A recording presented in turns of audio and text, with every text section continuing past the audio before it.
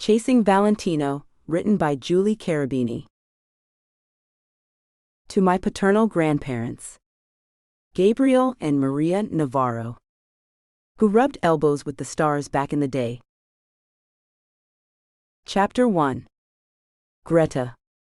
Some people were distracted by shiny things, but I'd never been one of them. I preferred the stable and true, the promise of a life overflowing with goodness, fidelity, and love. To some, those were the shiny things, but I disagreed, because shine doesn't last. Over time, it tarnished and needed some good old-fashioned elbow grease to buff it out so it could shine again. The love I'd been looking for would be like that, though I had yet to come close. I was willing to wait, because when it came, it would be real. And that's all I'd ever wanted. Frankly, for a time, it's what I believed I had found. My breath caught as I stepped outside on a blustery late spring day and opened the mailbox. I thumbed my way through the stack of mail. Ads mostly. A bill or two. No pastel envelopes. The tension in my shoulders relaxed some. So far, nothing related to the wedding that would never be. A rustle of discomfort brushed against my face, the wind still too cool outside, though it was late spring. It should be warmer by now in Indiana. As if by habit, I rubbed that empty space on my ring finger. He had been perfect for me. Everyone had said so. And for a while, I had convinced myself that Tommy was exactly what I needed, who I needed for the rest of my life. The realization of our wedding date looming still, mere weeks away, chilled me to my toes. I stepped inside the house again, thankful for the warmth embracing me. Any big checks in there for us? My sister Clara, who shared the house with me, often said that. Usually her quip lightened the mood, but this time not so much. Nothing. Thankful for no more congratulatory cards or gifts that had to be returned, I plunked the stack of mail onto the kitchen counter. As I did, a thin postcard slipped out. I frowned and picked it up, holding it to the light. What is this? It looks ancient. Clara stepped closer, looking over my shoulder. What, is that a 1-cent stamp? I ran my fingers across the stamp with George Washington's picture on it. Feels real. But who? My words stopped when I saw who the postcard was addressed to, Lizzie Pomeroy. That last name, it's so familiar, I said. Look at the postmark. Clara gasped. That was, she counted on her fingers, nearly 100 years ago. What in the world does it say? All the drama that had been on my mind dissipated. I gathered a breath and read. Dear Lizzie. Time has passed, and I wanted you to know how much you are dearly missed. Do you miss me too? Have you found what you were looking for? Well, as they say, the grass is always greener on the other side. I do hope, dear Lizzie, that you have found this to be true. Of course, if this is not the case, you may always come back to me. In the end, I fear you will find that you have made the right choice. I only wish I had as well. I looked into my sister's eyes. It signed R. But who's Lizzie? Lizzie Pomeroy? The thought jolted me.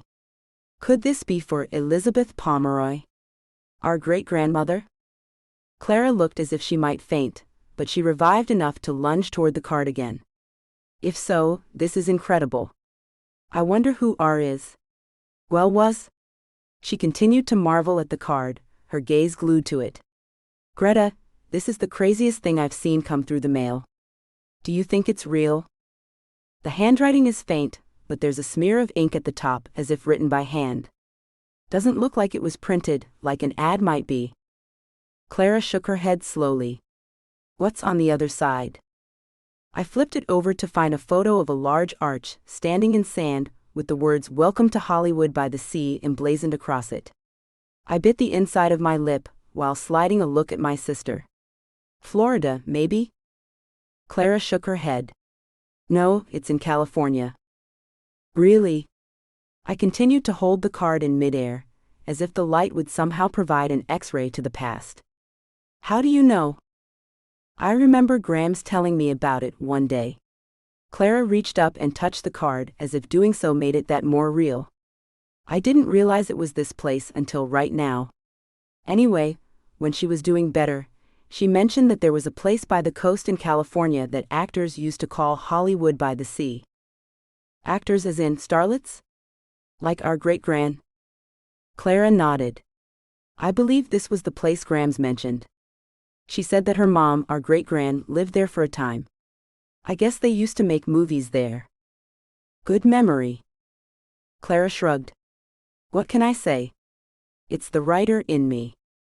So many questions. I let out a sigh. Questions that we will never have answered, I suppose. Clara gently took the postcard from my hand. Unless you go there, maybe. To find answers, I mean. Where? California? I forced a laugh through the cloud that hung over me, chasing my cheeriness away. Why not?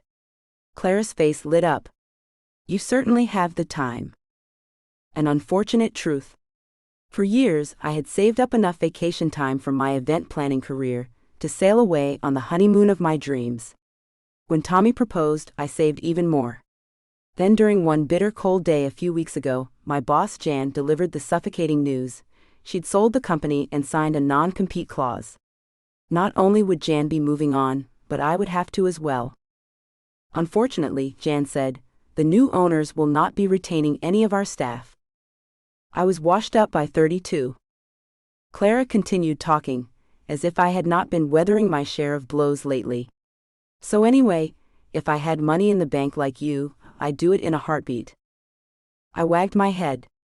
Oh, you would not? Well, fine, I probably wouldn't. She laughed heartily. You know the introverted me too well. But you love meeting new people, so I'll clarify. If I had your savings and your extroverted nature, I'd get on a plane tomorrow. I wouldn't call myself an extrovert. Oh no? You tell all the grocery clerks your life story when all they ask is how you're doing. It's so embarrassing. You're ridiculous. Her crazy talk brought a smile to my face for the first time all morning. And for half a second, I considered Clara's idea of traveling alone on a quest, even though she surely said it in jest. If I were honest with myself, I would have to admit that since my engagement to Tommy ended, I had entertained more than one brief thought of flying off to, well, anywhere but here. I bit back a sigh. It didn't help that everywhere I went in this small town, reminders of him, of us, seemed to crop up. Still, the thought of flying away always died quickly, like an ember landing on the frosty hard ground of winter. I shook my head while pulling a glass from the cupboard. I filled it with water and turned, leaning my behind against the kitchen counter while taking a drink. A sigh escaped me, as my reality continued to sink in. I appreciate the wild thought, oh creative one. I really do. But the best thing for me to do is keep myself busy. We both know I'll get over this sooner or later. Of course you will. I may be the fiction writer of the family, but you're the true romantic. Hopelessly romantic, actually. You'll probably find your true prince before I finish my next outline. Ha ha ha. Right. Good try. Clara's voice softened. I hate seeing you this way. Maybe you should start your own business. You always have been more of a leader than a follower. You could try, you know. Truthfully, I hated acting this way too, let alone feeling like a grumpy, sad sack of a woman. Wasn't like me. But the risk of starting my own business scared me. I didn't have the confidence to see it through, I should know that by now. Clara was right about something else though. I had grown up on romance novels, the squeaky clean kind that promised true love that lasted forever. I'd latched onto them as true-to-life scenarios, even though neither Clara nor I had seen that play out in our lives, what with father leaving when we were kids, and our grandfather dying before either of us was born. We only knew of our great-grandparents through snippets passed down. Admittedly, I lapped up Grams's sometimes vague recollections of her father. He sounded kind and generous and true to our great-gran. Always. But how true was what we had heard? As I'd grown older, I'd begun to question those memories. It was natural for that to happen, I would say. Maybe our sweet grandmother preferred to remember her parents as devoted, when actually only one of them was.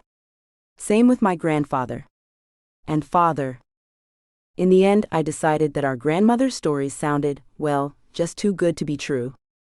I reached for the postcard again, gazing at it for a good long time. You are something, aren't you? Where have you been hiding? Do you think the post office noticed the postmark? No idea. Good thing we live in Great-Grand's house, or we may never have gotten to see this treasure. We were startled by the ring of the doorbell, followed by the distinct sound of a truck starting up. I'll get it. Clara headed for the door. Mesmerized by the postcard, I examined it more closely and continued to wonder who R from long ago might have been. The sound of Clara re-entering the house caught my attention. My sister crept closer, a sullen expression marring her face and a rectangular package in her hands. What is it? Clara swallowed. It's addressed to you. And Tommy. Oh, for heaven's sake. For a long few seconds I couldn't speak. I was much too young to feel this old, but honestly navigating life's burdens had become so tiresome lately. How would I ever move on if nobody would let me? Sorry to be the messenger. Clara turned the large padded envelope over. Wedding gift, maybe? I groaned. I just can't. Clara looked expectantly toward the package. Fine. Go ahead and look. Clara tore open the envelope and slid out a canvas-covered frame. She winced. What? It's the engagement photo of the two of you. It says in fancy letters that your household was established, this year. I sputtered. But I'm sure we told everybody the wedding was off. Who sent it? Clara turned the envelope upside down and shook it. Nothing came out. She glanced at the front of it, frowning. There's no return address. No card. What in the? Let me see. I reached for the package and thoroughly inspected it. It had not come via the post office. There did not appear to be any postmark or any other way to figure out who had sent it. I slapped the empty package down onto the table. Great. I'm sure whoever sent it meant well, Clara said. They probably ordered it a while ago and forgot about it. I suppose. I forced myself to look at the gift fully now. To the untrained eye, it appeared as if Tommy had surprised me with the ring. But really, I knew he was going to propose. He dropped enough hints about my clothes and my nails that I knew to be prepared. And I was. My clothes were new, and I'd had my nails done that very morning. In reality, the spontaneous event was meticulously planned. But we'd been happy then, right? Both of us. For a brief second I closed my eyes, wishing to barricade myself against the sudden onslaught of memories. Clara stood close by me, and yet I felt so very alone with my second-guessing and unsaid fears. In the end, I fear you will find that you have made the right choice. I only wish I had as well. My eyes snapped open at the memory of those words, a not-so-sudden thought prodding me along. I reached for the postcard that had, by some kind of miracle, reached us all these years after it had been sent. The penmanship put today's texting to shame. The sender had written with a kind of deliberation and thoughtfulness absent from today. And in an instant I knew. Clara eyed me. What's going on in that head of yours? I've made a decision. A fire stoked inside of me. I'm going to go out of town for a little while, to Hollywood by the sea. Dearest Mother, I have arrived. I hope Father is not still angry with my decision. It is beautiful here. The people are fine, and being in California is all I have ever wanted. I know already this to be true. Please do not worry. I will write more soon. Lizzie. Chapter 2. Greta. 2 planes, 1 long layover and a sticky hour-plus ride from the airport, and I'd made it. I stood in front of the narrow house on the California coast, suitcase leaning against my shin. This trip had occupied my thoughts for weeks, ever since my moment of epiphany back home. And now? I had nothing but sand, sea, and sleuthing to occupy my time. Case in point, I'd already learned that Hollywood by the Sea was nearby, but that my rental was part of an area known as Hollywood Beach. Already, there was much to learn. I pressed my lips together briefly, unsettled by how much I still missed Tommy. Especially now when I was far from home, on what should have been the best day of my life. How was that for divine planning? Oh, I was over it. But when my car wouldn't start and Clara was asleep, and I had to find another way to the airport, I almost told Siri to call his cell phone. He was still in my favorites.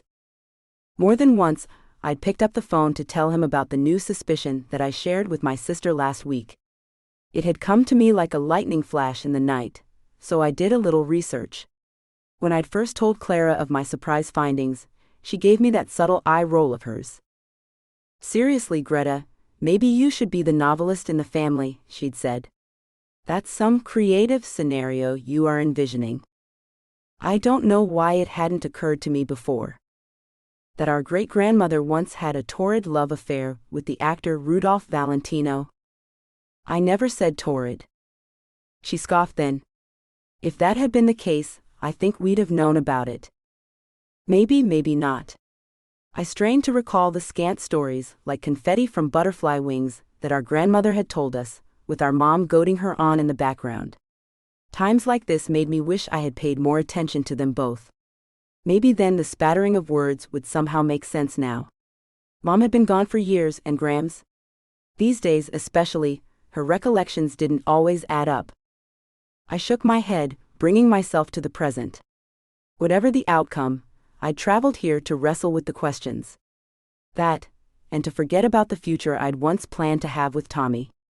Truthfully, he would have never let me take things this far. He saw life in black and white. Not a bad thing, especially when making decisions. But for me, life always seemed to play out in hues of sky and dreams.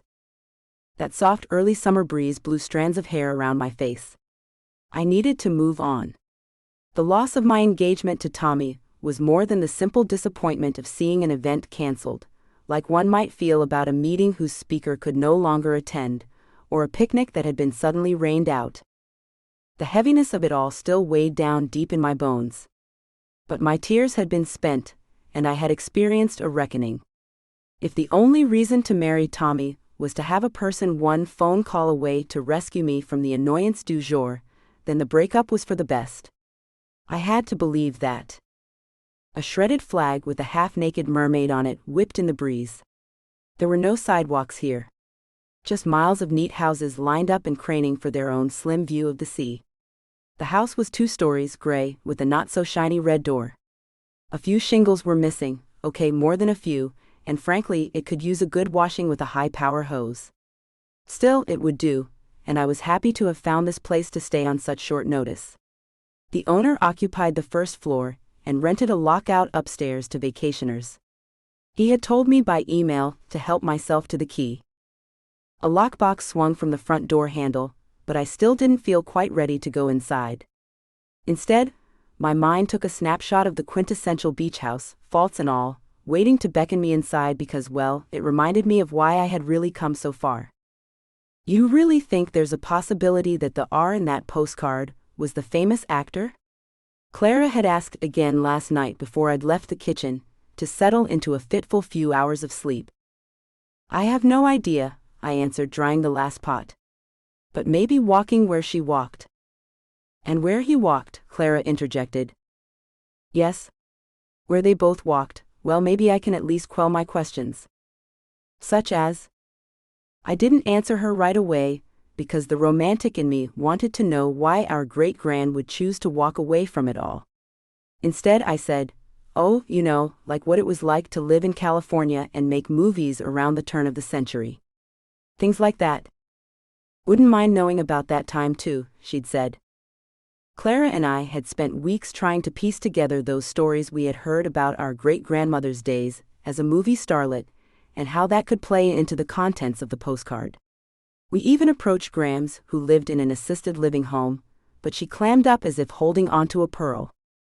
We had become so very used to that. In the end, the timing was prophetic. I hadn't wanted to admit it, but I had become bored. With no wedding to plan, complacent. Surely the suffocating doldrums would flit away now. Wouldn't they? The closer the time came for me to leave, however, the more Clara fretted. "I thought you wanted me to go," I said one evening. "Aren't you the one who thought it would be fabulous to find out how great-gran once lived?" I guess. Clara had been born with a suspicious mind, something I never really had. She'd half accused me of agreeing to marry Tommy to get away from her. "If you don't want to be my roomie anymore, Greta, just say so." When I had told her the marriage was off, she showed the appropriate amount of sympathy, followed by unmasked delight. But as the day loomed for me to leave, Clara could barely hide her disappointment. "You know you're going to be fine here," I assured her. "I'll only be gone for a few months." "You say that now, but you'll probably take one look at that gorgeous blue ocean and decide to move out there forever." "So dramatic you are." Her pout was pronounced. "While it's true that I encouraged this trip, a week away should have been sufficient. Why do you have to go for so long?" That was the million-dollar question, wasn't it? Truthfully, I wasn't all that sure of the answer. Clara continued her mini rant. "I just want to point out once again that, well, you're an extrovert." I laughed. "This again. Greta, you'll wither and die if you don't have any friends to hang out with all summer while you're gone." "I'll make some. But you won't have me, your favorite sister." "I'll always have you. If you're lonely, call one of our cousins. Might have to reintroduce yourself, you know, since it's been so long." Clara's sigh was more pronounced this time. "They all have their own lives. I only have," she looked around, "my computer. And even he shuts down sometimes when I'm talking." "You mean it?" "It what?" "Your computer is an it, not a he." Clara dropped onto the couch. "See? Even my relationship with my computer is short-circuited." I laughed, glad to see how well she was taking this. That distinct right eyebrow of Clara's rose. "So you're saying you won't worry about me?" I dropped into a comfortable wing chair, the one we had argued over at the big box store but eventually settled on anyway, and faced Clara. "Look at me, sis. You will be okay. More than okay without me around. I promise." Clara screwed up her mouth. "Easy for you to say. I'm an introvert working from home. You leave and, well, I'll have to get a cat. At least that means you'll be leaving the house for longer than it takes to get the mail. You know, since you'll need to pick up cat food." "I'm not that bad." "Then come with me?" "All the way to California?" That would be a no. Indiana would miss me. So would this house, my bed. And your cat." A layer of uneasiness rumbled beneath the surface of our laughter. After a while, when a hum of quiet landed between us, Clara looked up and speared me with a look that I've yet to shake. "Don't abandon me," she said. The words very nearly caused me to cancel my plane reservation and unpack. My wild plans to travel to the area our great-grandmother had once walked suddenly felt silly. Shallow. Futile. As I wrestled with that decision, I smoothed my thumb across the surface of the old postcard, once again marveling at the neat handwriting that had withstood the years. Truly remarkable. My eyes alighted on my sister's. "I have to go, but I promise you this, I will never abandon you. Ever." And now, days later, here I stood, rooted on the street, gazing at the beat-up house I would call home for 3 months. Sisterly concerns aside, it had taken quite a bit of rearranging for me to get here, what with preparing files to hand over to Jupiter Events, the firm that bought my former company. I had actually run out of time. Even the clothes in my suitcase needed laundering, something I wouldn't ever share with anyone. My eyes took in the condition of the sparse garden in front of the rental house. Weeds overtook the planters. Lavender blooms under the canopy of palm trees needed deadheading. And quite frankly, the entire mess could use some water and thick soil to cool its roots. What were left of them? I sighed, hearing my sister's voice in my head. "Why should you care about all that when you're on vacation?" With a quick shake of my head, I grasped the handle of my suitcase and began making my way toward the short rise of steps. Unfortunately, those insufferable weeds still called out. My grip tightened on the handle. I repeated to myself, I'm not here to spruce up the planters. Or to do laundry, really. Quit being so OCD. I shook off the overwhelming desire to drop to the ground and start yanking those dry old weeds right out of that bed, and instead, made my way to the front door where the rusty lockbox swung from a handle. Well, dear great-gran, I whispered, let's see what kind of secret life you may have led. A few quick clicks and I stepped inside. Dearest mother, I am safe and learning to enjoy the ocean. I am very careful. The movie set looks like a desert, with piles of sand everywhere, though the ocean is but a short walk away.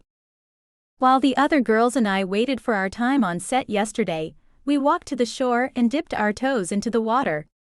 It felt like ice and soon my feet throbbed from the cold.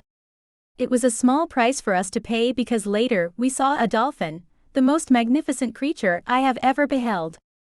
I dare say I could live here forever. Lizzie. Chapter 3. Zach. At least the results were benign. This time. I logged off my computer, thankful for the break after working right through lunch. I knew I had it easy. I spent my days interpreting medical findings that, depending on the results, could make someone's life a whole lot better. Or 10 times worse. The best part for me was that I rarely ever had to tell anyone bad news to their face. Made avoidance easy. Never liked talking all that much anyway. Freed up my time to work on a million other projects crowding my brain. I reached overhead, grasped my wrist, and stretched back far enough to remind myself that I'd been sitting at this desk in this darkened room of my home for far too long. I'd been at the lab until late last night, and had decided to plow through my reports from the home office. My phone sat off to the side of my desk in Do Not Disturb mode, but my eyes caught sight of the screen showing that someone had left a message. A scowl found its way to my face, dragging my mood down with it. I debated whether to listen to my voicemail. For the first time in my 8-year career as a pathologist, I had never, not once, been called to defend myself like I had recently. Dread attempted to overcome me again, but I pushed it off. I wasn't one to shy away. Avoid maybe, but run away. Never. I picked up the phone, found my voicemail and deflated. Wasn't the hospital. It was Lisa. She had left 2 messages. I groaned and ran a hand across my stubbled face. Would there never be a day when I could put the lousy years behind me? A whine at my feet spurred action. The dog I had inherited, or kidnapped if Lisa was to be believed, head-butted my leg, no doubt needing to pee. Hey sport. She whined again, and I detected a protest in her glance. That's your new name, girl, I said. Better get used to it. I grabbed her leash and she barked. Then she spun around like some kind of obsessed animal, her nails tap dancing across my hardwood floors. Add that to the list of bad behaviors I needed to train out of her. Outside, Sport led the way down the block, squatting twice, first at a light post and next near a shrub, probably to show her euphoria over this midday romp. My eyes adjusted to the light, as my head simultaneously ran through the list of tests that needed interpreting by the end of day. You've got that look on your face, Zach. Gonna call the cops again. The sound of the woman's gravelly voice gave her away, my neighbor Helen. She walked toward me, pushing her husband, Gus, in his wheelchair. I stopped, despite Sport's insistent tug on her leash. Good morning. How are you both doing? Lousy, Helen said. My knees creak when I walk, and the sound of the foghorn kept me up all night. I gave her a bemused smile. I'm sorry to hear that, and surprised as well. That foghorn has the opposite effect on me. It actually helps me sleep. She's talking about me, Gus piped up. I told her to put some cotton in her ears, but will she listen? A light bulb flipped on in my head. Ah. I see. Forget about him. Helen wagged her chin. You need to get out more. Go stick those toes of yours in the sand, young man, before your knees hurt too bad to walk across that beach. Gus butted in. Tell I am what you said to me this morning. Hey. I said tell Zach what you said to me this morning, over breakfast. When she didn't respond right away, Gus grunted and slapped the air with his hand. Forget it. I'll tell him myself. He lifted his chin. Said you don't get out enough. Thinks you need a woman. My head was crammed full of information, data, unfinished projects, and keeping my head above the surface of all of it. One thing I had no plans to pursue anytime soon was a woman.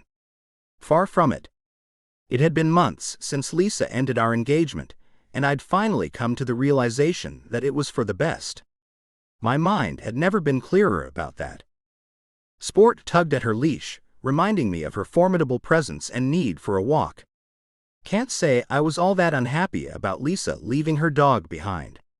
I'd stopped answering her calls after she tried to ship Sport off to a friend of hers.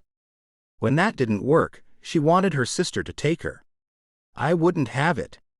If she wasn't willing to care for the dog herself, then she had no say left in the matter. Lisa had managed to upend my world, and then wiped my life clean of all that we had shared together. Wasn't about to give up the mangy beast, too. Sport barked once, indicating she was ready to go. Oh, you hush now. Helen frowned at the dog before lifting her chin in that what-for way of hers. You think I'm old and don't know nothing, but I know plenty. And you, my dear, have been down in the mouth for too long. Gus nodded. Yeah, buck up, man. Someday you might be in one of these contraptions. He slapped the armrest of his wheelchair, so find yourself a young one to push it for you. Helen slapped him on the top of his head. Gus didn't flinch. I took that as my cue to let Sport take the lead, offering up the old couple a wave and the best smile I could muster. I didn't mind occasionally running into them on my walks, but they could be tiresome. Have to admit though, maybe Helen was right. Not about finding a woman. I would not be traveling down that perilous road again for the foreseeable future. But the getting out part. A man could only converse with a computer screen so long before he began to lose all social skills. I knew this deep down, no matter how hard I tried to disregard it. Go stick those toes of yours in the sand, young man, before your knees hurt too bad to walk across that beach. Despite myself and the looming predicament regarding my career, a lightness emerged. I slipped out of my shoes and began to walk down the coastal access between two old cottages that faced each other, both of them remains from a bygone era that would probably be torn down soon. Yes, a walk on the sand was exactly what I needed, with a dog, and only a dog, as my companion. That was enough for me.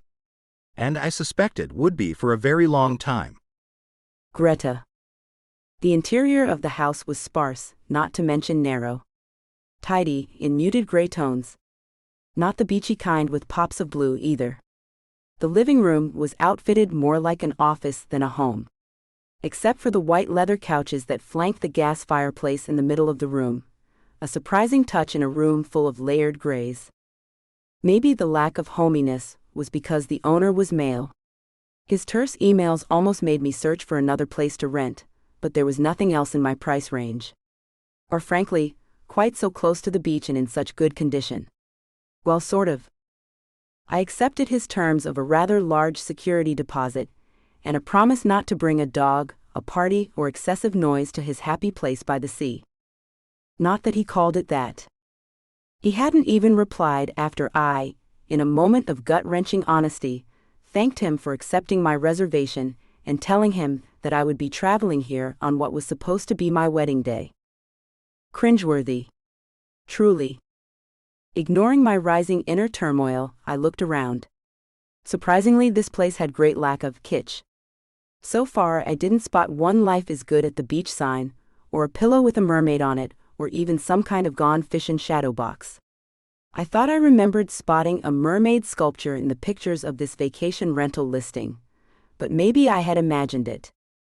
Instead, some of the walls were blank. Lackluster. While others wore small framed prints of nautical themes. A weathered sailboat. The wheel of a ship. An old sea salt with a pipe hanging from his creased lips. My phone buzzed in my pocket. I resisted the urge to look at the screen. Tommy had probably discovered that I had disabled the GPS app that once made it so easy for us to find one another. Was he calling to say he had noticed? It's for your own good, he told me. So I'd let him punch in my code, he already knew it anyway, download the app and accept his request on my behalf. He joked that now he would be able to find me anytime, anywhere. I admit now that agreeing to sign up for that app and give Tommy access to my whereabouts sometimes made me feel akin to a dog on a lead. I'm sure he never meant for me to feel that way. Now that our relationship was over, I hope he understood why I had deactivated the account. Maybe he wished he had thought of it first. I turned off the phone and hurried into the bedroom to unpack. The small closet was plenty big for my needs, with hangers and cubicles for folded items. The small shoe rack made me pause. I'd brought my old running shoes with me on a whim. Tommy thought women who ran looked gaunt, so he'd encouraged me to take up cycling with him. I enjoyed it, though hated having to dodge traffic in tight spaces. But the truth was, cycling never gave me the endorphins running once had. It had been so long since I had put on running shoes and headed out on foot, that I couldn't exactly remember why I loved endorphins in the first place. With a shrug, I plopped my running shoes onto the rack, then I threw on a pair of shorts and a t-shirt. Both needed laundering, which made me gag a little, but I pushed on. I pulled my long hair into a ponytail and covered it with a baseball cap. But before I turned to leave, my eyes landed on my open suitcase. A copy of Great Grand's postcard, Clara made me leave the original at home, stuck out of an interior side pocket. I plucked it out and reread the last couple of lines for how many times was this? Hundreds. Or at the very least, dozens. You made the right choice. I wish I had. R. I stood there a moment, contemplating, before leaning the postcard up against a nightstand lamp. Shoes changed now, I grabbed a garbage bag and stepped outside to the haze of the day. The air felt different this time of year from where I lived in a little town not far from Fort Wayne. The air at home felt crisp, not weighted by the salt and moisture surrounding me here. A brief search turned up a small bucket and trowel in the shade along the side of the house. Quite a bit of rust on it. A quick rap of my knuckles on the owner's door downstairs proved fruitless, so I dropped the bucket near the flower bed and went to work. I wasn't a gardener per se, but did like to keep the land around our little home trimmed well and planted up. The effort and sweat always made me feel as if I'd done something worthy. I breathed in another lungful of that air. Weeding didn't feel quite so laborious, with the distant cry of seagulls and that warm salt air breeze for company. Spring came early in California, unlike home when it could fake you out one day and go back into hibernation the next. The thought flittered through my head that I could get used to this, but then Clara's face appeared in my mind. She wore a frown. A deep voice interrupted my musings. It's about time. I wrenched a look up, shading my eyes with one hand. Excuse me. The man had a diamond-shaped face, dark scruff with a hint of gold, and when he removed his sunglasses I could see eyes as blue as the Pacific Ocean. The garden's been overgrown for months. He gave the front door of the house a quick, sobering glance. I said it was about time the owner hired someone to make it look decent. Oh. Yes. Aha. Those well-shaped lips of his curled downward. I suppose you're getting the place ready for another crowd. A crowd? I don't understand what you mean. He shrugged, and the dog at his side began to prance. This place has a reputation for its revolving door of vacationers. Can be tiresome. I suppose it could. I threw out my standard response to someone who I believed was being irrational, but I didn't want to say so. But then, and I don't know why this happened, in the silence between us I became suddenly very honest. Not everyone can afford to live at the beach. He appeared startled by my response, and his gaze began to travel down my length, getting caught up on the rip in my t-shirt. I wanted to call him out for that. I also wanted to change my shirt. He nodded once then, as if my words had gotten to him. Instead, sounds like you're saying the pretty boy should pay you more. I'm not surprised he's lowballed you. I shook my head. Don't try and defend him. I stabbed the dirt with the trowel. Listen. The front door swung open, and a guy with perfectly still blonde hair, dark sunglasses and leather slides stepped out onto the stoop. Mornin' neighbor, he said to the man I found myself in a debate with. "I see you've met my new tenant." The intruder frowned at the picture-perfect man on the front stoop. My vacation rental host, apparently. The neighbor then swung his gaze back at me. "You might have mentioned that." I narrowed my eyes at him, while also aware that my Midwest manners were on the line. "And you might have introduced yourself, before assessing my attire and concluding that I was the gardener." He eyed me, a tickle of a smile on his lips. My landlord continued on, his voice smooth as Italian espresso. "You keep this up, Zachary, and the poor woman will think Californians have no manners." He lowered his shades, his eyes meeting mine. "Poor Greta came all the way here to get over a broken heart. The deadbeat up and left her at the altar, or something like that." He replaced his shades. "Broke my heart to learn of it." Zachary frowned. "If that were possible." I looked from one antagonist to the other. I really needed to learn that while a word spoken might flit off into oblivion, email was forever. I didn't need my landlord telling my secrets to a stranger. I thought about slinking off, but something about the way the neighbor eyed me clawed my insides, reminiscent of the way Tommy always thought he knew what was best. Abruptly, I extended my hand to him. "Greta," I said simply. "My apologies, Greta. I'm Zach." He tilted his head toward the house with the SUV. "Neighbor." One of his brows rose. "I meant you no harm. And yet you assumed I was the gardener. Nothing to be ashamed of." Still weird? No sooner had I said the words when Zach's little dog bounded over to me, rose onto her hind legs and planted her paws on my thighs. Despite the awkward meeting, I laughed and massaged her ears while looking into her plaintive eyes. "You think he's weird too, don't you, sweetheart?" Zach whistled, attempting to coax the dog away from me, but she wasn't budging. I lifted the tag hanging from her collar and raised a questioning eye in his direction. "Bubbles?" My landlord pulled his glasses all the way off his face this time, revealing a stunning smile. "Bubbles, eh? That's an old tag." Zach whistled again. "Come on, sport. Come on, girl." I don't know." The dog continued to paw me, her pink tongue hanging from her mouth. I gave her a good noggin rubbing. She's responding much better to Bubbles. My landlord laughed more heartily this time, and I caught his eye, a second of solidarity rising between us. "You are Carter Blue, I presume?" "I am." Carter turned his attention back to Zach and continued to laugh, more openly now. "Bubbles is quite the name for a dog. Could you not think of anything more cutesy?" "You mean something like Mermaid Manor?" Zach folded his arms across his chest, still hanging onto the leash. "Oh, and by the way, is weeding the garden part of your rental agreement now?"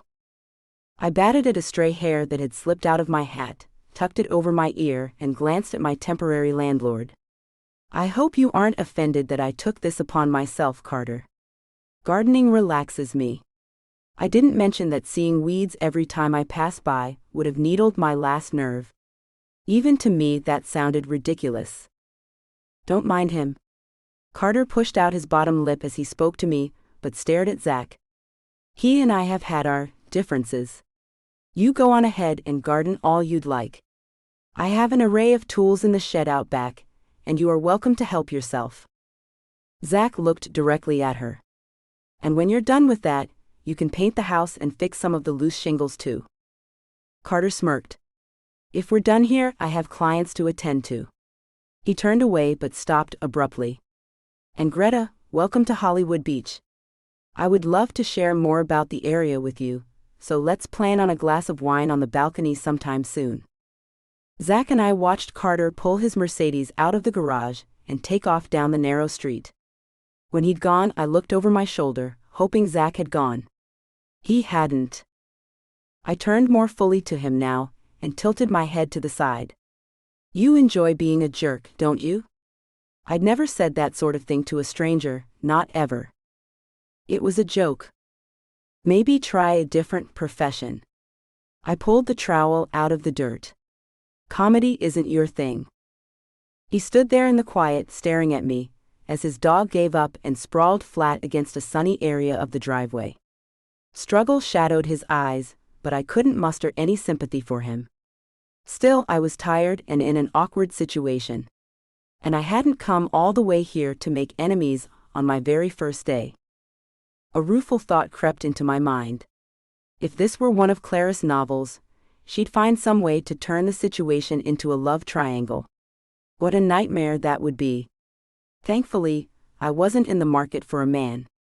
Just a vacation to hunt for clarity of great-grand's past. Zack whistled, and his dog leaped up and shook her hairy little body from head to tail like she was shaking the sun from her fur. Perhaps I'll see you around. Goodbye, Greta. Maybe so. I paused and winked at his dog. And bye to you too, Miss Bubbles. Wordlessly, Zack turned on his heel and left. Dearest mother. The air can be quite cold here, even in summer. Sometimes when we are filming, the wind picks up and I have to smile as if sand has not already made its way between my teeth. These are small inconveniences for such excitement. Oh, Mother, you will be so happy to know that I have made friends with Mary, Anna Rose, and Margaret. Every one of us believes we will find our way out of small roles and into stardom.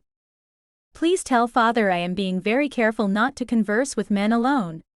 Do not mention that part of my work means I must be in scenes with many males sometimes. Even Mr. Valentino appeared today. Lizzie. Chapter 4. Zack. Well, that went well. I slammed my keys onto the counter, marched to the refrigerator, and opened the door. Empty except for a single IPA, an apple, and some kind of cheese. Or was that salami? The perils of long days at the hospital. I shut the door again and stood upright, running a hand through my hair. What had just happened? The last hour had been nothing special nor out of the ordinary. A break during another tiring marathon of work. Get up. Walk the dog. Breathe some air. Back to work. Should have been easy. I rubbed my hand across my face, aware of the grizzle, and stopped. I had made a fool of myself in front of that stranger. I glanced upward. Lord, why did I open my big mouth to that pretty boy's tenant? I groaned. There was no answer forthcoming. The woman had looked at me as if I were mad. And jerk. Maybe I was both. As if the dog sensed my ever-darkening mood, Sport aka Bubbles trotted over and rubbed her side against my leg. Traitor. All I wanted to do was go for a walk. Get outside and suck up some oxygen. Clear my head of blood samples, tissue, and random bodily fluids. Instead, I was accosted by a stranger. Or had I accosted her? The woman carrying a bucket and shears continued to stay on my mind, as if a hole had been bored into my skull, and the unlikely encounter dropped inside. That ball cap on her head, those denim shorts that fit her body well, and that holy t-shirt that had obviously tumbled around in someone's dryer far too many times continued to play across the dark screen of my mind. My hand landed on the kitchen counter. You're losing it. Sport whined. It sounded like Scooby-Doo, so I shot her a look. I'm allowed to speak out loud in my own home. She looked unimpressed. My phone buzzed in my pocket, and I managed to shove aside the goings-on of the past hour to read my email. Duty called, and I'd never been one to shirk that. Quickly, I scrolled through my messages and stopped at a subject line. Zack, we need to have a discussion. Call me. I stared at the words, my mind kicking into work mode, trying to decipher the hidden meaning, like it was a tissue sample holding a secret. It was no use. I needed to hear the decision straight from the boss. I pulled up his phone number and hit the call button. A sabbatical. The word wasn't in my vocabulary. It certainly had not been in my mind when I returned the boss's abrupt call. You haven't taken a vacation in 3 years, Zack, Dr. Perez had said. It's time. I'll consider it, Doctor. Truthfully, I doubted that I would. But I'm in the middle of several descriptive reports that I must get to this week. Make them summaries. That's all anyone reads. He paused before adding, most of yours are usually too long anyway. Too long. His words were like a blow to my sternum. I tried to protest, but in his characteristic, somewhat long-winded way, he would not allow it. This is not a suggestion, Zach. Dr. Perez had released a weary sigh into the phone. You're the best we have, but even the best must take time out for reflection and respite. As a doctor, I'm quite sure you know the health benefits of time away from an overburdened work schedule.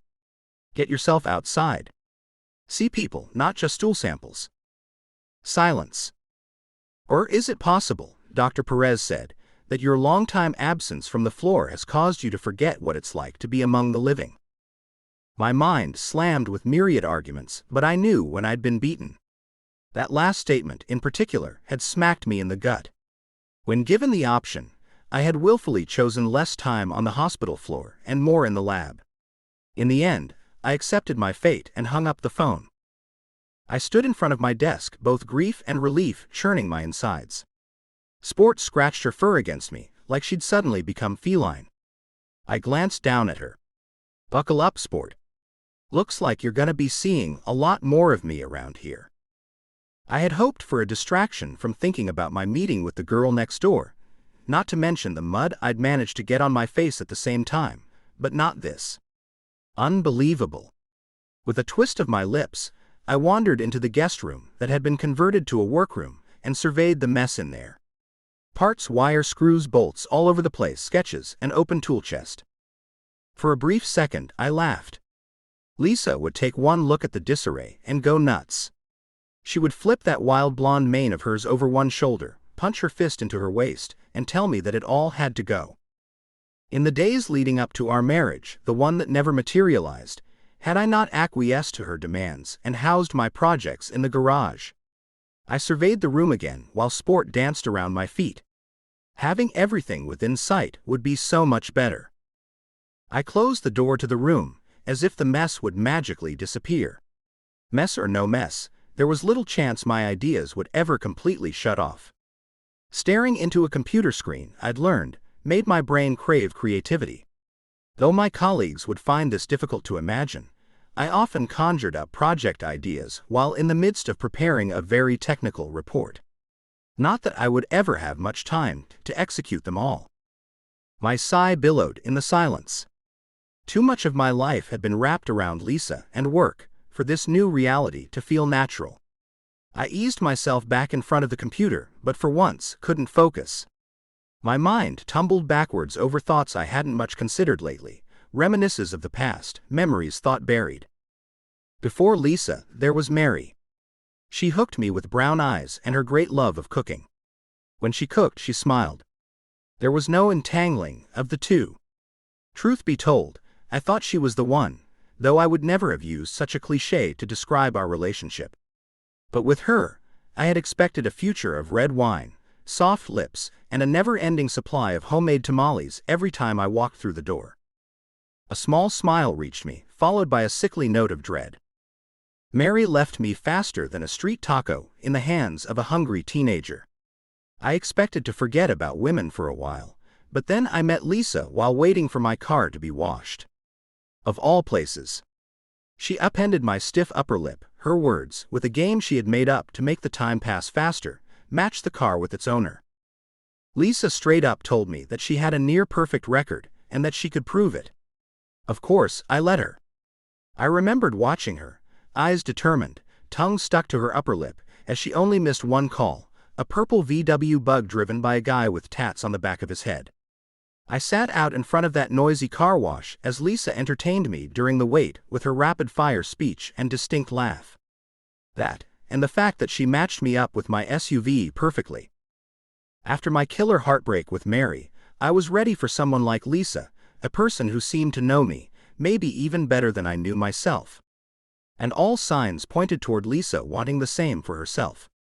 I did everything I thought she wanted, proposed, bought the beach house she had her eye on, and kept myself busy working and remodeling the place while she planned our life. But it wasn't enough. First Mary. Then Lisa. I hung my head, feeling the twist of my mouth like I had bitten into a rotten apple. Two broken relationships with one common denominator, me. I sucked in a breath, noting the blink of my computer screen. One swipe of my mouse would reveal that never-ending list of scans that needed my attention before the day was through. And when that was done, I was not quite sure what I would do. I glanced out the window, noticing the newcomer walking across the street toward the beach, her shoes hanging from her fingers. Sport continued to snore quietly by my feet, and for the moment all seemed peaceful in my home. Why would I want to do anything to mess all that up? I took a seat at my desk and got back to work, eager to avoid any distraction by the temporary girl next door. Dearest Mother, every day they tell us not to speak on set so that the actors can think, but you know how very difficult that is for me. I have so much to say. As I write these words, a smile finds my face. I am reminded of your strong voice. In my mind, I can hear you say to me, Elizabeth, if you need to speak so often, go to your room and pray to God the Father. I am trying to remember to do that, though I have no room of my own now. Stay assured that I am careful to listen to the director and follow my cues. Oh Mother, it is much harder than it looks. One step off our cue, and the scene will have to be filmed again. Please tell me Father is no longer cross. I am still quite happy. Lizzie. Chapter 5. Greta. I glanced at the clock on my nightstand, my eyes not fully open. At home, I would dawdle some, then drag myself into the kitchen in search of caffeine. Then again, it would be 3 hours later there. I pulled myself up, determined to get my body clock on board with my new surroundings. Despite the lack of warmth in this place, Carter had thought of everything a short-term renter needed. Last night I washed and dried my clothes, grateful he left detergent in the laundry room. I'd have to thank him for that. Dressed in soft sweats and a hoodie now, I stepped outside to the morning sun making its way across the sky. Never thought of myself as a morning person, but somehow the beach was drawing that lifestyle right out of me. The road was narrow with skyscraper-style homes along my walk, yet the sea roared too loudly to miss. Although it had been 100 years or so since my great-grandmother walked along these shores, somehow I hadn't expected it to look so modern. I stepped to the side to allow a car to pass. In the distance, an old couple, one in a wheelchair, straddled the middle of the road, and I hoped they too would hear the car coming upon them. I continued on, my mind replaying that strange interaction with Carter's neighbor yesterday. Such a shame. Zach was a handsome guy, and under other circumstances I would have looked twice. And probably lingered on that second peek. The twinkle in his gaze made me think he was joking at first. And though he claimed he was, it hadn't felt like it. Heat emanated from him, and not in a good way. I pushed thoughts of him away, and realized I'd come upon 2 old cottages with a clearing between them. Could these have been here when Great-Gran once was? Unlike the many mini mansions lining the coastal block that faced the sea, one of the cottages was built perpendicular to the street. Or at least, perpendicular to the current street. Its garage faced north, unlike the more common east-facing layout. Who knew what had been in the mind of the builder so long ago? Or how the area may have looked? I took in the other cottage, its clay tile roof and warm-toned stucco smoothly applied. It wore simple lines that held up against more complicated dwellings nearby. The house looked serene and oddly quintessential against its backdrop of soft sand and glimmering water. I could almost hear it release a sigh in the tangy breeze. I sensed I had company, and noticed the older couple approaching. The old man, who sat in a wheelchair, pointed his cane in the direction of the cottages. Those old houses have been here since the 1920s. His caregiver scrunched up her face. She doesn't care about all that, Gus. Do you, hon? I smiled. She must be his wife. Actually, I'm very interested. The woman hooted a laugh. Oh, now you've done it. He'll talk your ear off if you let him. She shook her head. I only hope my knees can hold up long enough. They filmed a movie here called The Sheik. Bet you didn't know that. Actually, I did. But I only smiled. Do you know where they filmed it? Sure do. He craned his neck to look up at his wife. Turn this thing around, will you? Dutifully she did, but not without allowing me to see her eyes rolling. He poked his cane to the south, toward the harbor. It was a big ranch that way, full of dunes. With all those mountains of sand, it looked just like the Sahara Desert at the time. So you think the movie was filmed where the harbor is now? About right. Or a little to the north of it. They made other movies there too. You seem to know a lot about it. The woman cut in. He's nearly old enough to remember when all that really happened. She laughed heartily. Her husband gave her a playfully dangerous frown. She thinks I'm an old codger, but I don't care. Never was much for fiction, but I love facts. And this place has all kinds of interesting ones. I was beginning to think so too. I smiled at him and extended my hand. My name is Greta. His eyes lit up. Like Garbo. I laughed. Yes. And my sister's name is Clara. He pulled his chin back, almost as if wondering whether I was teasing. It really is, I said. Like Bo? Clara Bo. Yes. My mom was a fan of the 20s. His wife slapped one of the push handles. Well, I'll be. She actually does know what you're talking about, old man. I'm Gus and the old lady's my wife. She nodded. Helen. Well, Gus and Helen, I'm happy to meet you both. Helen winced, but quickly followed with a curious smile. Do you live around here, dear? No, but I'm staying in a vacation rental for the summer. I only arrived yesterday, so this is my first walk in your beautiful area. Gus nodded. If you ever want to know more, I've got all kinds of stories for you. Some of them true, Helen said. A breeze kicked up, and Gus pulled the blanket up further on his lap. The sun shone, though it was barely 60 degrees. Perfect temperature for me, but I dutifully zipped up my hoodie. It was a pleasure to meet you both. I really do hope we run into each other more. A car approached from the distance, so we said our goodbyes, but before she'd walked 2 steps, Helen cried out, more than a wince appearing on her face. You all right back there? Gus asked. I stepped up and reached for the push handles. May I? Yes, oh please do. As I took control of the wheelchair, Helen leaned up against me. Sharp pain in my knee. Always happens when it's cold. Gus harumphed. I told you it was too cold to go out. No, you didn't. At the groan of an approaching car, I almost suggested that she sit on Gus's lap for the ride home. But how would they take that? The vehicle stopped beside us, and Zach was behind the wheel. Is there a problem here? Helen released a sigh. Zachary, you're my hero. Now it was my turn for an eye roll. I controlled it though. Hello, neighbor. I greeted him with a quick nod. Helen, he said, can I give you a ride to the house? Oh, but I don't know. She casted a fretful look my way, but I nodded my head and waved her on. I can take it from here. No problem. Zach put the car in park, opened the door, and hopped out. With care, he helped the old woman walk toward the car, but when he began to open the back door, Helen protested. I don't get to sit up front. My gaze met his briefly, but I looked away, only hearing their conversation. Of course you can. Would you like me to carry you around to the other side? I hadn't expected that. Apparently, neither had Helen, because her gravelly voice softened into butter. I sneaked a peek as she patted him on the shoulder.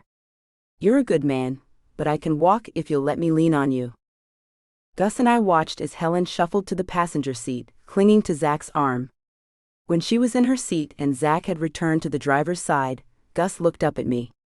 She has the hots for him. I nearly snorted. As they drove away, Gus tapped the ground with his cane and pointed it northward. You push, and I'll regale you with stories on the way. I laughed and followed his guidance. As I pushed Gus down the street, he did indeed tell me stories while pointing out houses here and there, some new, some old, some he did not approve of. Ruins the ambience of this place, he said more than once. This place used to be crawling with Hollywood types. Charlie Chaplin, Douglas Fairbanks, even Clark Gable. Lots of 'em came up for vacation. I was about to ask Gus what else he knew about those years from times gone by, when he tapped the ground with his cane. We're here. Here. I slowed. When he nodded, a strange sort of realization, like puzzle pieces fitting together, came over me. We were standing in front of the house next to my rental, and Zach's SUV was in the drive. How had I not noticed him turn in here? Go on now. I'm getting overheated in this thing. I startled. Of course. Wheeling him up the drive, I noticed the small sign with a number and an arrow pointing toward a path on the side of the house. We have the bottom floor, in case you're wondering. Gus craned a look at me. Zachary lives upstairs.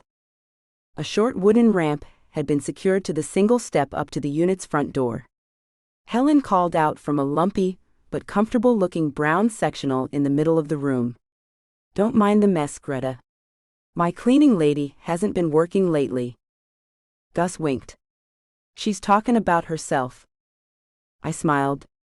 Thankfully, Zach was nowhere around, which meant I wouldn't have to make chit-chat with him 2 days in a row. Can I get you anything, Helen, before I go? Gus snorted. Don't go offering her things. Next thing you know, she'll have you cooking our supper.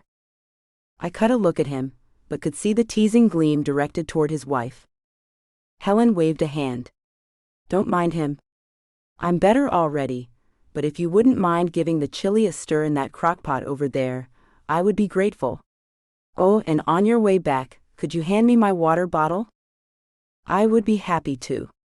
I dashed into the kitchen, the rich aroma of tomatoes and spices greeting me, although I also detected another spice, sugar maybe, that I couldn't fully make out.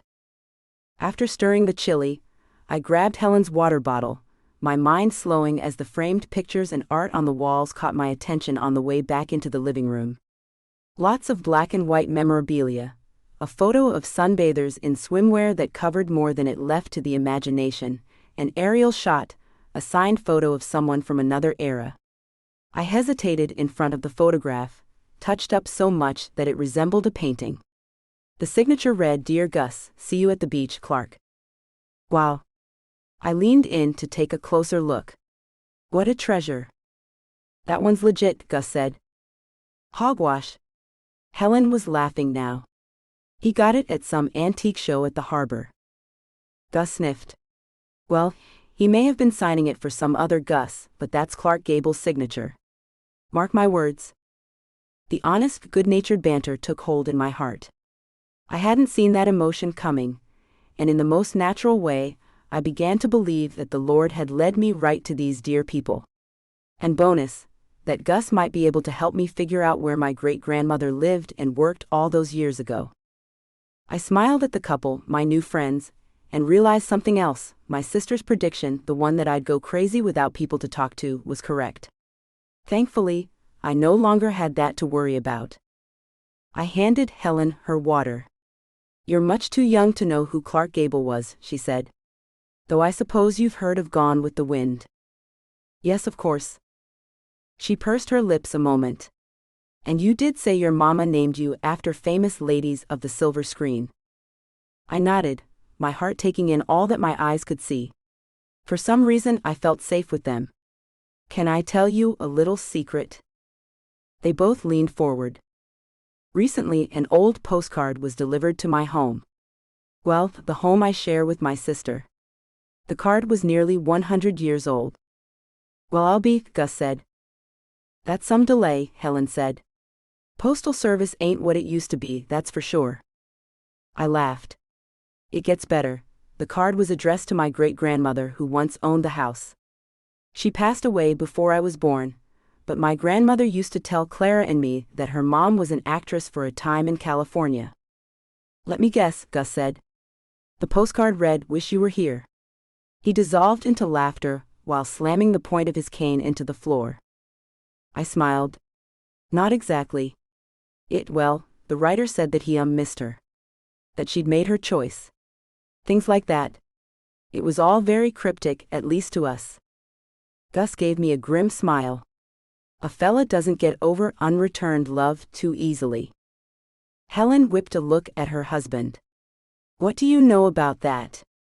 I've known you all your life. Except for my years in the service, my dear.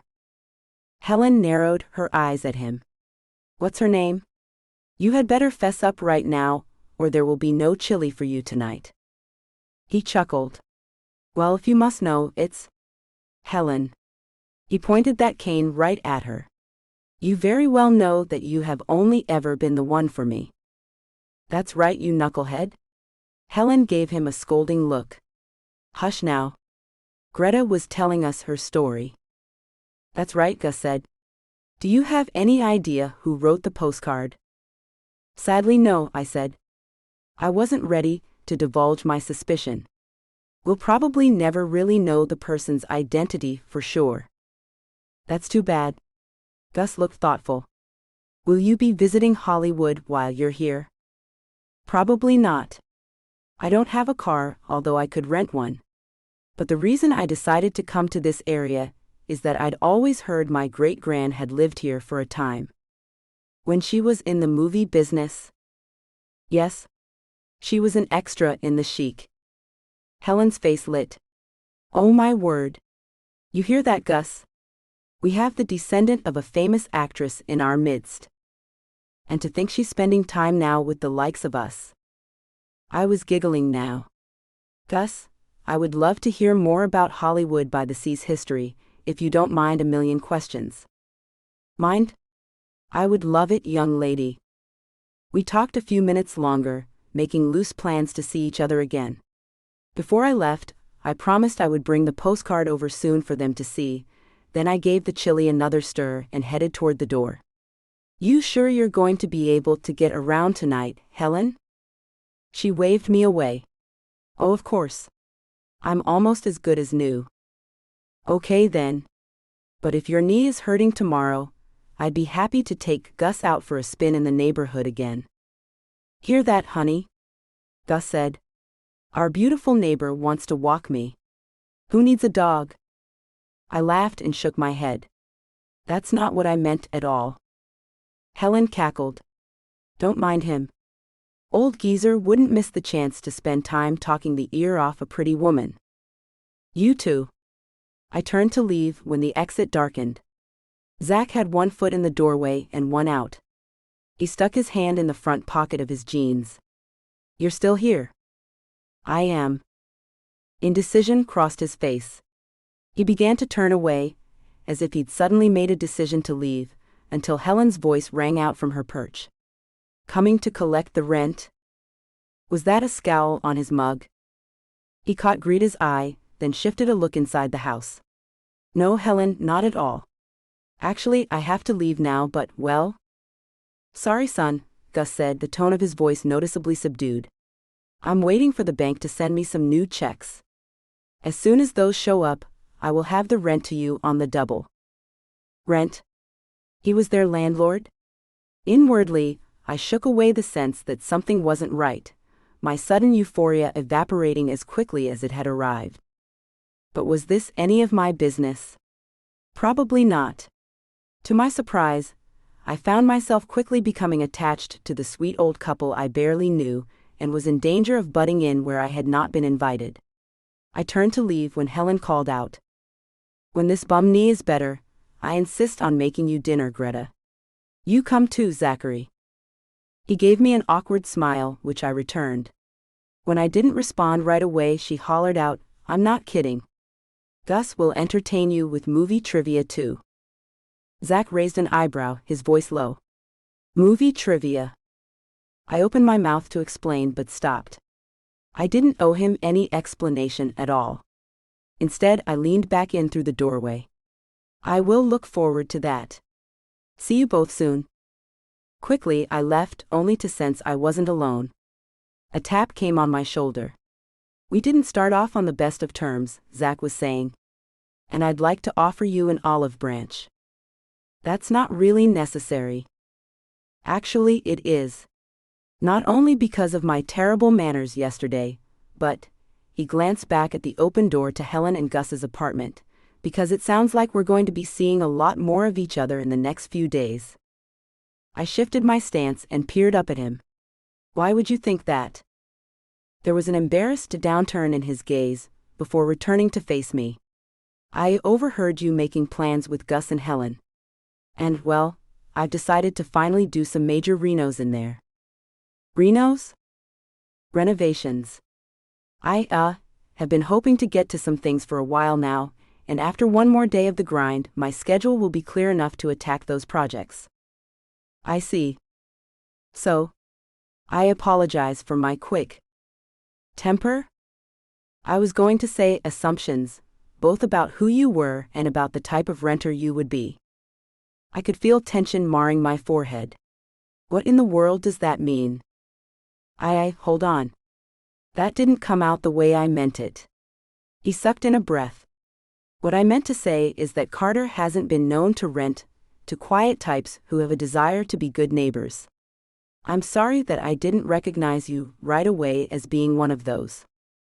He looked so befuddled and tripped over his apology so much that I couldn't help but let a small laugh escape. Well, okay then. Does that mean you are accepting my apology? My eyes caught on weeds, the ones popping up through the dirt at the edge of Zach's property. I pulled my gaze from them and stared at him a good long time. Yes, sure, I said. I accept. Dearest Mother, today was a magical day. Mr. Valentino brought the most decadent chocolates from Italy for the movie cast. He offered me one. I did not think it wise to add to my figure, but he insisted. I chose to be gracious like you taught me, and oh, I have never tasted anything so sweet. I did not have any work today on set after all, but I lingered, hoping to learn everything there is to know about the movie business. The assistant director, Mr. Winston, is nice to the cast. It is his job to inform the extra actors and to also help stage our scenes, which is a very serious process. He must understand how to frame the scene under Mr. Melford's direction. He asked the cinematographer to let me look through the camera lens. It was very exciting. I believe every actor and actress should look through the camera lens too. I believe they would see what is important and what is not. Please say hello to Father. Lizzie. Chapter 6. Zach. After I left Helen and Gus's apartment, I tried to decipher the reports on my desk, the ones I had to finish and send off by tonight. For some reason, my concentration had gone the way of bloodletting. I glanced at the clock. Hardly any time had passed at all. Odd. How often had I worked late into the night, the growl of my stomach the only indication that I had worked far longer than was considered acceptable.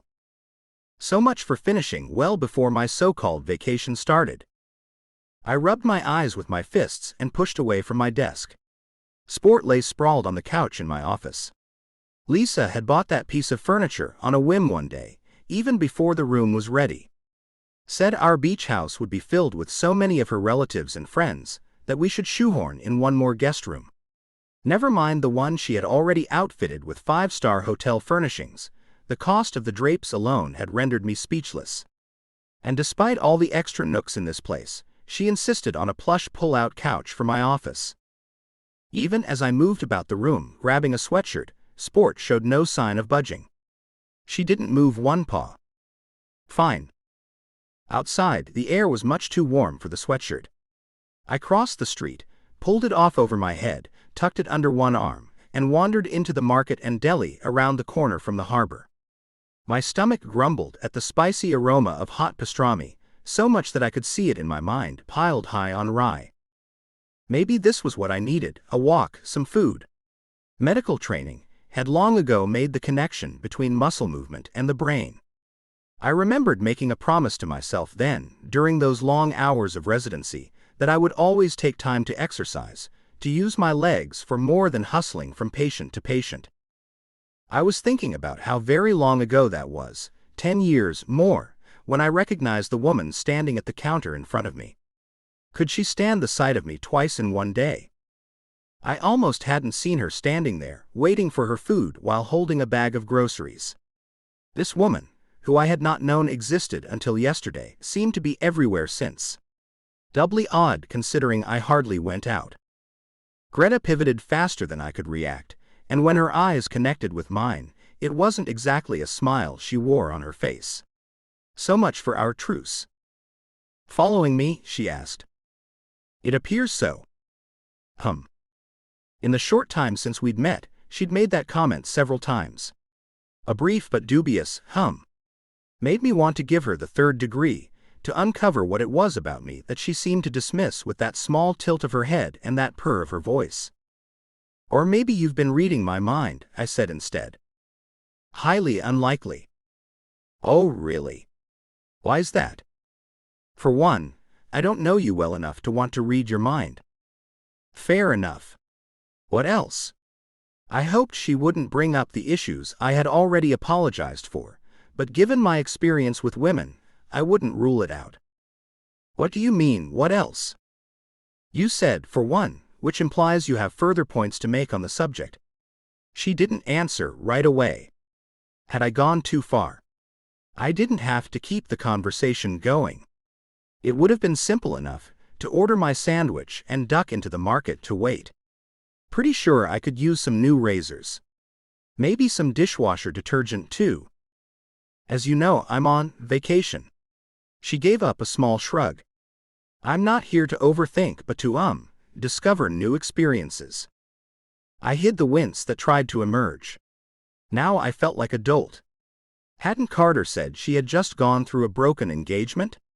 If anyone knew what that felt like, well.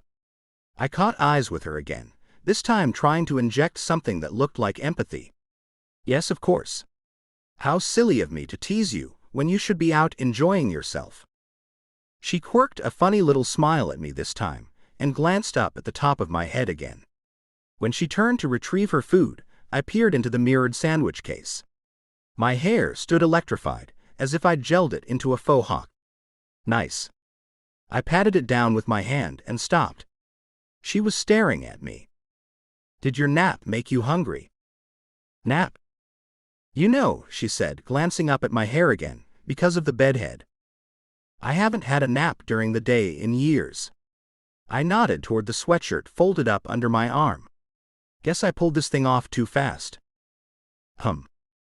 I narrowed my eyes at her, but all she did was lift her pastrami on rye in front of my nose. This sandwich is giant. I can't eat this much. Want half? No. I wanted a whole one to devour for myself. But Greta intrigued me. Earlier, she'd given off a vibe that she didn't like me all that much, though she had accepted my offer of a truce. Plus, I wanted to know why she had come here, of all places, to nurse a broken heart. Especially since I'd never really wanted to live here in the first place. She stepped back. Guess not. Enjoy your lunch. I'd love to take half of that sandwich off your hands, I said, stopping her. If you really don't want it. I really don't want it. I nodded. Want to grab a bench? I'll buy us some waters. She hesitated, and realization flooded me. She was giving me her sandwich, not planning to actually eat it with me. But then she surprised me with a sure, and quickly walked away and grabbed a table outside, not far from where the gulls waited for remnants. I followed behind a minute later, water bottles in hand. In between bites, I sneaked looks at her. Early 30s, probably. Pretty, inquisitive eyes. Button nose. And a curious half-circle scar near the top corner of her lip. Why are you staring? And she was bold. I finished my bite. Apologies. Tell me about your vacation plans. I suppose you picked this spot because it's in the middle between LA and Santa Barbara, so you can see the sights. What's on your agenda? She slowed down her chewing, her eyes pushed together by a frown. Yes, she was definitely frowning. Finally, she said, I'm here to learn about this area. I don't really have plans to go anywhere else. This surprised me. Why would a single woman from Indiana come all this way just to stay here? Okay. But surely you'd like to see Los Angeles before you leave. Grauman's Chinese Theater? Hollywood Walk of Fame? She shrugged. Not really. I've only been here a day, and already I feel like I've just scratched the surface of this beach town. I'd rather see where my walks take me. We ate in silence, and I kicked myself. She's trying to hide away. Of all people, I should have been able to see that, because I too wished I could forget about the past few years. The promises made and broken, the plans I had hung my future on, only to have them pulled out from under me. I took another bite, but my hunger had vanished. I put down my half sandwich. That makes sense when you're on vacation. She was probably only here for a few days, maybe a week. She darted a look at me, then let it flit away, as if considering whether to trust me. Finally, she caught my eyes again. Yes, well, I want to spend as much time that I can here. But I might rent a car and, I don't know, take a day trip. Not sure. She glanced out to the harbor. A pelican circled the water, then dove in headfirst, surfacing within seconds, a fish lunch in its bill. Did she know this was a regular occurrence? I guzzled some water and smiled at her. I'm impressed by your enthusiasm. Admittedly, I'm usually too busy to take in the sights around here, but something tells me you'll be able to give me a history of this place by the time you leave. She leaned her head for a moment, her eyes really seeming to focus on him. That's surprising. What do you do that's got you so preoccupied? I capped my water bottle. Pathologist. I spend most days studying samples and writing reports. Sounds interesting. She was trying. He'd give her that. I leaned forward, taking in her earnestness and not wanting to disappoint her with my truths. If I can help somebody early in their diagnosis, then all the time I spend in the lab is worth it. That's truly worthy work. She paused before adding, I'm sure you help more people than you know. Enough about me. Tell me about. Her phone buzzed, interrupting my attempt to shift the direction of this conversation. Concern etched her face, and she snapped a guarded look at me. I'm sorry, but I should probably take this. She began cleaning up when I stopped her. I've got it. Thanks for lunch. Greta nodded and wandered away, phone in ear. I cleared away our trash and walked it over to a public trash can. Another pelican circled the water and made a deep dive right in front of me. Second time in one afternoon. By the time I glanced back over my shoulder, Greta was halfway across the street, heading quickly toward her rental. The imagery was not lost on me. Not one bit. She'd be leaving soon, and I couldn't allow my head to forget that. A breeze picked up, and I pulled that sweatshirt back down over my head, thankful for daily reminders to keep my eyes on the future and not on the past. Greta. I'd spent the last few minutes reassuring Clara that I was doing well, but she kept asking me for a safe word. When I reminded her that we had never actually set one up, she relaxed. Because of course, that was true. So, Clara was saying, you're absolutely sure that Carter Blue is on the up and up? Because I still think he looks shady. I laughed harder than the first time she'd said that. A big difference between us. I may be the more outspoken or adventurous, in her words, but she's the creative one. She has proven this by all the outlandish ideas she comes up with that never seem to slow. May I remind you that I looked him up, she said. Nobody is that pretty and safe. I was carrying towels to the tiny laundry room now, laughing my head off. What's so funny? Nothing. I stopped, leaning on the washer. It's just that this neighbor next door called Carter Pretty Boy yesterday. I'm with your neighbor, Clara said. Trust me, you know that I always add a limp or a lazy eye to my heroes. Makes them normal. That guy, I don't know, Greta. Seems way too perfect to me. I hadn't really noticed anything like that. Liar. I dropped the pile of towels into the washer and sighed. Seriously, Clara, what's really going on with you? Is everything okay at home? My sister grew quiet, a sure sign that something bothered her. She was probably needling her bottom lip while trying to decide how to answer me. She did that often, while ironing out a plot point or some other problem with her manuscript. Okay, fine, I give. I've been worried about Grams these days. She seems to be slipping more than usual. How so? I measured out detergent, pressed a few buttons, shut the lid, and walked out. Well, for one thing, she keeps asking about you. That's sweet. She's been calling you Elizabeth. I paused. As in, her mother? How do you know she's talking about me and not, just reminiscing? A garbled sigh flew out of my sister. Drama queen. Because she keeps asking if you like the place you're staying in, and if you've gone surfing yet, and when you'll be returning from Hollywood by the sea. But then all of a sudden she goes on and on about how the lure of the place just may keep you there. The debonair men, the money, the fame. It's just weird. She obviously starts off talking about you, but then goes to some other place. My heart sank. Have you been over to see her? Pause. No. Speaking of people who need to get out more. Listen, hun, I think. A tap on my window startled me. Carter grinned from behind the smudgy glass, holding up a couple of wine glasses and a bottle. Seriously? It was 2:00 in the afternoon. Just spill it, Clara said, pulling me back. You think I'm the one who's losing it, don't you, Greta? You never say it, but I can tell you're thinking it. I forced myself to laugh, hoping to diffuse this quickly. I'm not thinking that at all. Can I call you back? The landlord is on the porch, and I need to see what he wants. Pretty boy. Did I not tell you he was sketchy? Let me stay on the line while you answer. I sputtered. I will not. Stop with the crazy. I'll call you later. Promise. But. Bye. Carter gave me a patient smile when I opened the door. It's 5 o'clock somewhere, eh? He held up the bottle. Indiana, to be exact. Precisely. He gestured toward the bistro table and chairs near the edge of the deck. Let's have some wine, and I'll tell you about Hollywood Beach. Unless you have somewhere else to be. I shrugged and stepped outside.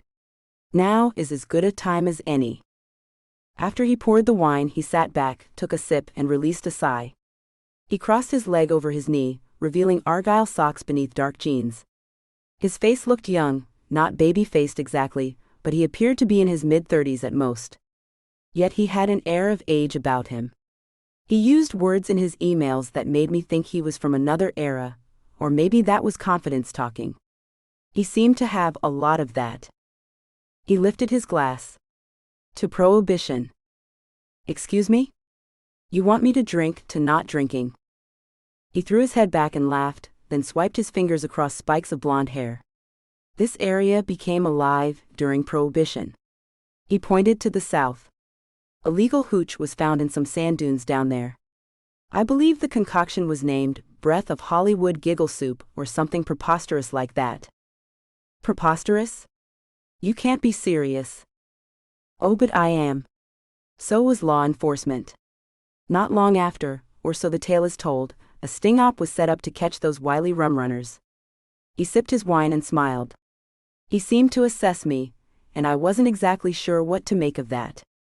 For a moment, I thought he was waiting for me to jump into the conversation. He looked to the south just then.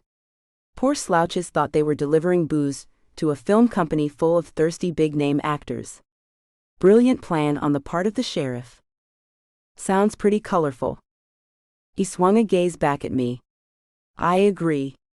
It adds to the allure of this little niche of the world. I have to tell you that I'm smitten. He froze. Thankfully, I couldn't see his eyes behind those sunglasses. I'm smitten with the funkiness of this beach. I mean, you have million-dollar homes next to multi-million-dollar homes. I wrinkled my nose. He was probably right. It likely did not matter the shape or size of the house. It would be worth a lot of money just for being near the beach. He continued. But I know what you mean.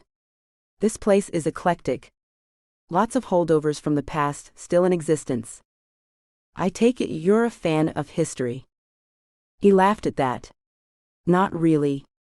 I'd like to see more cohesiveness here, if truth be told. Regardless, I've heard the stories of the past 100 times at a local bar. Oh, I see. So, is that your usual hangout? He raised an eyebrow, as if I were questioning his morals. I didn't back down because, well, I wasn't just curious. I try to make myself known at most local establishments. He winked. The real estate market is competitive here. I do whatever is necessary to stay at the top. Now I understood. He was basically a walking advertisement. I smiled but quickly hid it when he caught me. What? You don't believe me? No, of course I do. The rum running story is a little funny though, don't you think? Especially now while we're sitting here and openly drinking libations? You did not just use the word libations. I put my wineglass down and began to laugh, rolling forward so as not to make a complete idiot of myself. Libations is a perfectly acceptable word. I laughed again. The word trilled through my head and I laughed harder. I gulped air, then snorted wine up my sinuses, which only made me double over more. I could not breathe, and held onto the edge of the table to steady myself. Carter looked unconcerned. I take it you don't care for the wine. I shook my head and crossed my palms in front of myself back and forth like windshield wipers. Stop making me laugh. He looked unconcerned, although I detected a smirk emerging. I laughed until I could breathe easily again. I have a question for you. Shoot. You were rather, how should I say this, terse in your emails when I contacted you about this place. But now you're up here laughing and drinking wine like the friendly guy that I am? I took a sip. Well, yes. I apologize if my emails were off-putting. They weren't. You're quite tough then. He scrutinized me with a long gaze. You must be to come here on what would have been your honeymoon. Yes, well, I don't really want to talk about that. Understood. To answer your earlier question, I have had some opposition to my vacation rental up here. I nodded. From the man with the dog? Zach?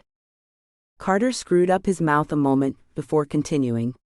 To be fair, this area has more than its share of short-term rentals. Some visitors forget that they're staying in a neighborhood of people who are not on vacation. So the gruff response is how you weed through the partiers. Last thing I need is more trouble with the neighbors. Well, I promise not to be any trouble. Carter drained his glass and laughed. Listen, I'm going to be showing some properties this weekend. Would you like to join? I will be sure to let my clients know you are not a competitor aiming to buy their dream property out from under them. He paused. Unless perhaps you are. Really? I'd love to see inside some houses. No plans to move here, but thank you. Really? Just tell me what time and where to meet you. We made plans to meet downstairs on Saturday morning. I didn't ask which properties he was showing, probably because I was still nursing my embarrassment over wine snorting. I was also kicking myself for not keeping him on the subject of the history of Hollywood Beach, though he himself admitted he wasn't all that interested in the past. Anyway, who knew what I might discover on my little tour? Not every house around here had been torn down to make way for something new. It was very possible that I would find all kinds of older ones. I sighed. How great would that be? After Carter left, I threw out the wine left over in my glass and filled a water bottle.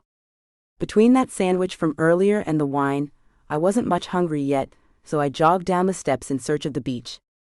The tide was somewhere in the middle of low and high, still providing an easy path to walk along the shore, while also threatening at times to lap right onto dry sand. I rolled up my yoga pants and let my bare feet swish around in the water. It was warmer than I imagined it would be. Clara and I had seen few photos of Great-Gran, but in my head she shined bigger than life. Both Mom and Grams had seen to that, I suppose, with their stories of her days as a starlet in movies filled with swashbucklers and other heroes dripping with charm. I'd always wondered why she left all that behind, but asking was to question the existence of those of us who came after, few in number as we were. Whenever I would question, Mom would simply say that our great-grandmother needed to come back to Indiana where Clara and I would someday be born. But our grandmother's face always registered something more mysterious, as if great-grand's past was more complicated than that. I slowed, the swirl of the water around my ankles bringing a calm I didn't know I needed. "We meet again." I gasped and jerked a look up at Zach. He was holding out an orange slice to me. "You shared your lunch with me, so it's the least I could do." The man was everywhere in this small slice of the coast. It was somewhat unsettling. "Thanks."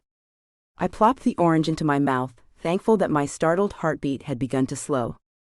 Bubbles, aka Sport, galloped up from behind her owner, circled me, then stopped and shook off seawater from head to tail.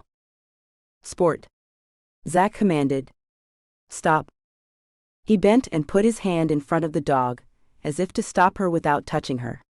Apparently Sport thought his owner was playing. She leaned back on her haunches a la downward dog and sprang forth, leaping up to nibble Zach's nose. She barked once, obviously pleased with herself, then ran off, leaving splashes of water in her wake. Zach gave me a chagrined look. "Sorry. I wish I had a towel to give you." "It's just water." I looked toward the dog, who was springing through the tide like a gazelle. Bubbles is cool with it too, apparently. "Please." I laughed at the way he rolled his eyes like a kid. "Ex-girlfriend's dog?" "Yup." He looked down at the wet sand, then raised his gaze to mine. "How'd you know?" I shrugged. "A hunch. When Carter mentioned her real name the other day, you pretty much gave yourself away." He scowled at the sound of Carter's name. Boy, that was some bad blood between those two. I tried to imagine the partiers that Carter must have opened his neighborhood to, and what Zach's reaction had been. I gestured toward Zach. "That's the face you made yesterday." "I'd rather not talk about your landlord, if you don't mind." "He doesn't know what he's talking about, by the way." "I see. And what is he talking about?" Zach lowered his brows, scrutinizing me. Almost as quickly, his scowling face evaporated. "Forgive me," he said. "You're on vacation, and I have no right to insert you into problems with the neighbors." I hadn't expected him to show an about face like that. He changed course twice in the 24 hours since we met, softening his stance when something obviously bothered him. Then again, I barely knew this man. One day and a few brief conversations wasn't enough to call us friends. The tide decided to lurch forward then. Zach grabbed my hand, leading me toward dry sand, but I gently pulled myself loose from his touch. For a couple of seconds we stood there, staring at each other. He spoke first. Change of subject. "How are you enjoying the beach?" Or is that a rhetorical question? "I love it here so far." "What I've seen of it anyway." "First time?"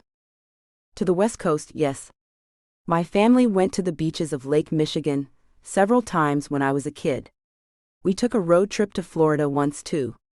I was very young then. So I glanced around, taking it all in. This is all truly stunning. I think I'll come out later for sunset too." "You'll find a lot of company out here when you do." "Oh. If I'm home by then, I'd be working in my upstairs office." Through my window, I often see groups of people heading toward the beach, carrying their drink of choice with them. A few minutes later, they fill up the street again, on their way back home. I hope you join them sometimes. Me? No, I'm usually too engulfed in what I'm doing. I can't tell you how many times I've looked up, only to discover that it's already dark. That's sad. He laughed. Not sad. Just life. Oh, and keep an eye out for the green flash. It's a common phenomenon around here, or so I've heard. I hesitated to show him my ignorance over this so-called green flash. If he were Tommy, he would launch into scientific jargon and make me feel stupidly uneducated. It wasn't fair to compare a stranger to my ex, so I allowed myself to prod him along. What exactly is the green flash? He leaned toward me now, and I could feel the light touch of his hand on my lower back. He pointed far off into the distance, his voice low. People swear that if you're looking at just the right spot on the horizon, you'll see a green flash right as the sun sets. I followed his gaze, trying to picture it. When he didn't continue, I stole a look at him, his proximity startling. I looked back to the horizon, wondering if he had more to add. "I'm sure there's a better explanation for it," he said eventually, "but I've never researched the phenomena enough to give you any more than that." I kept my gaze away from his, fearful he would see how I had been summing him up to be someone who knew it all, and would not hesitate to tell me that he did. But he had surprised me. In truth, I found his explanation refreshingly lacking. "I'll watch for it," I finally said. When Sport trotted over and nuzzled my leg, I picked her up and cuddled her close. She smelled like old fish and doggy breath. "Now you're going to be muddy," Zach said. "Oh, who cares?" I let Sport burrow into my folded arms. I hadn't realized this at first, but Sport reminded me of the one dog we'd had as a child. Mom wasn't fond of her, but she eventually relented. Pixie followed Clara and me home one day, and we doted and fought over her, each of us vying for the affections of an animal who had more than enough love to go around. "Better watch out." Zach ruffled Sport's drenched fur.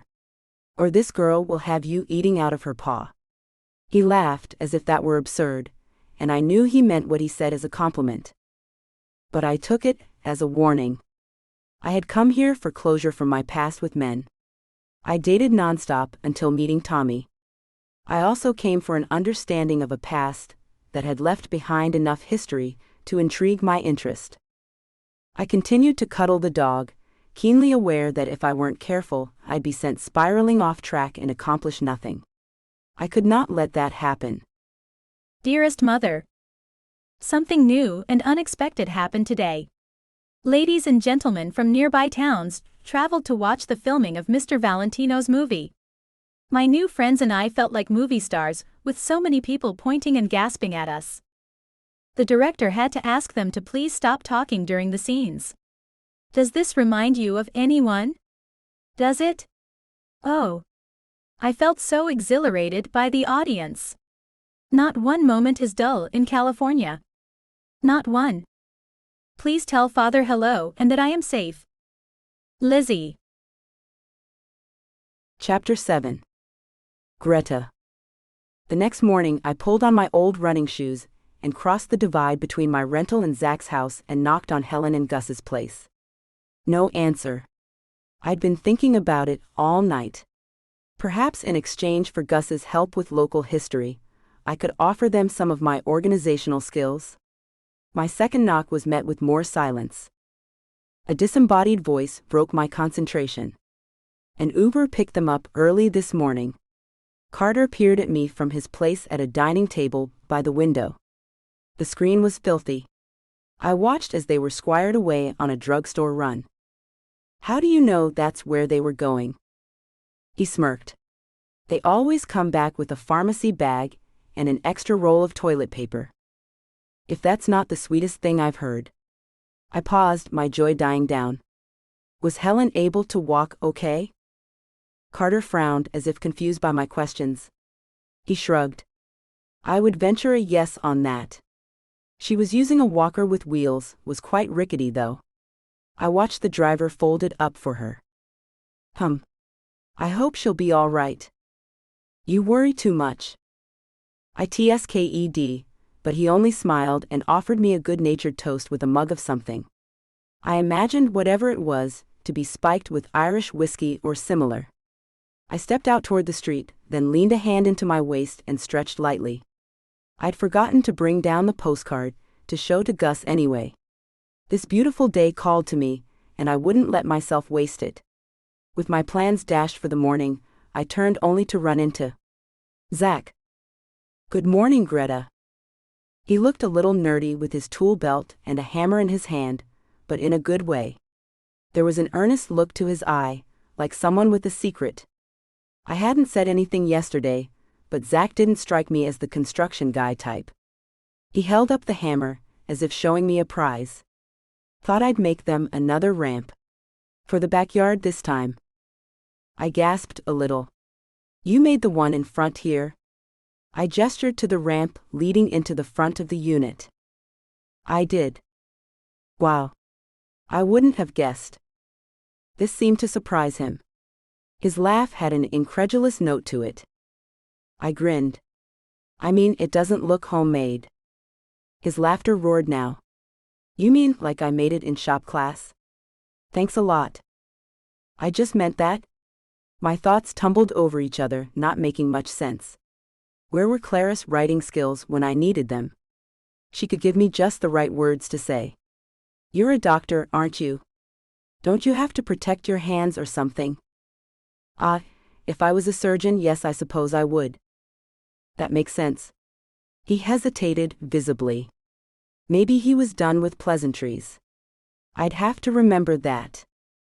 In the past, he said, I did perform myriad outpatient procedures, but these days I spend most of my time analyzing tissue and offering my educated opinion to assist treating doctors in making informed decisions.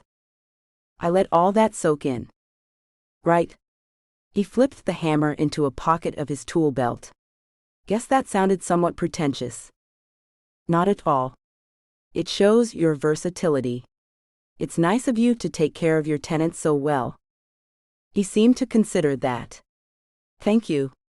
He cleared his throat. Too bad Gus wasn't able to take you up on your offer to accompany him on a walk. I shrugged. I'll come back another time. He nodded. Indiana's a long way. I mean tomorrow. So you're here all week then? Though my internal safety meter, aka my sister's voice, caused me to pause, I eventually blurted out, I will be here for 3 months. His eyes widened. 3 months? I hadn't realized you would be here for that long. I licked my lips, which had suddenly gone dry.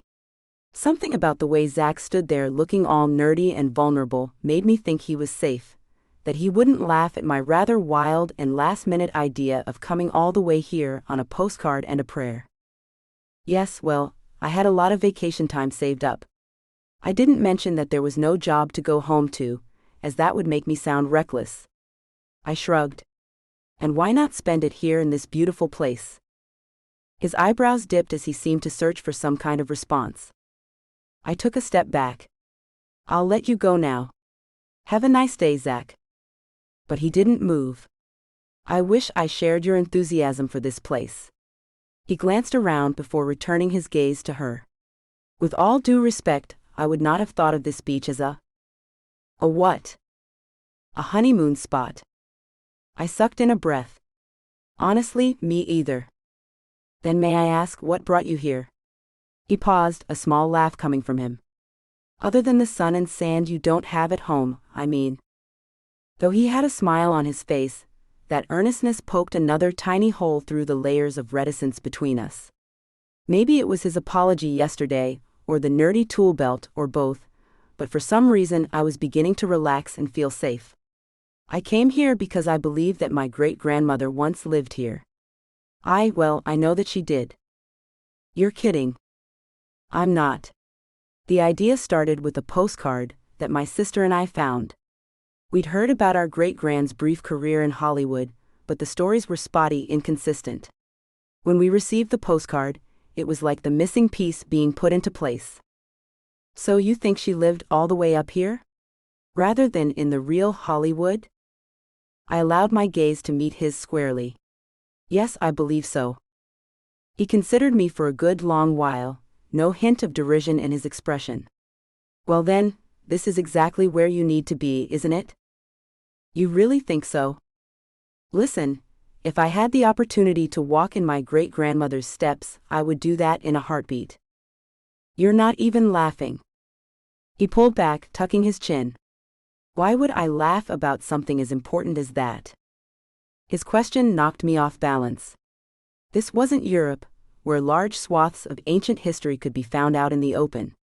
This was the West Coast. Wouldn't most men think a woman nuts to hop on a plane to find a piece of history that had long been cleared away by progress? I took a chance in telling Zach this tiny fact about why I was here, but he had not reacted the way I had expected, the way I had feared. Not at all. I apologize. I guess you wouldn't. Listen, I have work to do in there, he nodded toward Gus and Helen's front door, but maybe I can help. If you'll let me. I hesitated. He was a busy doctor. I was on vacation. I didn't want to put him out. Still, my time here was limited, so eventually I said, sure. He turned to go, then pivoted back. I've got a small boat over in the harbor. Why don't you let me take you on a cruise this weekend? The harbor might not have been here 100 years ago, but it will give you another perspective. Would you like to go? Again, my sister's admonition about needing other voices in my life nudged me. Maybe this was her answer. More than that, I wondered at this gift from my God, the one who, despite all my questions in life, had never failed me. I hadn't felt this carefree in months. Zach waited, his expression expectant. I smiled. I would love that, Zach. Thank you so much for the offer. He nodded, his grin almost shy. 5 o'clock Saturday work for you? I bit my lip. I think so. I told Carter I'd meet him at noon, but I'm sure we'll be back in plenty of time. He hesitated. I see. He's showing houses, and invited me to join him. Zach's expression darkened as quickly as his brows dipped. You don't like looking at open houses? Never. Maybe this wasn't the best idea. I didn't care to get in between whatever battle those two continued to wage. Zach? Yes? I know that you don't like him, I said, but I also know that whatever has happened between you has nothing to do with me. And it's not something I even care to know about. Zach watched me for a few seconds, a flash of indecision in his expression. I sensed he wanted to tell me his side of things, but then he sucked on his bottom lip and nodded. The blue in his eyes had faded some. See you Saturday, he said. I nodded and began to back away when he stopped me. And Greta? Enjoy your run. Dearest mother. The other women are warring. Edith, one of the actresses, fainted from the heat today, and all the other ladies wanted to replace her. She only had one word to say, mother, but oh how I wanted the task. I awaited my turn and lo and behold, Mr. Valentino approached me. He asked if I would like to take her place, and I could not believe my ears. Of course I said yes. My heart was fluttering uncontrollably, but I stepped onto my mark, and when it was my turn, I put my fingers to my mouth and said, oh, with as much expression as I could muster. This could very well be described as the best day of my life. I dearly hope that my likeness will become part of the movie forever. Lizzie. Zach. I hate to admit it, but Lisa was right. This time, anyway. I lugged a tarp and the last of necessary tools down to the garage and set up shop with sport nipping at my feet. If I was going to get those shelves built for the apartment, I needed to get busy. The list of upgrades was long. New bathroom vanity, lighting from this century, crown molding, paint, and somewhere for renters to place their things, i.e. these shelves. Lisa had mocked my skills when we bought this fixer, and I took on the smaller jobs rather than hire in a contractor for everything. Why does it bother you so much? I'd asked her once. Because you're a doctor, she'd said, as if my profession prevented me from pursuing other projects. In many ways, though, I saw her point. At times work had been all-consuming for me, the demand for answers never slowing. It had been important to me to surround myself with medical professionals who cared deeply about their patients. But with that had come a relentless search for truth. Staff would call me, then email, and then keep calling until they had what they wanted. In many ways, working with my hands helped me to cope with the stress, but Lisa hadn't seen it that way. Sometimes she would pout and curl up next to me, even as I attempted to make sense of an abnormality of some type. I never see you anymore, Zachy, she would say, and now you want to spend more time away from me. That pout of hers sliced me in two. One part made me want to chuck my work and marry her already. Actually, that's what I felt most of the time. But if I were honest, really gut-wrenchingly honest, her antics often set my teeth on edge too. My jaw would literally ache after she would wear me down with her frowns and occasional bursts of tears. It took some time apart for me to realize just how prevalent that second sensation was. I exhaled, cleared my mind, and surveyed the garage, satisfied I had what I needed. Gus and Helen were away long enough for me to measure the walls. I ducked out of there before Helen could rope me in with a dinner invitation, or Gus could engage me with facts from the good old days. I'd taken the dog for a walk so she could do her business, then left her in the safety of the house and its choice of dog beds. For the next couple of hours, I settled into cutting boards, sanding them smooth, and applying a light stain followed by a coat of clear finish. My cell dinged with incoming messages, but I ignored them, as I was officially on a sabbatical from work. Whatever that meant. I stepped back, admiring my work. Not bad for someone who spent long hours stuck in front of a computer screen. With a drop of my paintbrush into a bucket of turpentine, I flexed my cramped fingers. The pain of stretching them felt oddly welcome, the kind of hurt that always did some good. I glanced at my phone and immediately regretted it. Lisa had left a message. The sense of a scowl crawling its way across my mug hit me. Why was that? Hadn't I already been over this 100 times? I didn't miss her, right? Still want to marry her. If she left a message begging me to take her back, would I do it? A wave of realization rolled through me, landing in my gut. The answer to my questions was no, but to admit that would be to let go of the anger I'd been carrying. Wasn't sure I was ready for that. The jingle of keys caught my attention, and I looked out to see Gus in his wheelchair and Helen hobbling behind him, a pained expression on her face.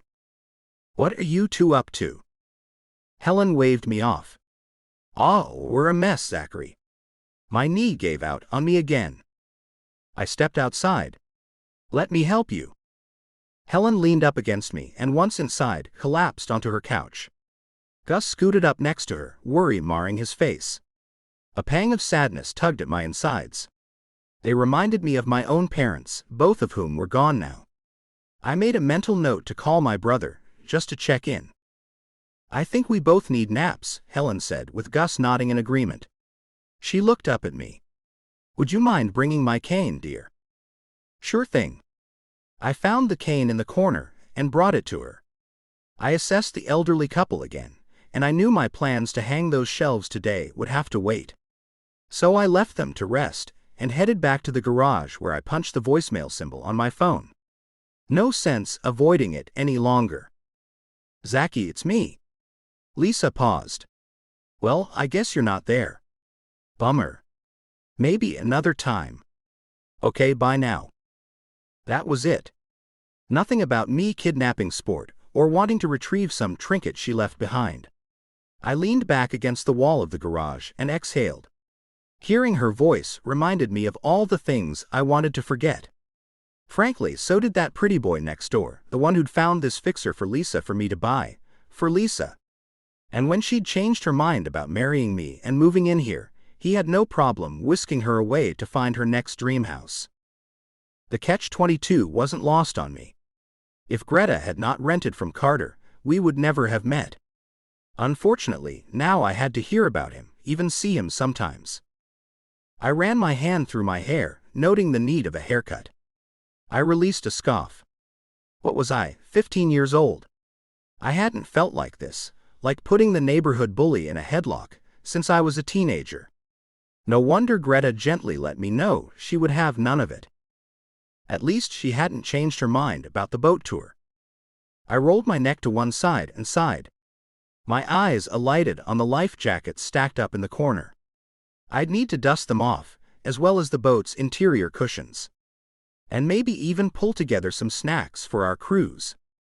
It was just a harbor cruise, like I'd taken a dozen or so times before. Admittedly, the boat had bobbed out on that water, tied up to the dock and all alone for months. I'm not sure when my enthusiasm for the toy had waned. No. That wasn't exactly true. Lisa canceled our wedding, and I stopped taking it out. That's what happened.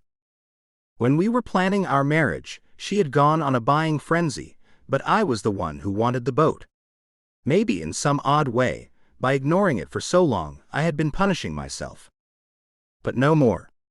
I pulled myself up and began gathering what I needed to prep the boat for its first cruise of the summer. And I realized I hadn't felt this good about anything in a very long time.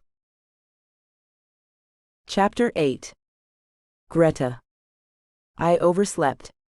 Last evening was warm upstairs, so I threw open a window and allowed the sea's breeze to cool me some.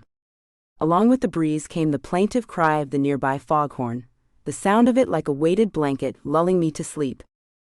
After coffee and a larger-than-usual breakfast, I lolled around some and then dressed to meet Carter downstairs.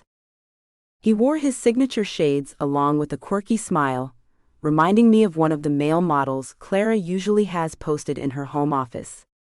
More than once, she'd had to explain to visitors that the cutouts of handsome men on her wall were heroes in her novels, not her current boyfriend. I made a mental note to get a picture for her before I left. Carter clicked the key fob to open his Mercedes, and I sent him a questioning look. He lowered his shades. "You worried about being alone with me?" I laughed, maybe a little too loud because he frowned. "Not worried," I told him, "but I'm wondering why we aren't walking." He flashed me that bright white grin again. "Can't let my clients think I don't have wheels." "Ah." He opened his own door and slapped the top of the car. "Hop in." We pulled up in front of a house that looked more like a commercial building than someone's home. Tall, narrow, and flat windows that held no charm. I tried to hide my disappointment while I followed Carter to the front door where a young couple waited. After quick introductions, Carter opened the door and waited for us all to enter. I gasped. This was a home? A 3-story entryway dropped light straight from heaven onto us and the nearby stairway. "The garage is beyond there," Carter said, pointing to a set of double doors, "and there's a full bed and bath down here for those guests who prefer not to climb stairs. On the other side of the shower wall is an outdoor shower as well." The woman responded, "So my cleaning woman won't have to continually be sweeping up sand." "Precisely," Carter said. From what I could tell, a house by the beach had sand on its floors 24/7. I opened my mouth to correct her, but Carter shut me down quickly with a serious look. Upstairs were more bedrooms, 2 with views of the ocean, but the top floor was the showstopper. A nearly seamless window stretched across the back wall of the great room, bringing about a collective sigh. Being the showman he was, Carter opened one arm wide to bring attention to the room's grand expanse and views. The kitchen was positioned so that the cook can chop veggies and look out at the Channel Islands at the same time. I laughed hard at the potential danger of that, but no one else did. I glanced around to find 3 sets of eyes suddenly trained on me. I waved them on. "Don't mind me." Apparently, they didn't because Carter continued to garner their attention, pointing out the home's luxurious features. I took that opportunity to wander through the place, taking note of the fine cabinetry interspersed with hammered glass fronts and counters that went on for days.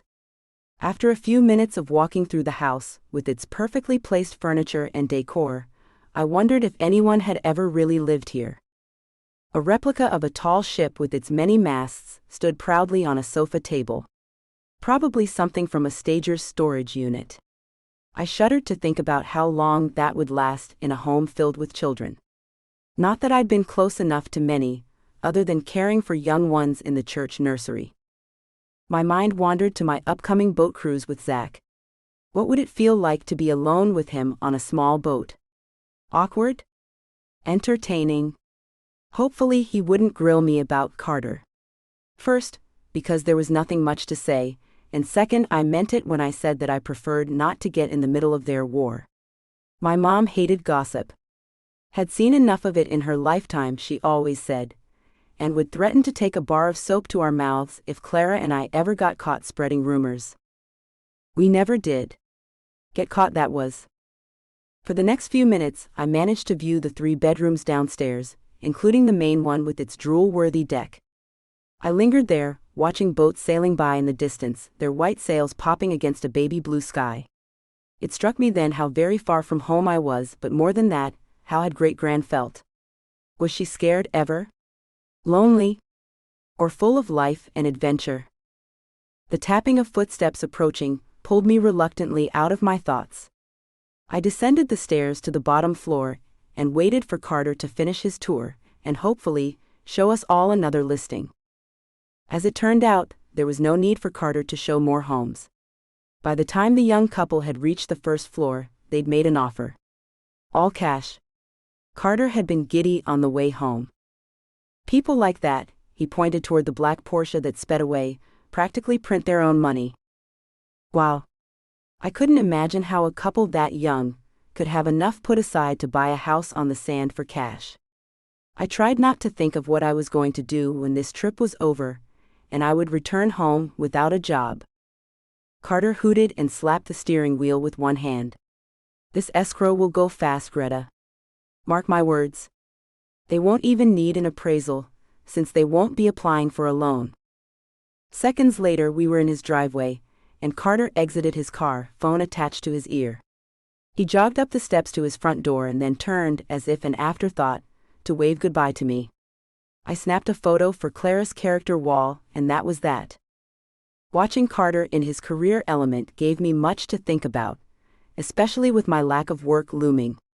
Clara used to take one glance at my work desk at home and tell me she'd faint from all that paper. Once, when I had asked her to fill in for a no-show receptionist at a medical convention, she said she had become dizzy from the non-stop activity. Granted, she wrote her books while sitting in an easy chair with a laptop.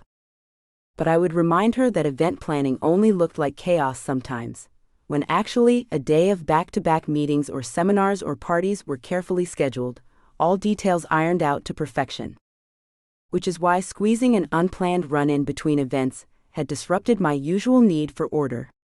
Surprisingly, making an exception this time hadn't bothered me.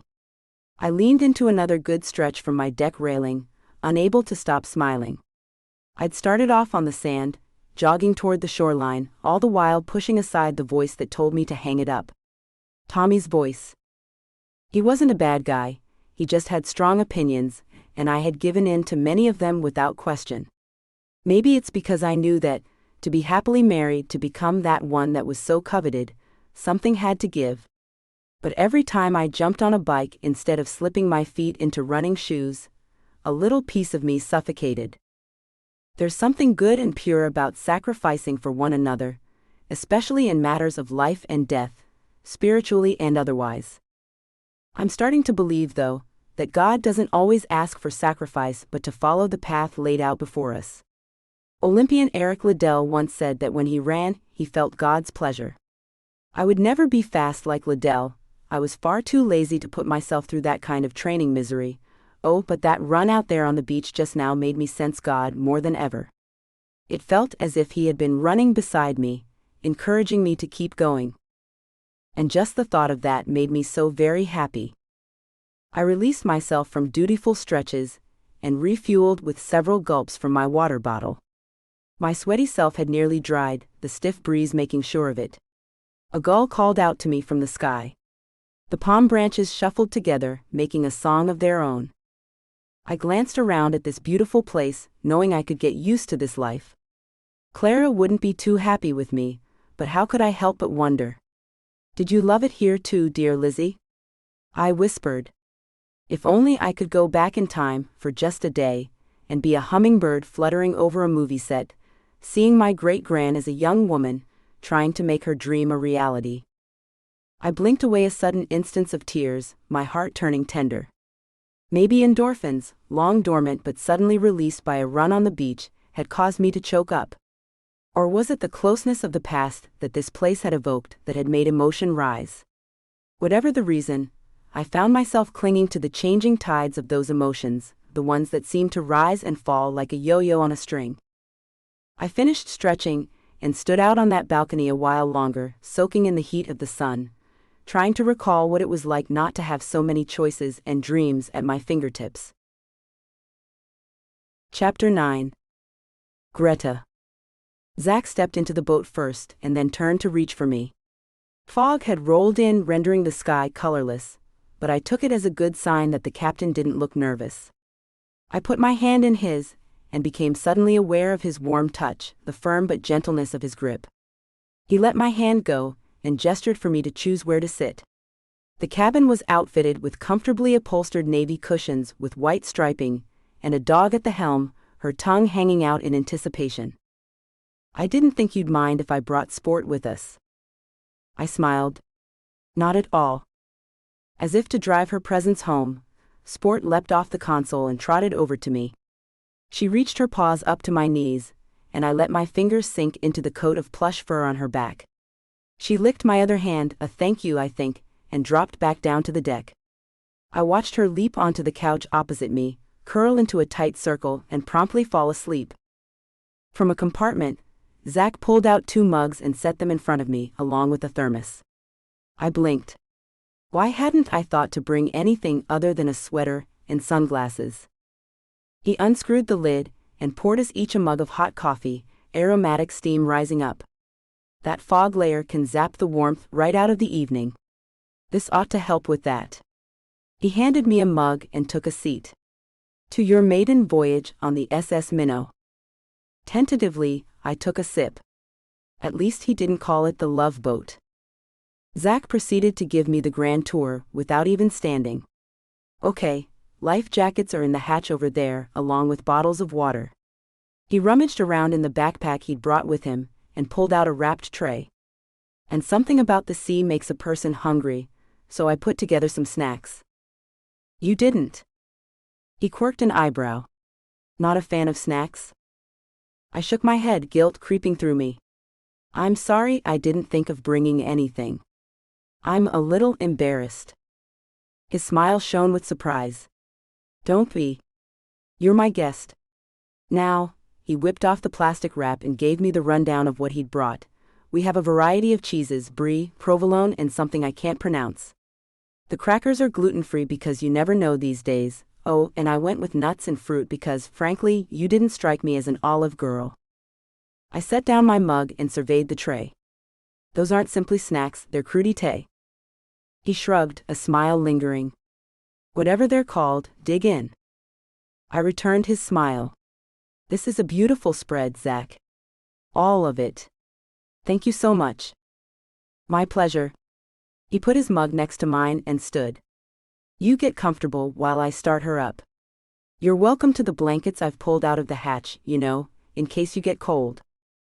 Zach took his seat at the steering wheel, in the rear of the cabin. Before he pulled the boat out of its slip, he switched on wireless speakers. Soon the cabin filled with music I'd never heard before. Sport's ear twitched as if she were assessing his musical choice. I gave Zach a questioning glance and he shrugged.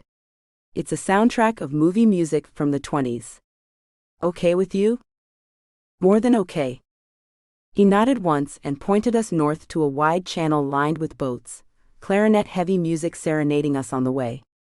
Zach looked comfortable at the helm, as if he'd been doing this all of his life. I guess I should have expected that. After all, he lived in a unique peninsula situated between the wide open ocean and a generously sized harbor. Why wouldn't he know how to handle a vessel and be comfortable on the water? I'm not sure what I had expected, but already my assumptions were exceeded. I wasn't cold at all. Or the least bit seasick. Or uncomfortable with Zach. Just the opposite. We floated beneath a bridge that soared high enough to allow large yachts to pass beneath. Older homes lined the way, flags flying and barbecues fired up, as if this was the 4th of July and not an ordinary evening in early summer. I was smitten. He slowed near a corner, and my gaze caught on a house that held sentry above us. Its warm existence drew me. I thought you might like that one. Zach's voice broke my concentration. Have you ever been inside? I asked, then laughed. Oh, that's right, you're not a fan of open houses. I see what you did there. His smile was good-natured. We floated in front of the magnificent house, seemingly from another era. It looks like it should be on Cape Cod, I said. Or at least, the way I envision those homes. A gabled roof topped a home with dark weathered shingles, a smattering of brick and old-time striped awnings. I knew that if it were mine, I would sit out on that porch for days watching boats and paddlers float by. I can't say that I know who lives there, or when it was built, but I agree with you. I would imagine a house like that could be found somewhere in Nantucket. I've never been there, but I'd like to go. Someday. Me too. Our eyes met and held seconds longer than was necessary. I turned back to look at the house. It's picturesque and evokes, I don't know, a feeling of family maybe. Zach stared across the water. That's a perspective I hadn't considered. I'd grown up around women, most of them artsy and not afraid to talk about their dreams, whether they lived them or not. I hadn't exactly inherited their draw to perform or write books, but I'd mastered the dreaming part. And though I had nothing to complain about when it came to my upbringing, other than not seeing our mom live into old age, a part of me always wondered what life might have been like for Clara and me if we'd had more family around. And perhaps a porch and a white picket fence too. Again a dream. An orchestra began to play, male and female voices harmonizing, the sound unlike anything heard streaming today. Zach joined them with a flourish, crooning along with "Am I Blue?" A laugh bubbled up out of me. "You're having too much fun over there." What can I say? It's catchy. Ha. I'm surprised you know the words. I take it you're not in your 80s. Ouch. You hurt me. I laughed at him. I doubt that. Seriously though, I don't think I've ever heard this song before. How did you know it? Or did you practice beforehand? Yes. I came out here earlier this afternoon and memorized all the words to songs of yesteryear. You did not. True. I didn't. If you must know, recalling the words to that old song surprised me too. My parents played albums like this when I was young, maybe even this one. He zeroed in on me, catching my eye. It's interesting what the mind remembers, even after many years have passed. A giant R appeared in my mind then. It's not that I'd forgotten all about the suspicions Clara and I had. It's just, well, it felt kind of silly when attempting to say them out loud. It had been nearly 100 years, so what did it matter if somehow our great-grandmother had been in love with Rudolph Valentino? Yet wasn't that one of the reasons I'd come all the way here? To dig and discover if that were possible. And if so, could it be? We turned down a new channel, this one flanked by businesses and boats on one side and residences on the other. Zach slowed and eased us next to a dock. He threw out a line, jumped out and looped the rope around a metal cleat. I gave him a questioning glance. He landed back into the boat, making it sway, and plopped down beside me. I'm hungry. Oh. I slid away from him, so I was no longer hogging the crudité platter. Sorry. But he put his hand out to stop me. I'm fine. Here, he dug plates out of his backpack. I forgot to give you these.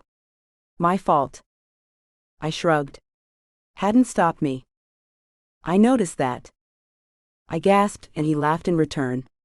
Sport whined in her sleep and suddenly woke. She hopped down from her comfy bed and sidled up next to Zach, who dutifully handed her a treat from his pocket, then sent her back to her perch. My ex thought I was uncouth sometimes. He wiped his hand on a napkin. Maybe I shouldn't mention that, but she wanted me to be more formal. Sorry, that's not me. I took the clear plastic plate from him. He had an ex. Guess that was something we had in common.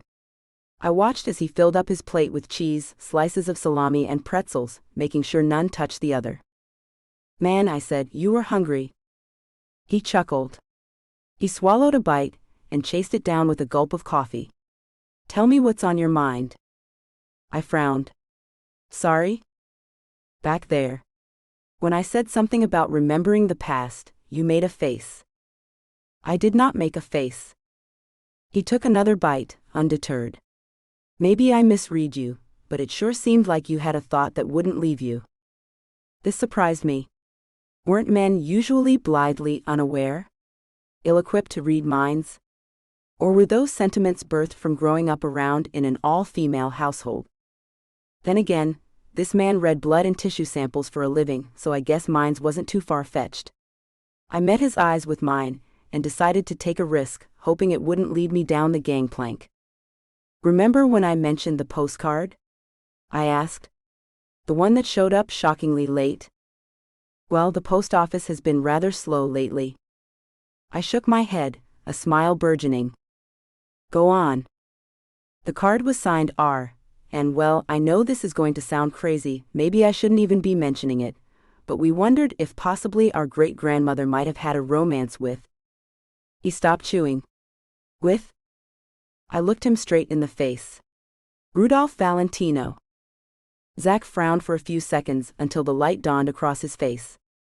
The famous actor? I nodded. It's just, well, we know she worked on the movie that was filmed here so many years ago. The Sheik. Yes. And then the writer of the postcard sounded so forlorn. I shrugged a little shrug. I don't know, but we wonder if, perhaps, he was the one she loved and ultimately left. That's nuts, right?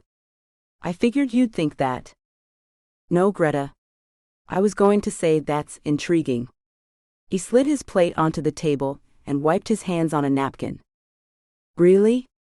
You don't think it's a crazy thing to wonder about? I don't. Admittedly, it's not something that I would personally investigate, but would make for some interesting conversation over the Thanksgiving turkey. Oh, so you don't think it's worth chasing after then? He shook his head. Not necessarily. Truth is, my brother Brax and I would probably take that kind of information and milk it for all we could. What does that mean? He chuckled. We wouldn't need to investigate it in order to claim it as true. Ah. So you think this is ridiculous? Don't you? Zach's expression sobered. Not at all. Greta, it doesn't matter what I would do. Or what my brother would do. This finding obviously means something to you. And that's enough. The simplicity of Zach's words, coupled with the soft lull of water beneath us, served to soothe away lingering self-consciousness. I licked my lips and glanced away. It wasn't every day I found myself tongue-tied. You know, Zach began, there's a story of a woman who dressed in black and visited Valentino's grave for many years. I rolled my gaze back to him. Was everyone around here versed in lore from the 1920s? He smiled as if reading my mind. Gus told me about that once. I'm proud of myself for remembering. I read that though some have claimed to be her, her identity has never been officially confirmed. Zach's eyes widened. Do you think that great-gran was the woman in black? I shrugged. Oh, I doubt that. She left California many years ago, got married, had a daughter, but well, I can't say it hasn't crossed my mind. Sport had finished her treat and showed up next to Zach, tail wagging. When he didn't immediately feed her, she hopped up onto the cushioned couch next to me. Hey there, little guy. I reached for a slice of pepperoni, but Zach protested. You'll never get rid of her if you do that. I smiled and slipped her the food anyway. She settled next to me, legs behind her, paws on my lap. Zach threw his head back. Tremendous. He gave me what I determined to be a mock scowl. I laughed and took a sip of water. What's the big deal? He eyed me. Have you ever had a dog? One. A long time ago. He nodded, his mouth grim. Then perhaps you don't remember the farts. I spurted out a dribble of water right onto Sport's head, though she didn't take her eyes off her snack. The what? You have forgotten. Lucky you. I laughed at him, thoroughly enjoying myself. Zach's sigh was exaggerated. He untied the boat, slid behind the steering wheel and wagged his head. We better shove off and get the air flowing in here. I continued to laugh as Zach started us up, and we headed back into the channel. Dearest Mother, I am sorry that I have not written to you for some time. I do not want you to worry when I tell you this, but I was not well. I caught a summer cold and could not stop sniffling. I almost missed 2 days of filming, but as fortune would have it, the coastal winds blew hard those days. All the pretend palm trees had to be removed, except for the 2 that blew right into the ocean. Those were ruined and had to be destroyed. I did not want you to think my lack of responding had anything to do with Henry's letter. It was kind of you to send it to me. I will ponder the words he wrote. I am better now, much better. The sea air has helped to heal me, and the winds have slowed to a breeze. Mr. Valentino told me he was happy to see me so well today. I hope this assures you. I am very sad to say that my friends have mostly left me. They are angry that I was chosen to say a word in the movie. Please pray that I will find a way to make friends again. Lizzie. Chapter 10. Zach. I left my shutters open last night to hear the foghorn, but instead of hitting snooze 12 times when my alarm rang out, I shoved aside the covers and got up on the first ring. Sport snuffled about my feet as I tromped over to the kitchen in search of caffeine, probably as surprised as I was. As the coffee brewed, I leaned my butt against the countertop. Sport yawned and exhaled a high-pitched squeal. She sneezed and blinked a few times too. I smirked at her. It's the new me, girl. Get used to it. With a full mug of coffee in hand, I dunked my head in the sink, patted down my hair and splashed water on my grizzled face. No time to mess around, I got myself dressed and headed to my workshop, aka garage. Sport followed me, but I put a stop to that when I reached the door. Sorry girl, but it's not safe in there for you. After I let her outside to pee, she sulked back in, as if knowing she wouldn't be allowed to join me. Minutes later, the smell of fresh wood shavings engulfed me. For a few seconds, I welcomed the mixed aroma of wood and caffeine. Reminded me of when Braxton and I would help Dad with his projects. A sigh escaped me. It wasn't that grief still overtook me with each memory like it once had. I knew I would see him and Mom again someday. Though I'd not thought as deeply about my faith in a while, it was still there, like an internal guiding light. And like the existence of people in my past, I hadn't forgotten my faith either. Fueled up for the morning, I opened the garage door to let in some light and began laying out the shelving on the ground. Doing so would help me avoid disrupting Gus and Helen as much when it was time to put them up. Sport scratched at the door, but I ignored her. Not too much noise this morning, and for once, Carter had impressed me with his choice in renting to Greta. Of course, I knew that after speaking with her for only a few minutes. I lingered on that thought while holding a board in one hand. Had Greta been an answer to Carter's prayers? Or mine? The answer to that had been slowly dawning on me all night. Even more so after our boat cruise last night. We had stayed out longer than I thought we would. Greta showed a curiosity that pushed me. She didn't placate me or nod in approval listlessly. She asked questions and pointed out houses and boats I didn't remember were there. In the end, I cruised down channels that I hadn't investigated in months, some not ever, and for once in a long while I didn't think about work or linger on my wounds. We'd stayed out late, actually beyond the usefulness of my snacks. Want to grab dinner? She'd asked on our walk back. When I dug out my wallet, she'd stopped me. Let me get this, she said. As a thank you for the tour tonight. We sat out on a bench at twilight, eating fish and chips and watching pelicans dive bomb the channel for theirs. I'd maintained my distance with her, especially knowing that Greta had recently been cut deeply by a broken promise. If anyone knew what that felt like, it was me. Plus, there was the ongoing realization that she would be leaving soon. A few months seemed far off when she'd first mentioned it to me. But now, the past several days had slipped by like minutes, causing me to hope the inevitable would come slowly. Hi, neighbor. I looked up and grinned. Greta caught me by surprise, her smile bright, upbeat. She stood there in the morning sun wearing joggers and a form-fitting tank top. What was she trying to do to me? Thanks again for the cruise. All that fresh air made me sleep like a baby. Was it wrong for me to wonder what that would look like?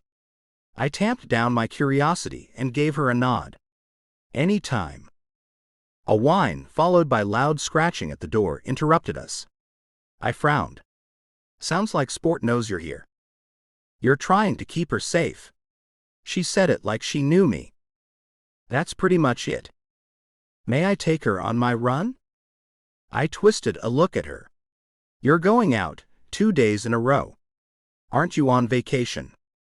It's so gorgeous this morning, I figured I'd give it a try. I probably won't go very far or run too hard. I would love Sport's company. If you don't mind. Me? Not at all. I walked over to the door and stepped to the side as I opened it, preparing myself mentally for Sport to jump all over me. She didn't. Instead, the animal shot out, like from a cannon, and headed straight to Greta. The woman didn't flinch. She bent down and scooped up Sport, who was bouncing and sniffing and crying, getting all kinds of undeserved sympathy from her. Lucky dog. Next thing I knew, Sport was leashed and the two were off on a run down the road. If I weren't mistaken, Sport threw one last glance over her shoulder at me, her grin decidedly saying, "Sucker." Greta. In the past, when I'd set out running after too much downtime, I would have to take off a couple of days to recuperate. But today my energy flourished, and it might just have something to do with this adorable creature who pulled me along, throwing loving gazes over her shoulder on occasion. Or maybe she was egging me on to hurry up. I laughed out loud. That was probably it. Sport and I fell in step with each other until her cadence matched mine. Sport was larger than Pixie ever was, and she listened better too, but the animals shared the noble quality of loyalty. We'd bonded, and regret tugged at my heart, knowing I would be leaving my running companion behind when I left for home. Soon Sport stopped next to a light post that had a darkened base and squatted beside it, adding her own scent to the mix. I had the sense that we'd be making more stops like these if we stayed on the road, so after she finished, I changed direction. We ran across an empty sand-filled lot toward the shoreline. The soft sand slowed me down, and running across it made my calves ache, but Sport didn't seem to mind. She slowed her pace to match mine, all the while keeping her nose in the air and her ears on alert. Surfers floated on boards out on the water, the surf showing some promise. Far beyond them, a person driving a jet ski skimmed the water, traveling northward. A few umbrellas had already appeared, planted in the sand like glistening lollipops. If I didn't turn around soon and spot a painter sitting before an easel, taking it all in, well, I would have to say that this was one missed opportunity. We reached the wet packed sand, and Sport tugged me along now, her nose hovering merely an inch above the surface. Something told me she would be snacking on sand crabs for lunch. And just like that she spotted one, picked it up with her teeth, gave it a few chews, then spit it out. She coughed, then sneezed heartily, and I thought she learned her lesson. But nope, she tried to munch on another one again, so I guess not. "Keep all this between us, will you, Sport?" I laughed. "I don't think your dad would be too happy with me if he knew you were out here eating sushi." Zach's comment about the deadliness of dog farts came to mind, and I shook my head. "No," I muttered, choking back another laugh, "he most certainly will not." This was only my second time running in a long, long while, but already I'd rediscovered how much more could be noticed on foot. Walking did that too, but moving quickly, allowing one's mind to bounce along with the cadence of each stride, put a kind of rocket on each thought. My mind spun and whirled with each step, ever aware of the ocean to my right and the eclectic mix of houses to my left. Peeking at houses from the shoreline almost made me feel like a peeping Tom. Those fortunate enough to set up house with a view of the sea were also allowing an unobstructed view through their backyards and into their homes. I once heard that oceanfront home dwellers often dealt with people who leaned against the windows at night, cupping their eyes to better see inside. No, thank you. Sport and I reached a small, sunken beach that I hadn't noticed on my previous walk. It sat cradled near the mouth of the harbor, partially hidden by a mountain range of dunes and slight turn toward the east. A wet child squatted in the sand, busily filling a bucket from an overloaded plastic shovel. A woman, her mom probably, lounged on a beach towel, her face shaded by a wide-brimmed hat.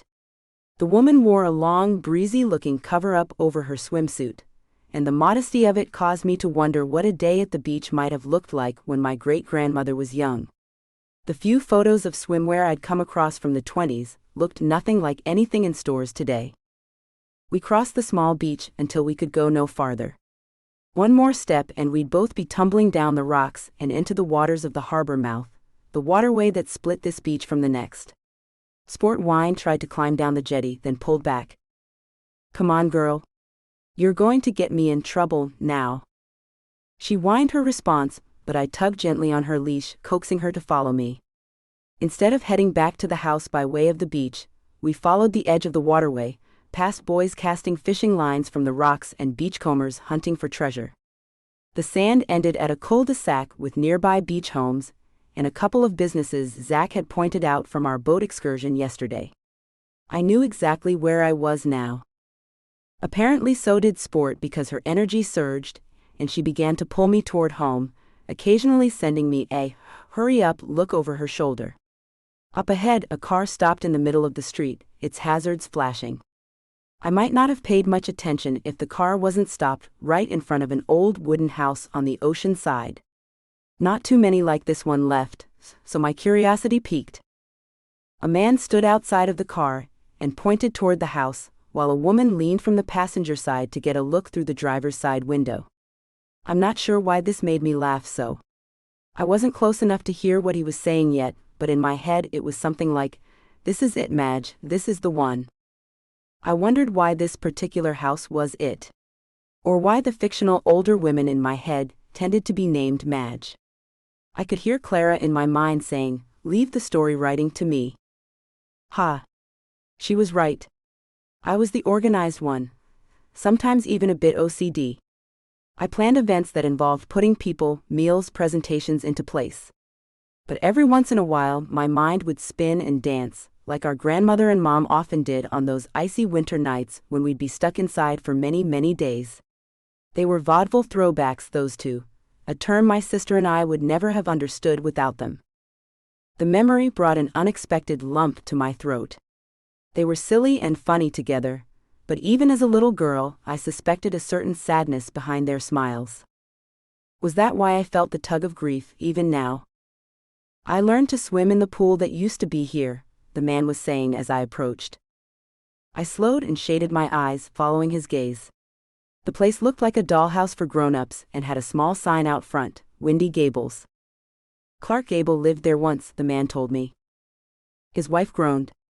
"Oh, Butch, she's too young to know who that was." She opened her door now and stepped out to greet me. Or maybe to greet Sport, who she bent down to pet. "She's the cutest dog." "And she knows it too," I said. "Ah." The woman stood and yelled over the top of the car to her husband, "We'd better get out of the middle of the street, hun." She shook her head, saying to me, "He likes to wax poetic about the good old days." "Well, they were the greatest days," the man said. "Back then the men were men." Yeah, and the women were strong," his wife quipped. I wasn't sure if I should point out to strangers how much they had butchered those quotes. When a third car had to drive around them, the woman rolled her eyes at me before waving her husband back into the car. I was growing thirsty and suspected that Sport probably was too, so we hustled down the street to Zach's place, passing an assortment of whimsical homes mixed with the current bland lot of contemporary-styled places. When we arrived, he was still in the garage, only now several boards were missing. "You've made progress," I said. Between us I could have been done, but he gestured with a nod toward the apartment door. "Helen kept talking to you." "Bingo. She's your biggest fan, you know." "I can't imagine why." "She must see something in you." He chuckled. "Yeah. A misguided soul in search of a wife." I froze. "What was that?" Zach's skin turned pink. That was a bad attempt at a joke." He looked up. "You do that a lot." "Do what a lot?" He said. "That." I laughed at him. He looked all flustered as he tried to deflect from his earlier strange statement. "I didn't realize that Helen handled your calendar." He cracked a smile at that. "Speaking of schedules." "Ooh, nice segue. I was thinking about what you said about the lady in black. The one who visited Valentino's grave all those years?" "That's the one. If you'd like, I can drive you to Hollywood to see where he is, laid to rest." "You want to take me to a graveyard?" "More like a mausoleum, but yes. If it will help you in your research." I mulled this, unsure of why I didn't immediately take him up on his offer. A quick search of his face, looking for some kind of catch, led me to nothing. When I didn't answer right away, he said, "You're not interested." I broke eye contact, trying to get my bearings. My mind spun a little, but why? He was inviting me to do nothing more than sightsee, really. To take a walk into the what-if of my family's past. Truth was, I did want to see it. Very much so. But I was also afraid of what I might find. Until now, all this seemed like a fun adventure, a game of sorts. What if I were to go to the place where the famous Valentino was laid to rest and find something? I'd like to go. Very much so. Tomorrow? Really? Well, sure. If you don't mind. I don't. His smile was good-natured.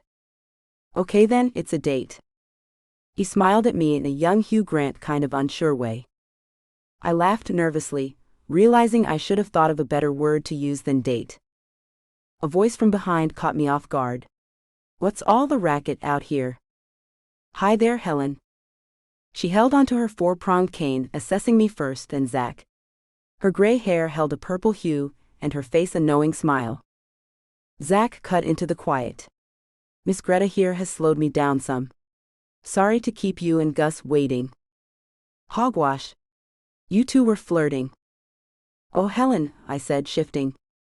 Zach wagged his head. Not when I'm on the clock. Is that right? You expecting payment from us or something? I do recall something about you making me dinner sometime. She poofed out her lips and nodded. I do recall that too. Then she lifted her cane and pointed at me. You're invited too, Missy. Dearest mother, I am feeling torn over my new life here, and wishing to see you and father again. Only one friend has returned to me. Alas, she has found a new romance, and I fear she will not have time for me. Thankfully, I have been allowed to stay behind and watch the cinematographer work, even when there is no role for me to fill. Watching Mr. Melford and Mr. Valentino has become very meaningful to me, a director and his star. Sometimes I wonder what it would be like for my life's work to be behind the camera, instead of in front of it. I prayed for you and father this morning. I miss seeing you both. Lizzie. Chapter 11. Greta. Zach drove us out of Hollywood Beach and over the bridge, seemingly away from the ocean. I thought I'd swing you by Silver Strand before we get on the freeway. Oh, the beach, on the other side of the harbor. That's the one. I didn't ask if you'd like to. Hope that's all right with you. More than all right. Thank you so much. Our drive took us past the CB base and a public boat launch ramp. Zach slowed when we entered a more populated area with houses on one side and a small beach on the other.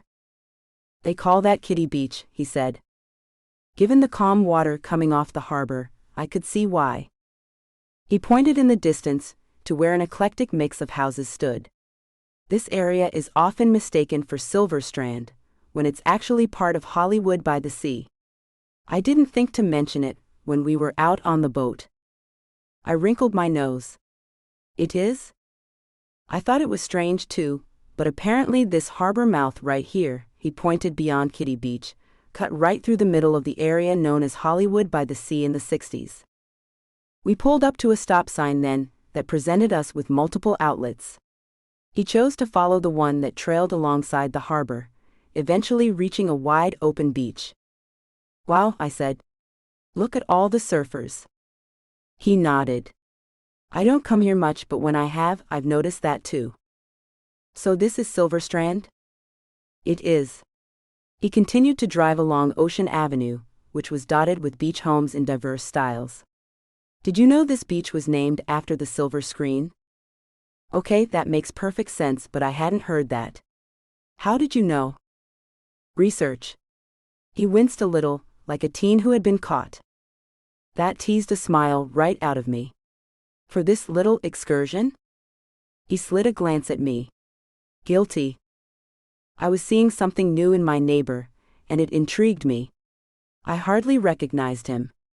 Was this the same gloomy, and shall I add it, peevish guy who struck up a conversation with me in front of Carter's garden? His about-face continued to baffle me. And admittedly charmed me some too. After we'd circled Silver Strand, we found the freeway and headed south toward Los Angeles. I found that excursion fascinating, Zach. Thank you for the extra tour. My pleasure. I sighed and laid my head against the seat rest. This whole place is magical. Zach laughed at that. I eyed him. You don't think so? I don't think I'd call it magical, but you're definitely helping me to see it through a different lens. Happy to help. He chuckled. I meant what I said. What you may find boring or old news around here has got me fascinated. A small smile broke out on his face.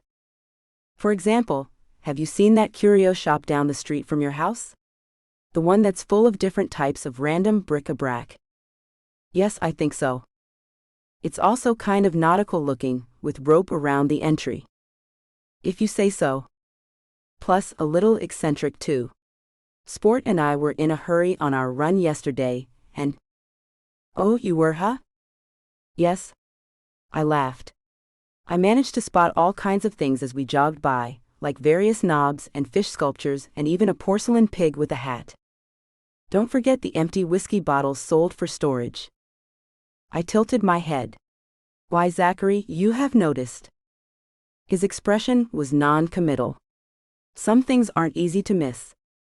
I mulled that. If that were true, why did I so often feel like I actually was missing something? There were days when a random thought without context would surface, like a memory that I may have dreamed. I was never really sure. Tommy would call that thought one of my idiosyncrasies. What are you thinking about, over there? Sorry? You looked stressed. Do you need to make a stop? You mean a pit stop? We can stop whenever you need to. I smiled. You're sweet, but I'm fine. Okay. Silence filled the cab. Do you like being a doctor? I'd been wondering, but it came out like a sudden thought. I do. He glanced over at me. How about you? Do you enjoy event planning? I love it. Or I did, until I had to cancel all the vendors for my own wedding. Ouch. Yes. It was weird. When that happens, vendors usually like to dish on the couple, make predictions on what went wrong, who's to blame, that kind of thing. Horrible. Yeah. On an up note, because they knew me and our company had given them so much business in the past, I received all my deposit money back. Hence the trip out west. I shrunk back. Did you say hence? You sound like Carter. He groaned. Please don't ever say that again. I laughed easily. You really don't like him, do you? It's not a matter of not liking a person. It's a matter of not liking what they do. You mean the lousy vacation renters? He went silent. Or is it something else? When he didn't answer, I added, you know what? This is too personal. Sorry. And here you are driving me all the way to Hollywood. No. It's fine. He's just one of those guys always following the latest fad, always has some great idea to make everyone around them a bunch of money. He shrugged, his palm turning up before smacking back down on the steering wheel. I've seen him abandon people when his schemes don't work out. That's all. I thought about Carter and his quirky ways. He had a side vacation rental business, a nice house, well, it needed some work, but great location. He also looked the part with his fancy car, and obviously thought out apparel. I wouldn't have thought that about him. In other words, you don't believe me. I turned to look at him, taking in the chisel to his jaw, especially when bothered by something. I have no reason not to believe you, Zach. All I meant is that I didn't realize that about Carter. He paused before answering. I hope you never will. I'll take that as a warning. This seemed to satisfy him. He smiled gently, though he kept his eyes on the road. It was another 45 minutes or so before we reached the gates of Hollywood Forever Cemetery. Zach parked the SUV, hopped out, and came around to open my door even before I had finished unbuckling my seatbelt. He held out his hand to me and carried a small bag under his other arm. I took his outstretched hand and stepped down into the parking lot. We walked in silence until reaching the cemetery, but when Zach walked in one direction, I stopped him. I touched his arm. Now it's my turn to admit that I'd been doing research. He gave me a questioning gaze. It's this way, I said with a slight laugh. He followed me in the other direction. From what I'd read, Valentino's remains were kept in a crypt, but I'd never in my life seen anything like this one. I had always dreamed of touring Europe someday, and the building looming in front of us reminded me of a miniature Roman pantheon. Rather fitting, since Valentino was born in Italy. We wandered down the long hall flanked by markers on either side, announcing whose remains were contained inside. There. We found the marker with Valentino's name on it. "Look at the spelling," I said. Zach read it aloud. Rodolfo Guglielmi Valentino, 1895 to 1926. Wow. He was so young. So sad. He died of an infection from a ruptured ulcer. I sighed, lingering a moment. On a positive note, he was beloved. Look at all those kiss marks on the marble. To this day. He quirked a look at me. "Did you bring your lipstick so you could add yours?" "Gross." He chuckled. I sighed again. "I love that there's a cross on his placard." "Me too." His laughter quieted. He glanced around. "I wonder who some of these other people were." I pointed to the placard adjacent to Valentino's. Jean Mathis was a screenwriter.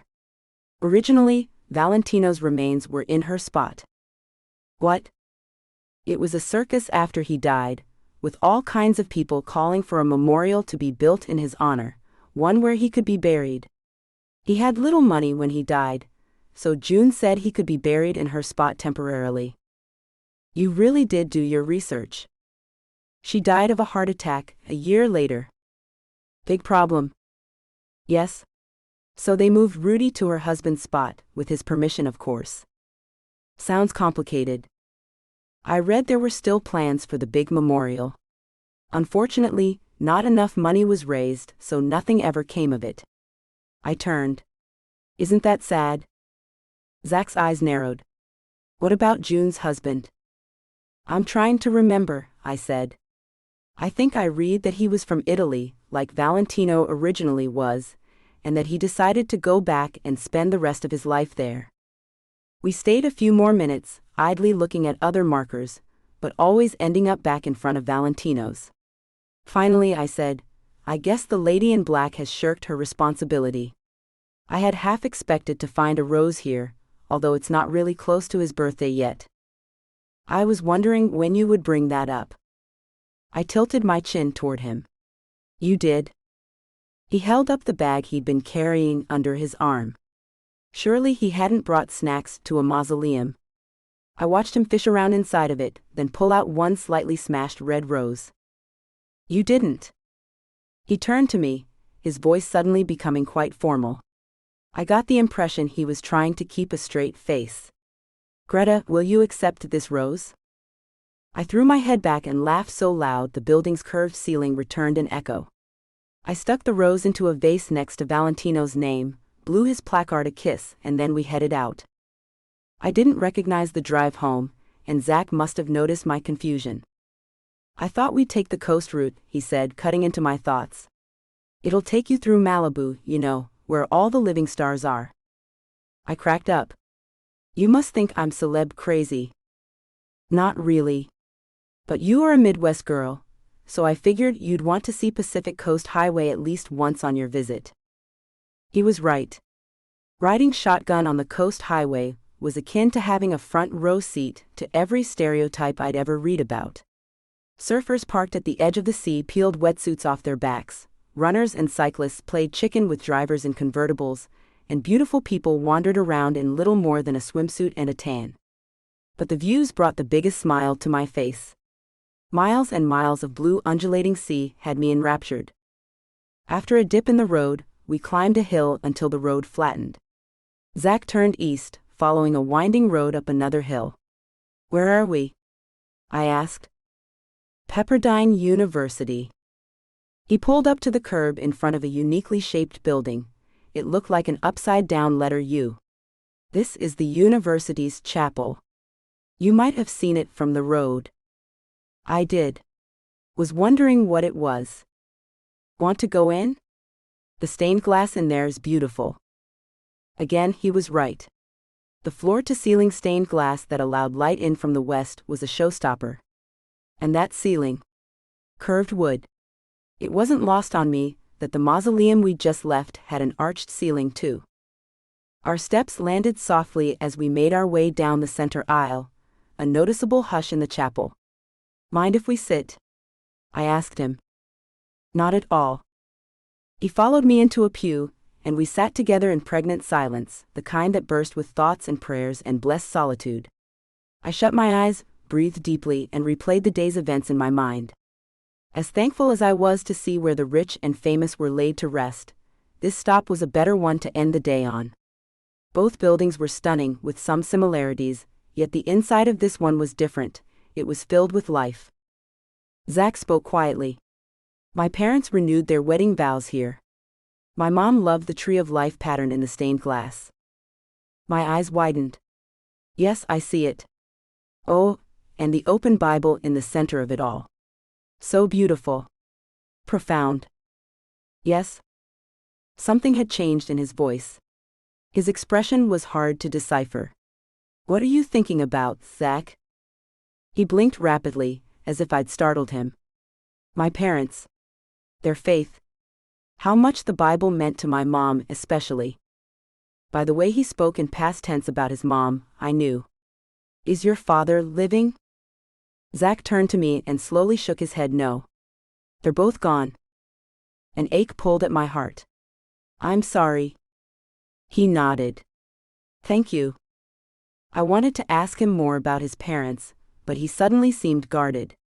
More than once today, I'd sensed a hum of awareness between us, and I'd found myself longing to know him more. But some things were better left for when the time was right, and so we sat side by side in the silence of this beautiful place.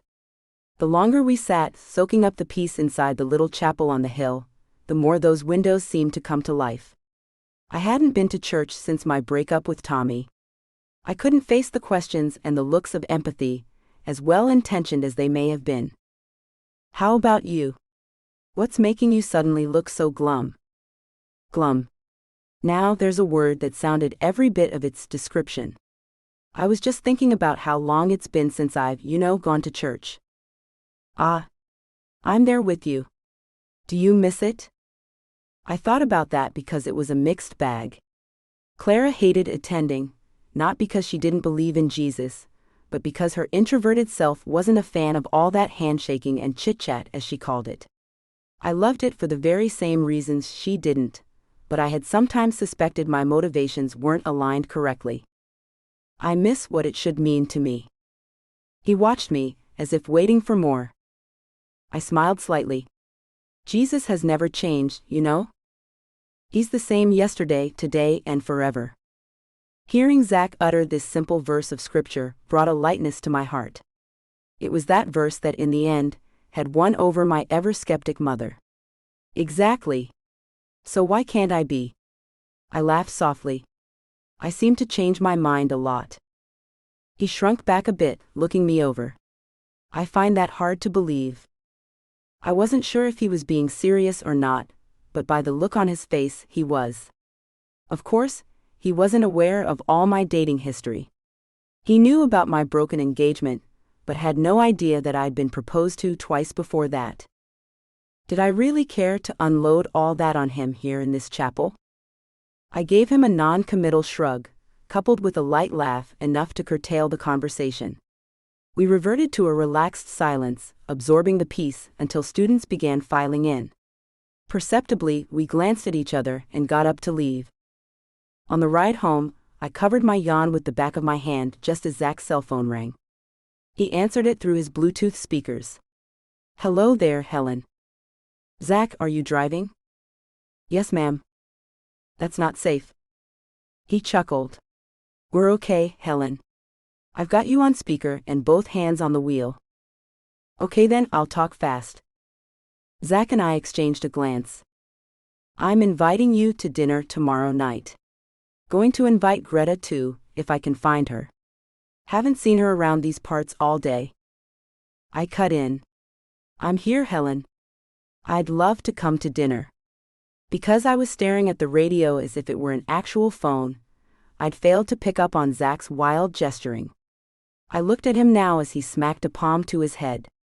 I raised my hands in a silent, "What?" He put a finger to his lips, and then commandeered the phone call. "We'll be there, Helen. Can't wait." "What was that look for?" I asked after he'd hung up. "I could have saved you if I'd left my mouth shut." He grinned. "Something like that." Chapter 12. Greta. The family table had been everything to Clara and me when we were little. It's where our mom and grandmother continued their antics.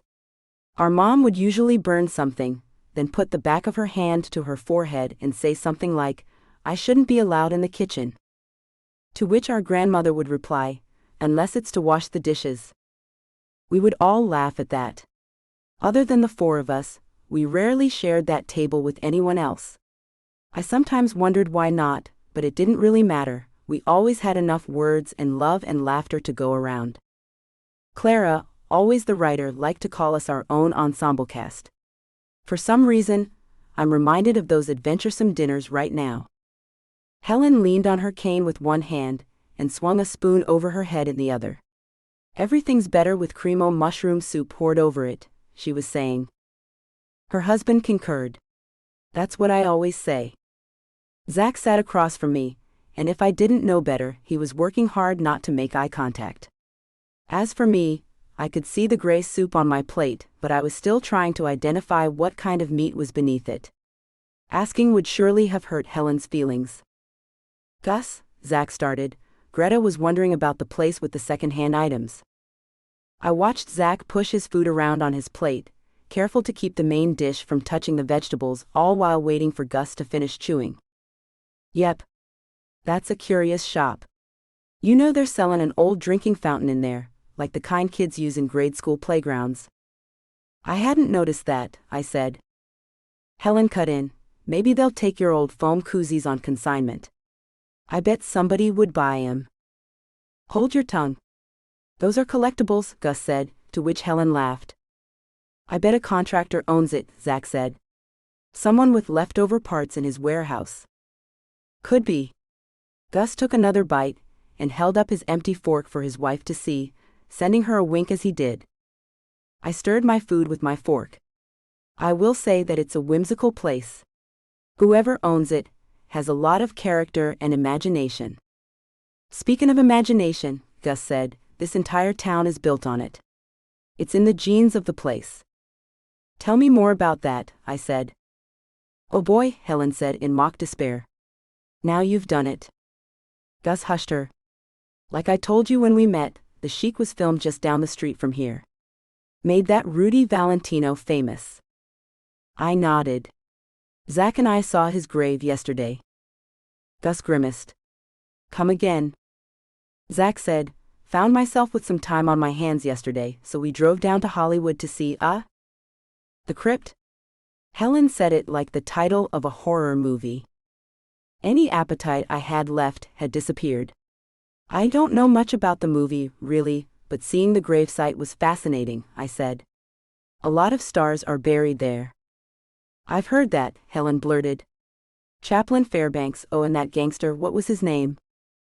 "Bugsy Malone," Gus said. "Oh." I swiveled in my chair and pulled the copy of Great Grand's postcard out of my purse. I handed it across the table to Gus. He turned it over as Helen craned to see it. "Oh my word," she said. "This should be in a museum. Looks mighty official." Gus tilted a look at me. "No offense, but that Valentino had a reputation with the ladies." "It's crazy to think about," I said. "Yes, indeed, why? Course the postcard could have been from someone else, like Richard." "Or Ryan," Helen cut in. I smiled. Gus handed the card back to me. Feeling honored to have the descendant of a bona fide starlet in our midst. I laughed easily at this. "So," I asked, "have you ever seen The Sheik?"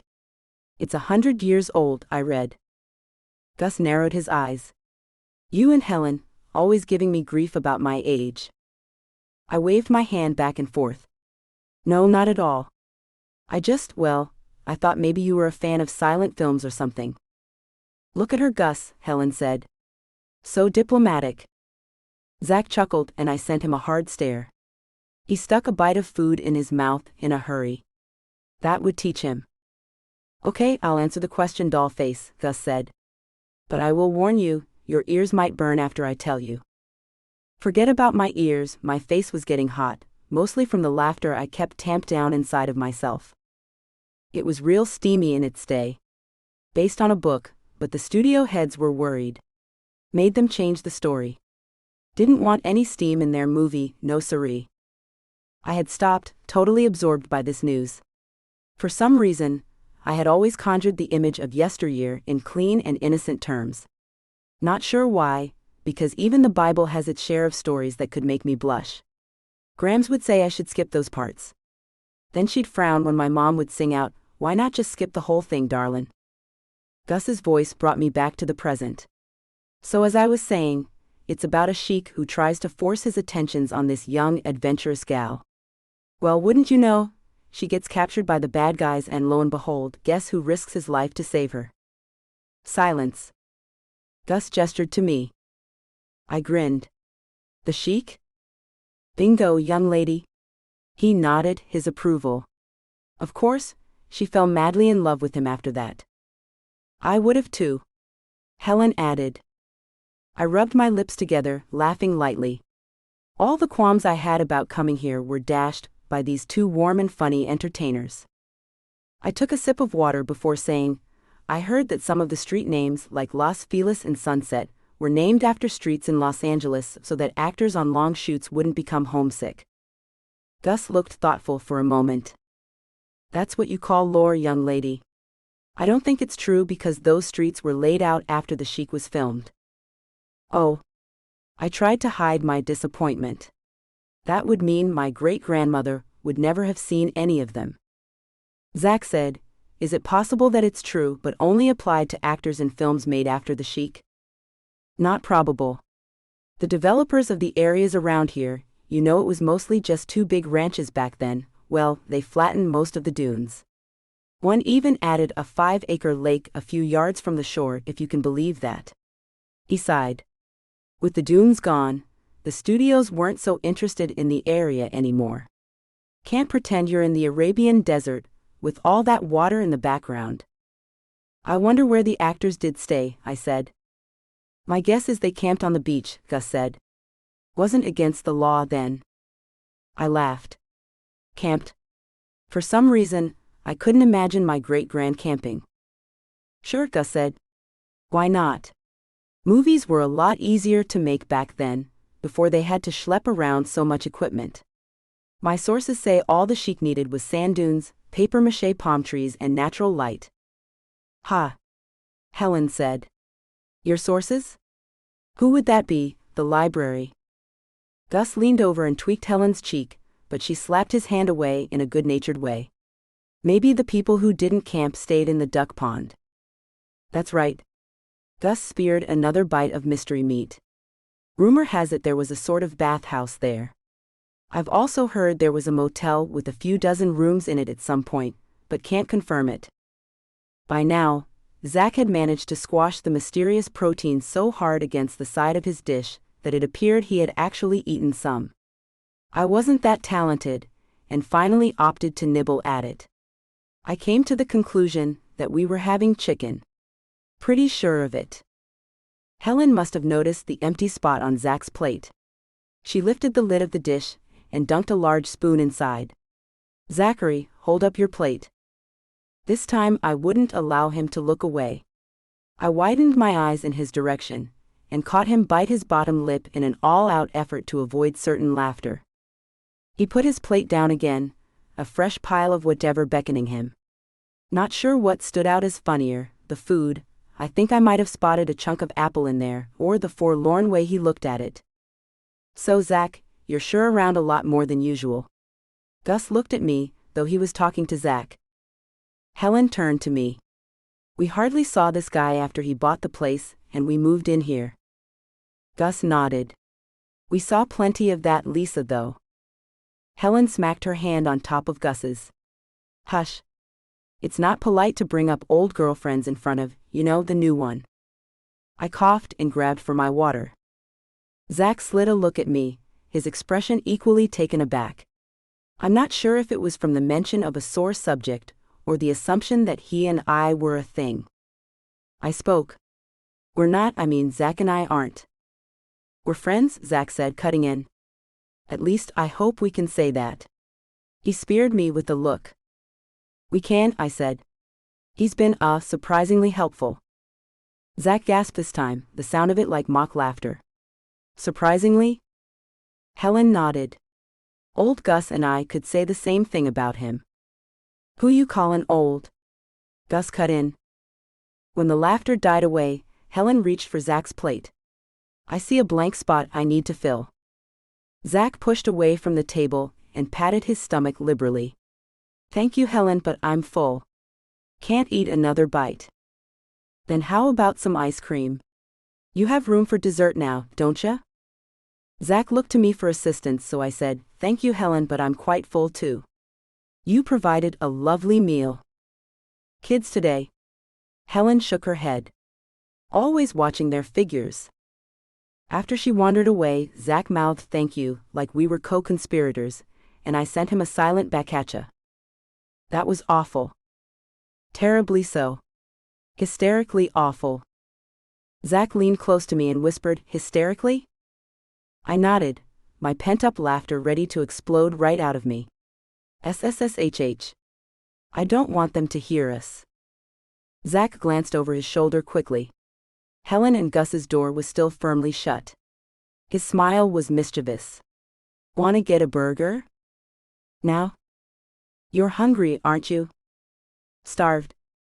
Zach stepped over to his car where it sat in the driveway and released the lock. He opened the passenger door quietly. Get in. I ducked into the seat quickly and let the laughter that had been swelling in my lungs pour out. For the next few minutes, he drove us north along a 2-lane road, the beach to our left, until we entered Ventura, the next town over from us. Do you like In-N-Out? I've never been there, but I've always wanted to try it. He nodded once. You're in luck then. We continued on through a few intersections, until he slowed the car and turned right into the restaurant's driveway and stopped behind brake lights. I craned my neck to look ahead through the windshield, and saw a never-ending line of those bright lights snaking through the parking lot. Is everyone in line for drive-up? Sure are. Wow, we chose a busy night. It's like this every night. I turned to see if he was being serious. By the deliberate nod he gave me, I knew that he was. Wow. I don't mind it so much, he broached. Do you? We'll be here a while. I gave him a slow nod. That's fine.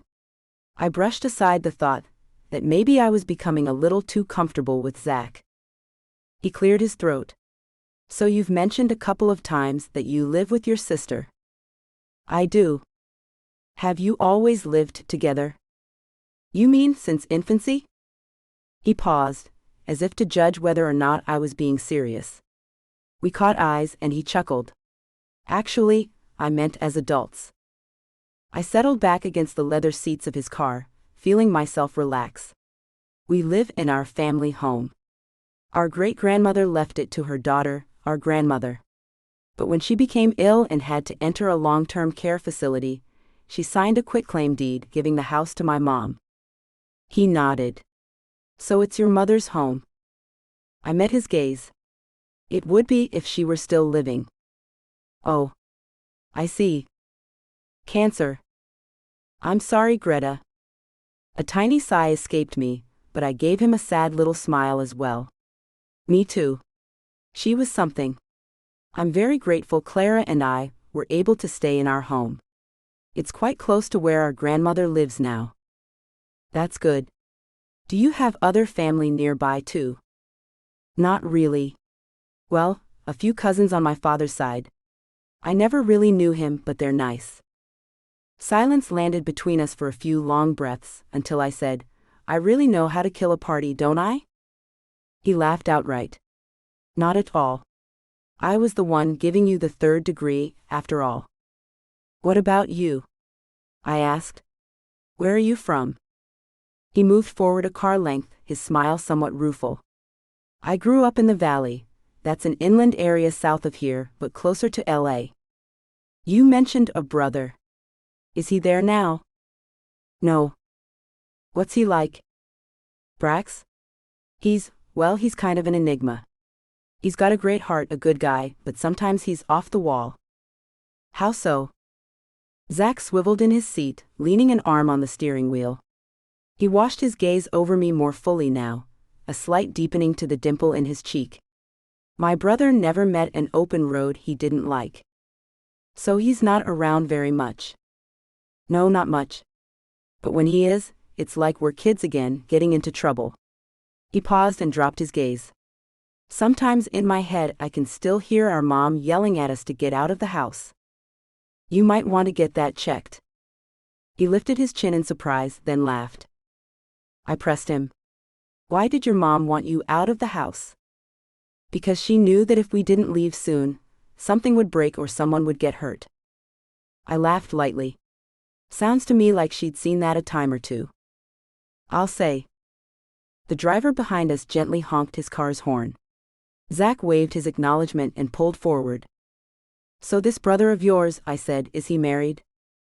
No. My little brother is what some might call a bad boy. You mean he steals cars or? He chuckled. Not exactly. As our mom once put it, he's a love 'em and leave 'em kind of guy. He paused. She spent many nights on her knees praying for him. And for you too, I'm sure. Maybe. No, not maybe. I'm sure you were included in those prayers, Zach. I paused, watching his expression change when he didn't realize I was looking. Unless, of course, you were much too perfect already. Somebody had to be.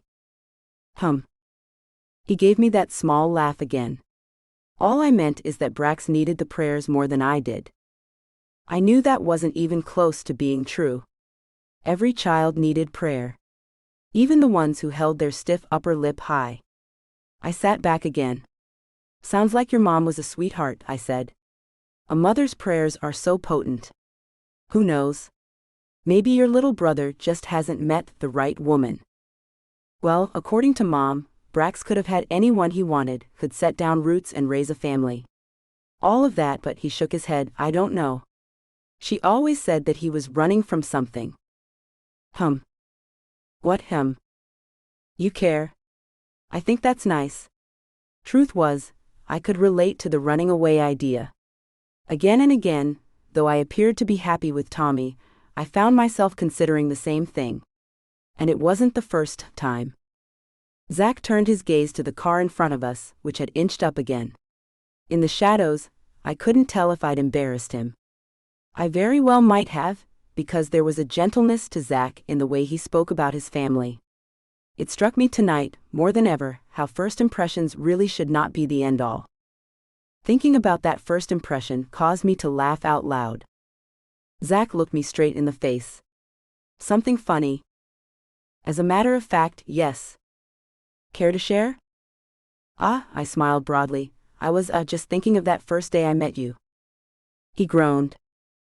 I patted his shoulder. Okay, now wait a minute.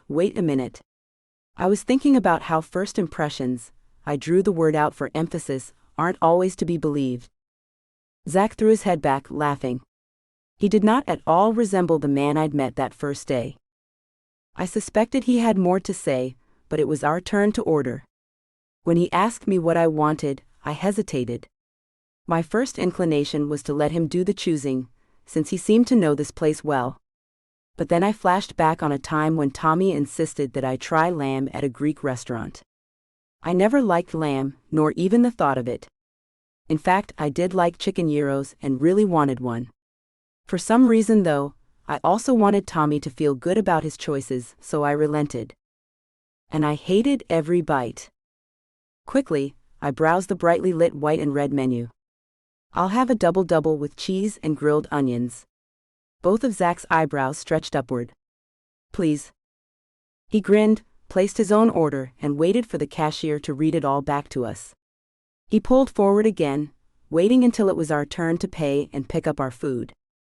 At the window, he turned and handed me the rectangular box with our burgers and fries in it, and placed our drinks in the cup holders.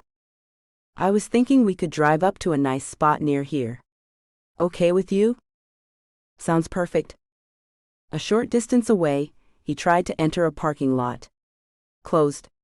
He twisted his mouth, but quickly swung a U-turn and parked along the curb with a sign above it announcing surf check. I surveyed the sky through the windshield, mere shades lighter than the inky sea.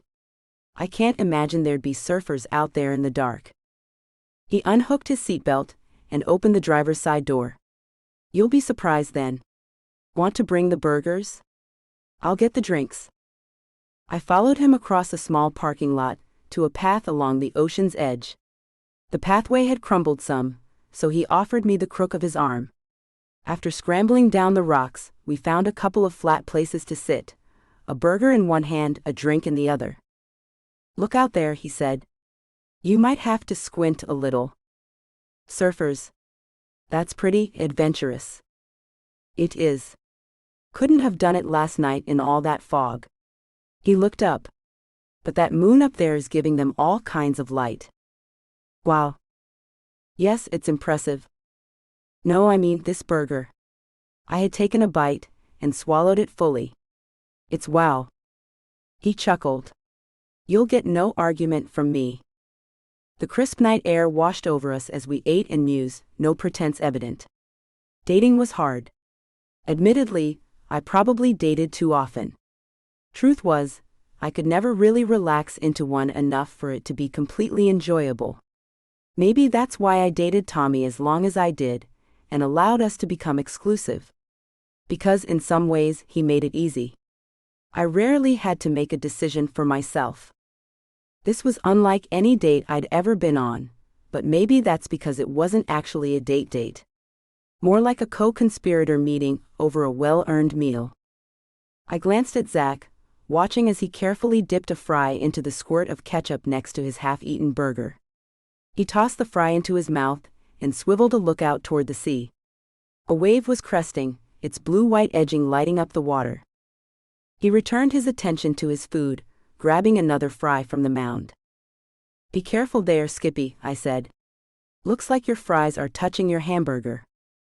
What? His voice was tinged with surprise. Yeah, I said solemnly. Too bad we couldn't get one of these cardboard boxes with dividers, like those paper plates with those little compartments for the different foods. He looked upward. Ah. I see where this is headed. You don't let your foods touch. Well, that's because it's not permitted. His expression was sober. No. I quirked a small smile, goading him on. Who says? He took a bite and sent me a closed-mouth smile before swallowing. I do.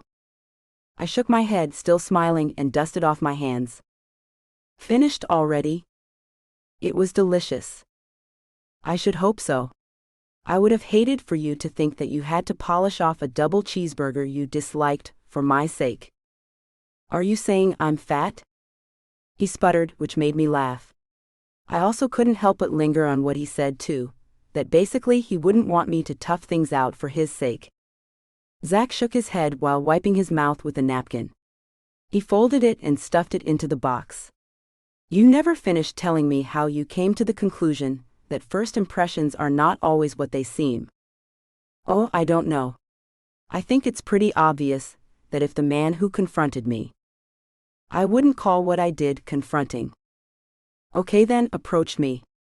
If that man would have invited me out for a burger, I would have swiftly declined. I see. But you redeemed yourself.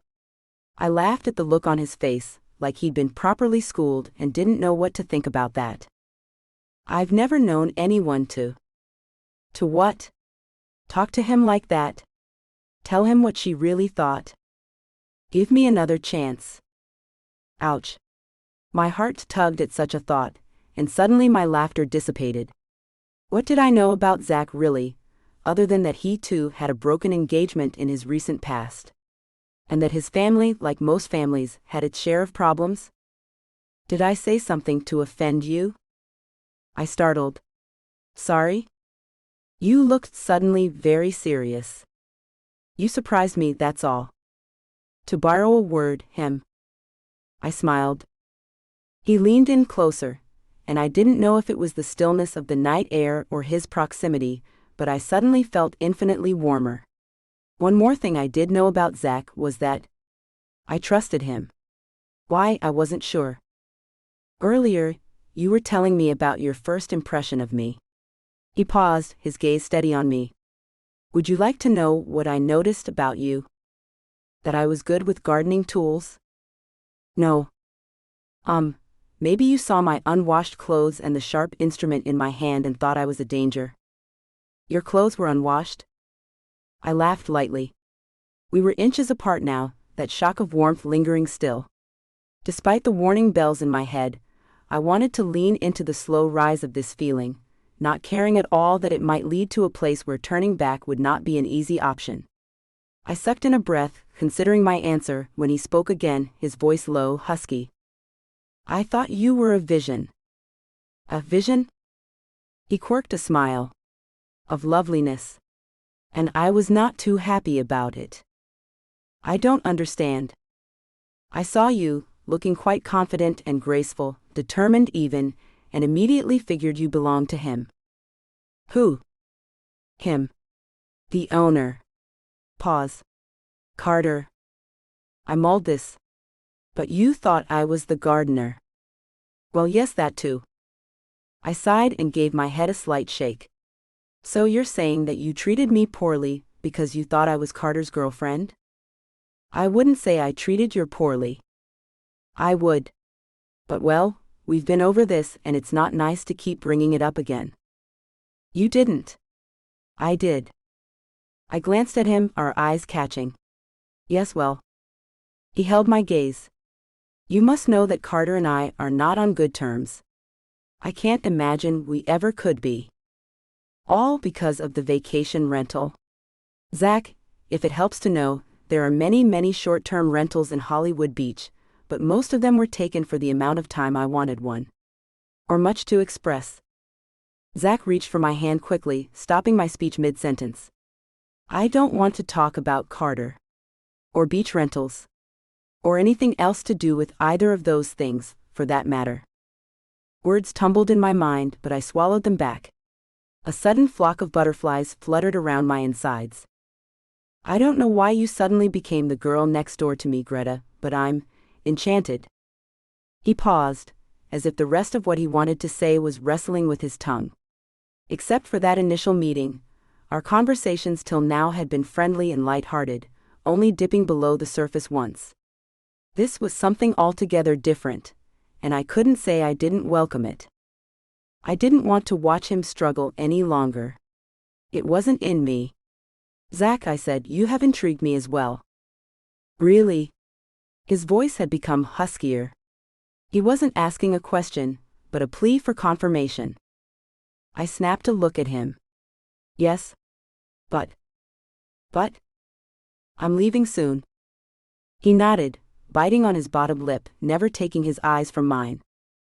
The roar of waves mere yards from us was no match for the thudding going on in my chest. Zach cupped my face, burying his fingers in my hair. I sucked in a breath and leaned into his touch, letting him cradle my head with his hands. His gaze traveled slowly from my eyes to my lips. Tell me how you got the scar, he whispered, while rubbing his thumb over the insignificant mark I'd had for as long as I could recall. I was little. I was blushing now, warming with each second, an insistent memory trying to burst forth. I don't really remember what happened, but I think it was when we were moving into our grandmother's place. He smiled slightly as his gaze washed over me. He leaned in then and gently kissed that tiny scar before finding my mouth, and all thoughts of why this might not be the best idea vanished. Dearest mother. Are you and father well? Is the air humid at home, or has the rain come to cool it down some? I cannot continue to avoid what I must say. It is time that I make my confession. I have found love here and I truly do not know what to do. My heart is aching with the deepest fondness for a gentleman whose name I shall hold in my heart. Oh mother, he is wonderful. So handsome and smart. Knows a little bit about everything. How will I tell Henry? I am especially afraid to tell father. Will you do it for me? Lizzie. Chapter 13. Zach. I hadn't planned to kiss her, which was odd since I had made it my practice to plan so much in life. I hadn't wanted to fall for anyone again, especially so soon after Lisa. Had I not learned my lessons where women were concerned? That they were impulsive and quick to change their minds. I had learned firsthand not once but twice that most women left. Perhaps that was it. Stay safe by choosing a woman who would soon be leaving. It wouldn't hurt so much when it happened. Yeah, that was a whole lot of garbage. I raked a hand through my hair and examined the scruff on my face in the mirror. The eyes staring back at me had their bags packed beneath them, as if they were the ones heading out of town soon, not Greta. Last night had been nearly perfect. I would have to thank Gus and Helen later today, though I'd have to keep to myself the truth about where Greta and I had gone and why. The idea to take her to a burger joint, then perch on rocks while eating them, came as a whim. She deserved better, of course. Fine dining. Front row seats at the biggest show in Los Angeles. And yet, everything about the night, the surf, the conversation, had been perfect. Right down to the kiss that she hadn't rebuffed. I had relived that moment more than I cared to think about. At one point in the middle of the night, I heard my own voice, whispering to God, like old times. Was it possible that for once she would be the one to stay? I heard nothing in return, and I was not about to guess at the answer. I glanced down at the paper I'd left on the counter. The one imperfect event of the night, the ticket the police had left on my windshield. Guess we had gone over the 24-minute limit at that parking spot by the curb. I sighed, remembering the change in Greta from the first time we had met. On that day, I'd managed to insult her, a stranger who had come to these shores for noble reasons. I could not forget the way she had looked at me, the certain disdain in her eyes. Last night, thankfully, that all changed. I picked up the parking ticket, noting the dollar number I now owed the courts. Yeah, it had been worth it. Dearest Mother, I hope you and Father are well. In answer to the question you posed in your last letter, no, I have not written to Henry. I do intend to, but I have not determined what to say. I like my life here in California. If I could take a photo of my new life and send it to you, I am convinced you would be quite assured that my decision to come out here to follow my fondest dream was for the best. Of course, I miss you and Father terribly. Sometimes I wish you could meet our cast and crew. Then you would see what I see. I have met many different people, their thoughts and ideas unlike my own. I pray you are well. Lizzie. Greta. I awoke with his kiss on my lips. For the next few minutes, as I made coffee and scrounged for something to eat, I could think of nothing but that kiss. Butterflies returned, the ones that had shown up suddenly when Zach and I were sitting out on the beach last night. As the coffee brewed, I shut my eyes and breathed in deeply. So far, this trip had been everything but expected. Mug in hand, I wandered out to the deck, happy to find a sunny spot. No fog in sight. I barely noticed the sound of steps on the stairs, until I looked to find Carter approaching. He wore his mirrored shades, perfectly coiffed hair, and cat-like smile. "Good morning," he said. "I'm glad to see you are enjoying the deck." I held up my cup. "And the coffee pot as well. Never touch the stuff." I laughed. "Really? How is that possible?" He shrugged. "I was born a morning person, much to my mother's chagrin. You remind me of my sister Clara. She's up clacking away on her computer before dawn some days." I shook my head, remembering. "I'm not sure how you all can think so early, but," I lifted my mug again, "I salute you both." He went quiet but didn't leave. I thought about inviting him to join me, but I had become aware of my lack of a shower and makeup. When he continued to stand there with nothing much to add, I asked, "Is there something you wanted to talk to me about?" He stuck a casual hand in his front pocket and leaned against the house. "I don't usually bother my guests, but yes, I would like to ask you a favor, Greta." I sat up a little straighter. "Before you booked your apartment, I had scheduled a designer to come in tomorrow. Place could use a little updating, would you agree?" I thought about the dollar store nautical pictures on the wall. I have no complaints, but I do see what you mean. Diplomatic. I smiled. I had forgotten about my promise to the designer to show her around the place. We could do it through FaceTime, of course, but it would be so much more beneficial for her to come through and take measurements and such. So you'd like me to vacate? Not at all. He shifted. But if you wouldn't mind allowing her in for a quick tour of the place, I would be most grateful. Sure. I thought about my pile of laundry in the basket in the bedroom. What time should I expect her, Carter? He looked visibly relieved. Wonderful. She plans to arrive at 1 o'clock and stay for only a few minutes. I don't need to be here. I'd be happy to let her in. Not a problem. You're a peach. Thank you much. He turned to go when I stopped him. What is her name? Oh yes, her name is Lisa. Thanks again. And then he was gone. Gus had mentioned at dinner that I should take a closer look at a house at the end of the block that he believed might have been built soon after movies were made. So I put on my running shoes and headed downstairs. Bicyclists were out in force today, weaving around cars and walkers through the narrow street. I imagined this might be a little of what Valentino's Italy felt like, with its bustling streets and houses built in close proximity. I'm not sure when I first began to notice the stirrings of something amiss, but there have been many times in my life when I had this sense that something was off. It usually happened after reading the news, or my email, or having a conversation. I would go about my day, but there'd be a pulling on my heart, something dragging it down. This was one of those moments. As I strolled down the street, something nagged at me. I searched my mind more than once, trying to figure out what it was, when I finally landed on it. Carter's timidity this morning.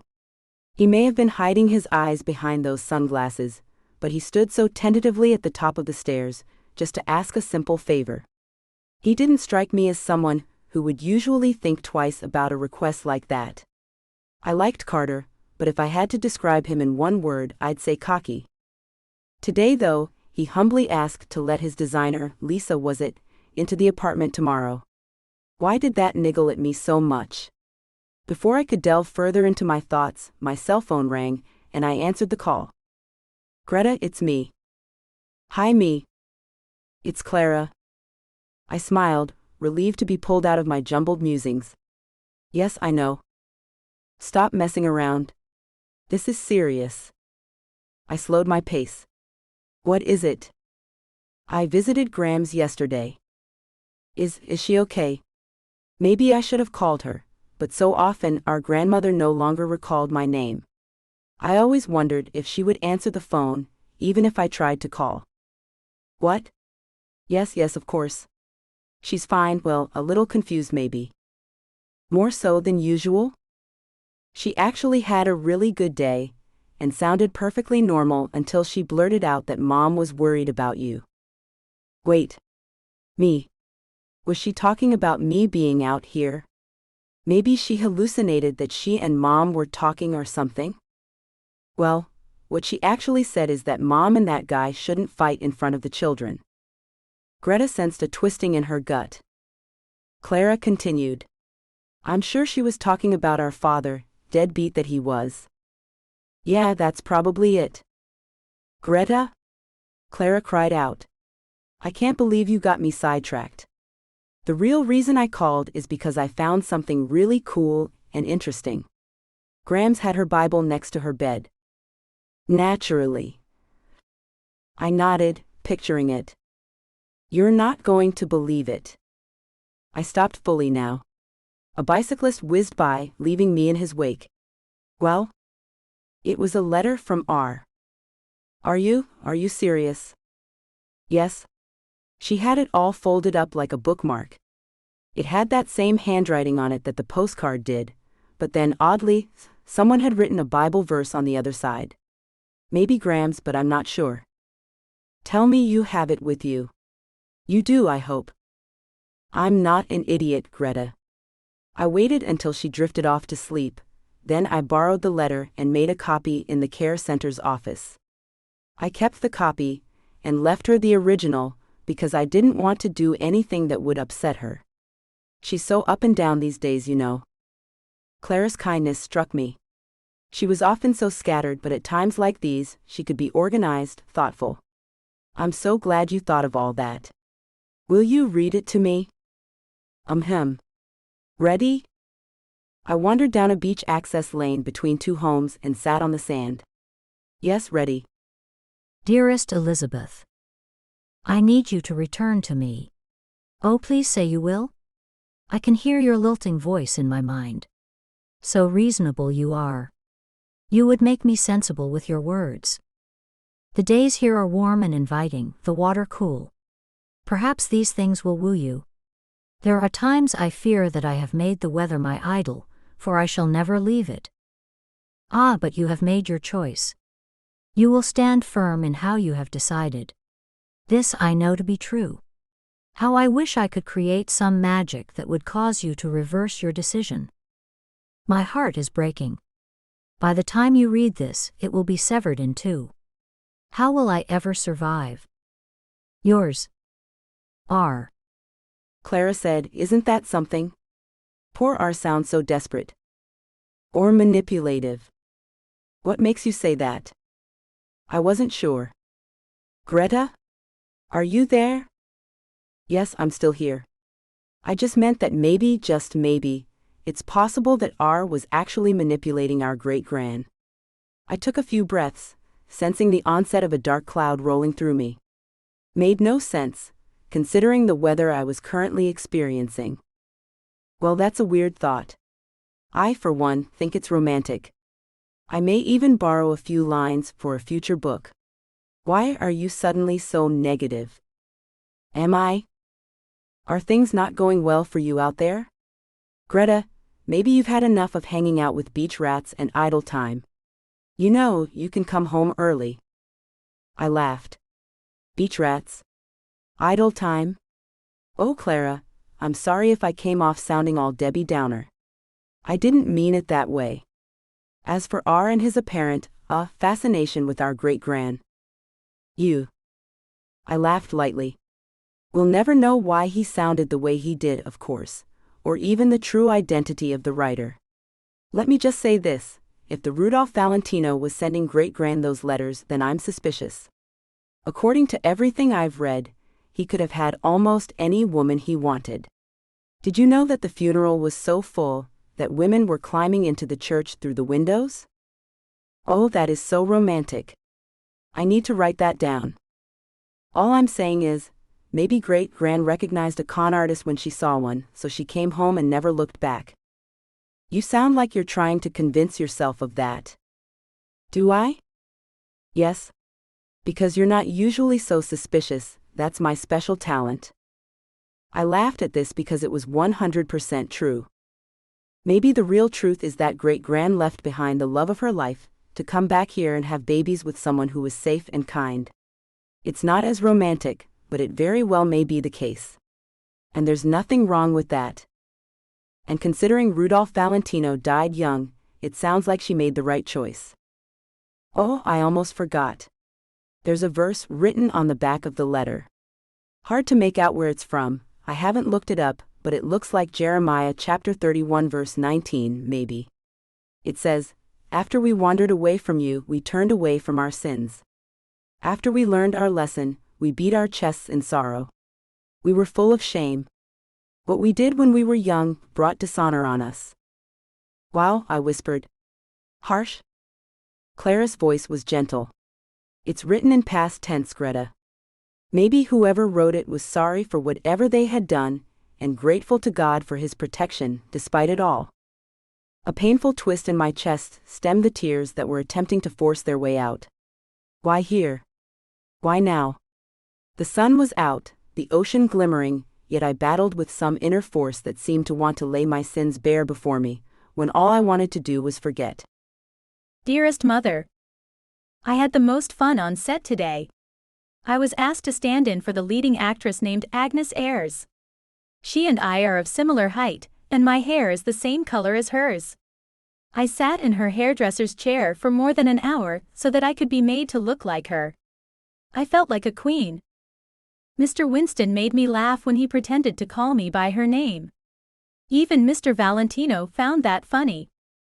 My feet are aching from all the time I had to stand in one place, but I am satisfied that someday I will be the lead actress. Would that not be glorious?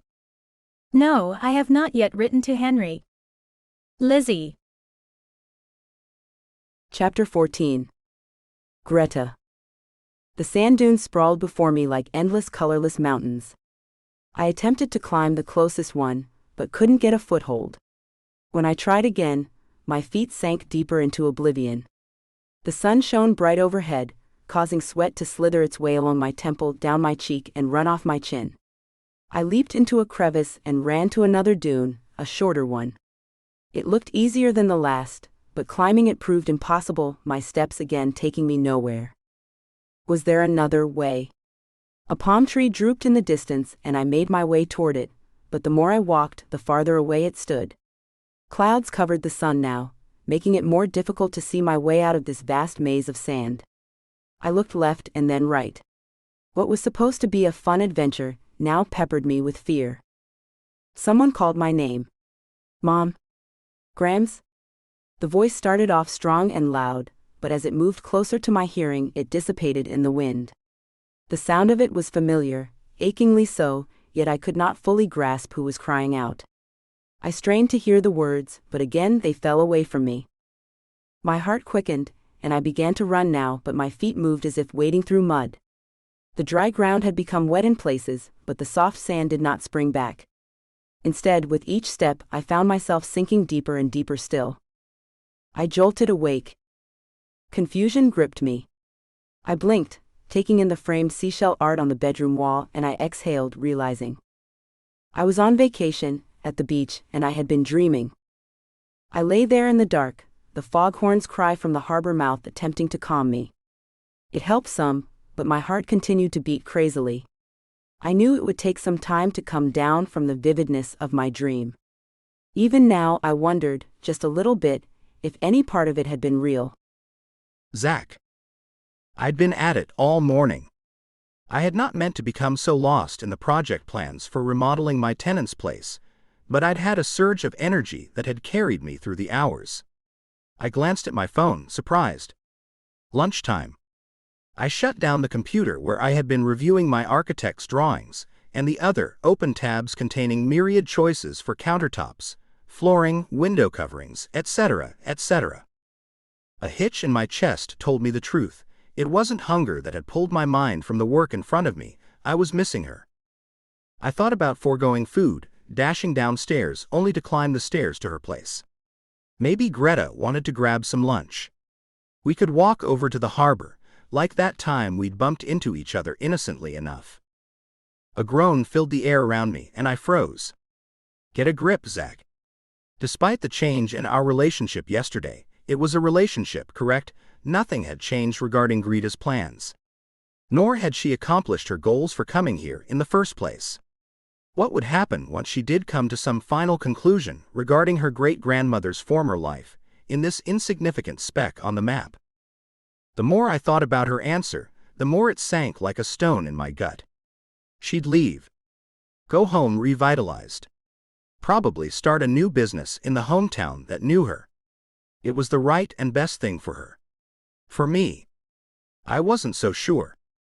A car door slammed outside. Carter's Mercedes.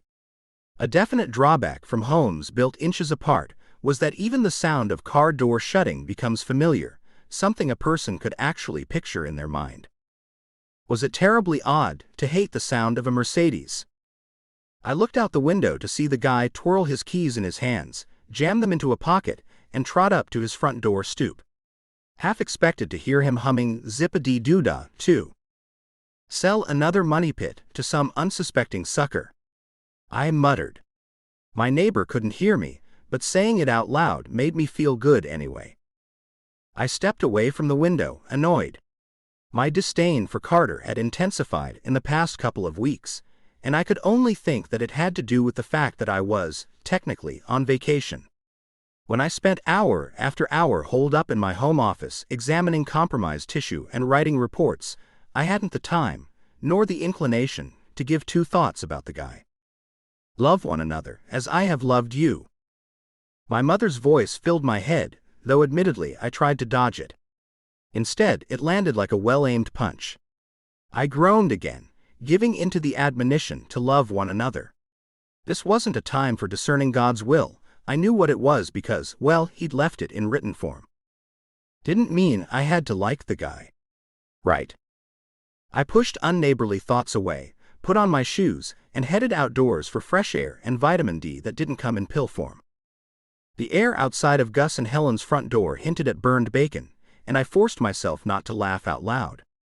I thought about last night, realizing I should be grateful for her lack of culinary skills. Then again, how much longer would she and Gus survive on her attempts? The door squeaked open. I made a mental note to grab some oil from the garage, and Helen poked her head out. "Good morning, Zachary." I grinned at her use of my full name, usually reserved for my mom when she was living. "Hello, Helen." She pursed her lips and lifted her chin, examining me through her glasses. "Was a guy skulking around here early this morning?" She gestured toward the wall with a nod of her head. "Said he was an electrician. Was going to put some fancy doorbell right there." "Oops. That's on me. I meant to tell you last night, but it slipped my mind." "Zachary." Helen stepped outside onto the ramp now and leaned on her cane. "I chased that poor fellow out of here like he was a common thief." I chuckled. "He's a big boy. I'm sure he wasn't terribly wounded." "Don't be so sure." She picked up her cane and pointed it at me. "I can be rather intimidating." I did not doubt that. I nodded, acknowledging that yes, she could hold her own. Rest assured that he survived. In fact, he texted me to say that he obtained the measurement he needed. He's going to install a video bell there. Video? Oh my word. That sounds far too technical for me and old Gus to handle. "I'll teach you, but don't worry. It's for your protection." A glimmer of a laugh appeared on her face. "From who?" "That rascal Carter." I was thankful for her quick wit and for much more than that. If I were Helen, I'm not sure I could so easily forgive. I heard my name. I turned around. Carter stood on the dividing line between our two properties, and while I usually wasn't one to notice what another person wore, the guy made it easy. He looked like a beachcomber from the silent movie days, in his striped shirt and track pants that could use another half-foot of fabric. I wanted to suggest he add a sailor hat to his ensemble, but bit my tongue. Helen picked up her cane again and pointed it in Carter's direction. "Don't eavesdrop." Carter crossed his arms, but his smile held a question. I wasn't sure I cared to give him the time to ask it. "Is the good doctor giving you trouble this morning, dear Helen?" "Zachary is taking good care of us over here, thank you very much." "Glad to hear that." Carter grinned and tipped that imaginary sailor's hat at Helen. I stood between them, feeling tension securing itself to my neck muscles. I had intended to jog up the stairs to greet his rental, but I wasn't counting on an audience. After a few seconds, it became clear that this was a face-off, and neither of us felt any inclination to leave first. Helen moaned. "My bones are aching. Bye, boys." She was gone, the screen door slamming shut behind her. I swung a look back at Pretty Boy.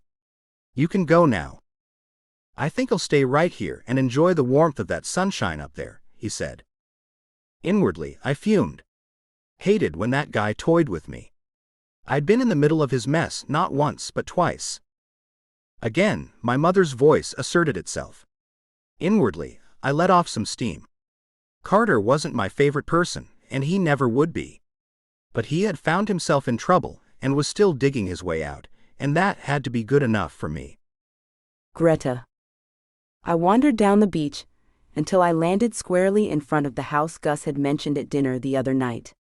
There was no denying it had been there a long, long time, but it only showed its age in its design, not in its upkeep. It was charming.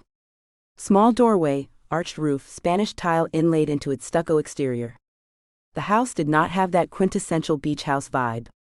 Instead, Its roots were embedded in a yesteryear that I was only beginning to explore. I stood off to the side, careful not to appear like a stalker to whomever might be peeking at me from one of the clear glass windows. We didn't have anything like this at home, and I found myself longing to know how long it had been here. Was it possible that my great-grandmother had stood on this spot? Had she admired it, as I did?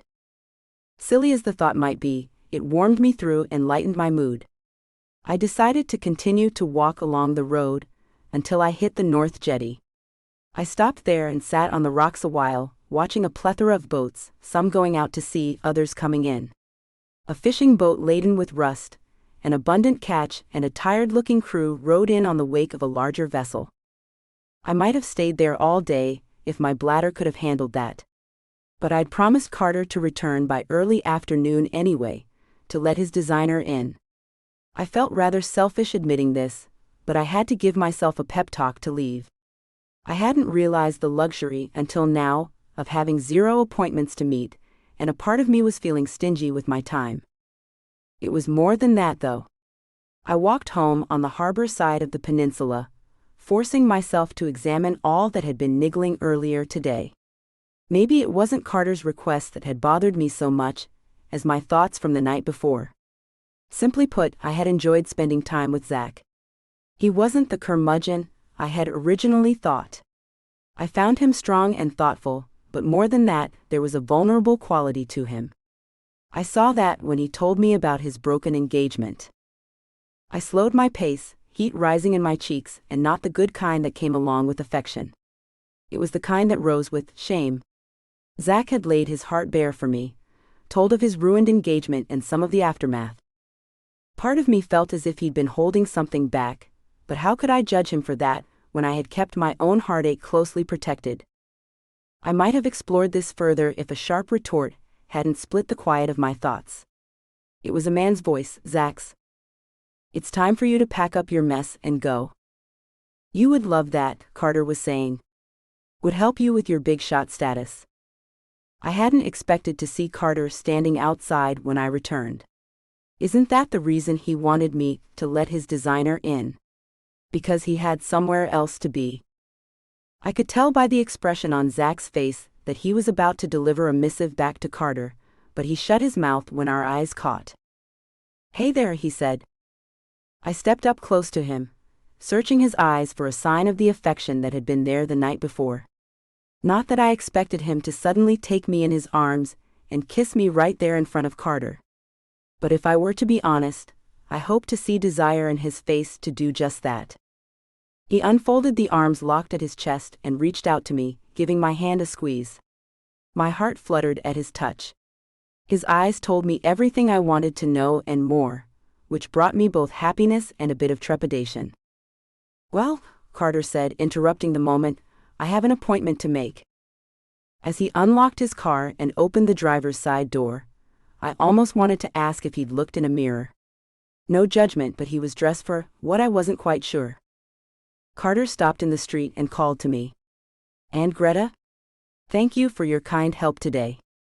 Appreciate it, beautiful. Doing favors for the landlord?"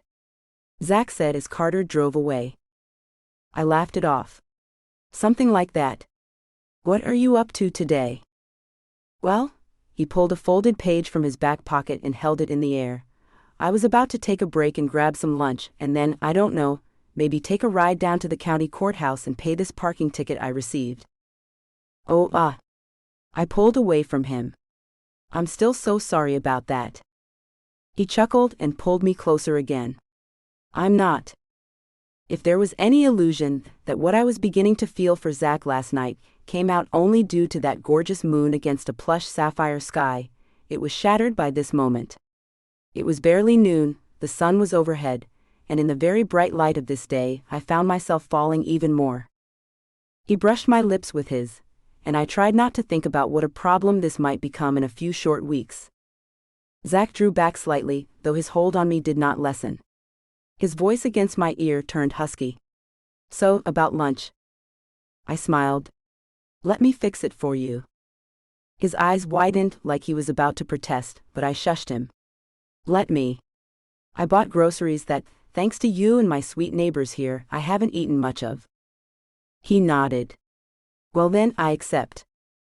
The small counter looked as if a grocery bag had exploded over it. I added a knife and cutting board to the mix of sliced ham and turkey, provolone, lettuce, tomatoes, pickles, mayo and mustard. You look hungry, I said to Zach, who surveyed the goods as if he had won the lottery. The works? Yes, ma'am. One sandwich with the works coming up. Feel free to grab a drink from the fridge, okay? He pulled open the fridge and grabbed a bottle of Pellegrino, holding it up to me. 2 glasses? I smiled. Perfect. He poured us each a glass of sparkling water and took a seat on one of the bar stools. I made quick work of the sandwiches, cut them each in half, and served them on the whimsical plates from the cabinet. Zach screwed up his face. Mermaids. Figures. This made me laugh, probably harder than it should have. I grabbed one of the glasses of sparkling water and held it up for a toast. 2 adventures, I said. New ones, he added. We relaxed at the counter in the small kitchen, not bothering to wander outside to the deck. There was something unpretentious and achingly familiar about having a relaxed lunch. I didn't want the seemingly mundane moment to end. You put my lazy sandwiches to shame, he said, before polishing off the last bite. I doubt that. From what I've seen, you're Mr. Organized. I wouldn't be surprised to find a tray of pre-washed sandwich fixings waiting for you inside of your fridge, like a sub shop. He froze. You think I'm nerdy? That I'm OCD? Don't take offense, I think I'm both of those things too. I laughed. But well, you also don't let your food touch, so there's that. He wadded up his napkin into a ball and threw it onto the counter with all the force of a cotton ball. I'm insulted. You are not. True. He eyed me, his expression open, engaged, unrestrained. I kept my hands busy with cleanup. Safer that way. Greta, you've got me. Knock knock. We both turned toward the front door. A lithe woman in a fitted blue suit peered inside.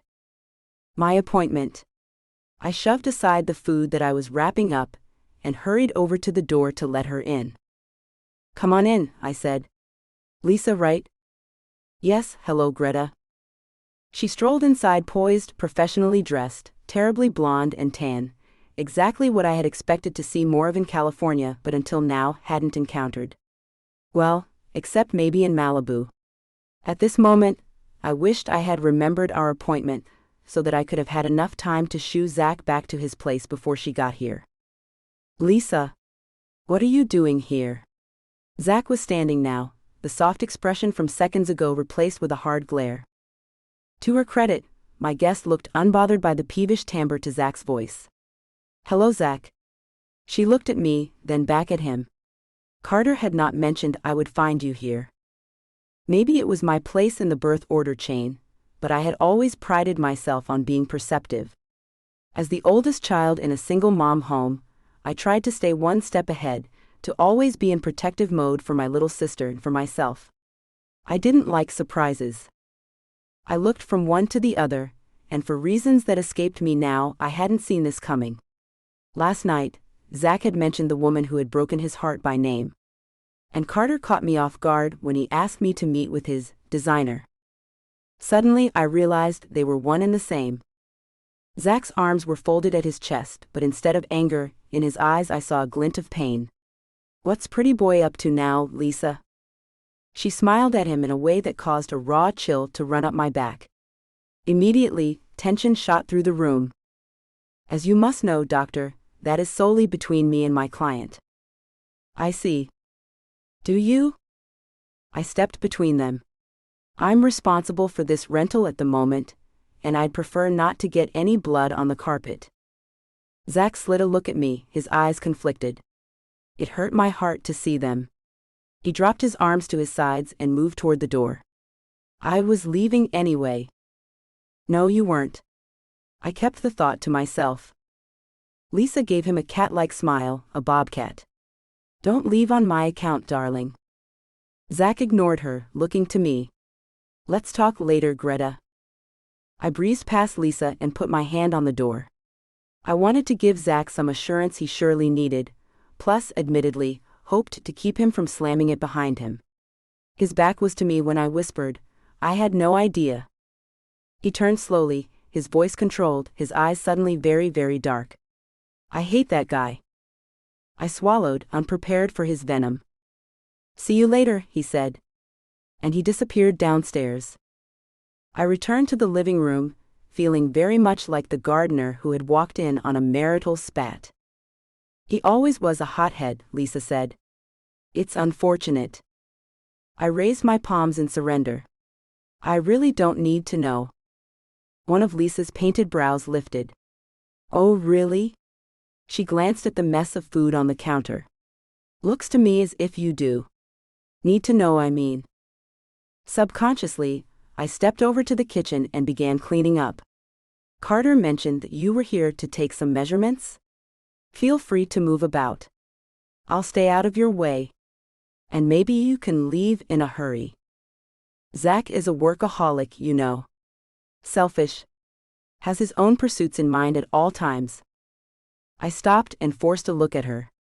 "Why are you telling me this?" She offered up a small shrug. "Because you look as if you need the truth." "The truth?" Her expression turned grim, pained almost, and then she blew out a sigh. "I wish someone had been honest with me about him at the start," she said. "I might have saved myself from a lot of heartbreak."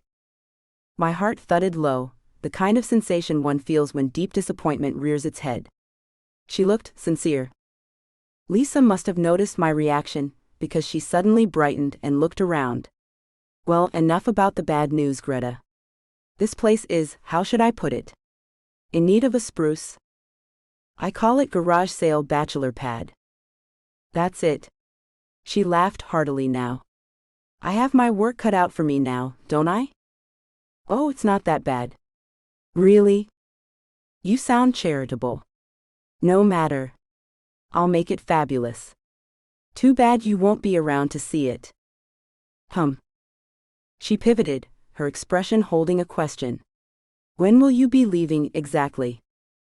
I didn't answer right away, though not doing so violated the manners my mom had instilled in me. Still, was it her business? I filled the fridge with the leftovers and turned to find Lisa waiting for my answer. "I'll be here a while longer," I said, waving her on, "but go ahead and do what you have to do. I will make myself scarce." Her smile lost some of its luster. "Absolutely." She pulled out a tape measure and began to measure the space behind the couch, from the fireplace wall to the room's entry. "If you weren't just here on vacation," she said as she measured, "you and I could have been neighbors." "Oh? Are you moving into the neighborhood?" Lisa laughed a little, as if she were surprised by the question. "Zach knows I always wanted to live in this part of town. He wouldn't have purchased the house next door if that weren't true. You know, we were engaged once." I had heard something like that. "Yes, well, Zach has always hated it here. Can you imagine that? Hating the beach? Once, Zach told me he didn't understand the beach hype. But after getting to know him, I recognized that as his wounded heart talking. For goodness sake, the man drove me clear through Malibu.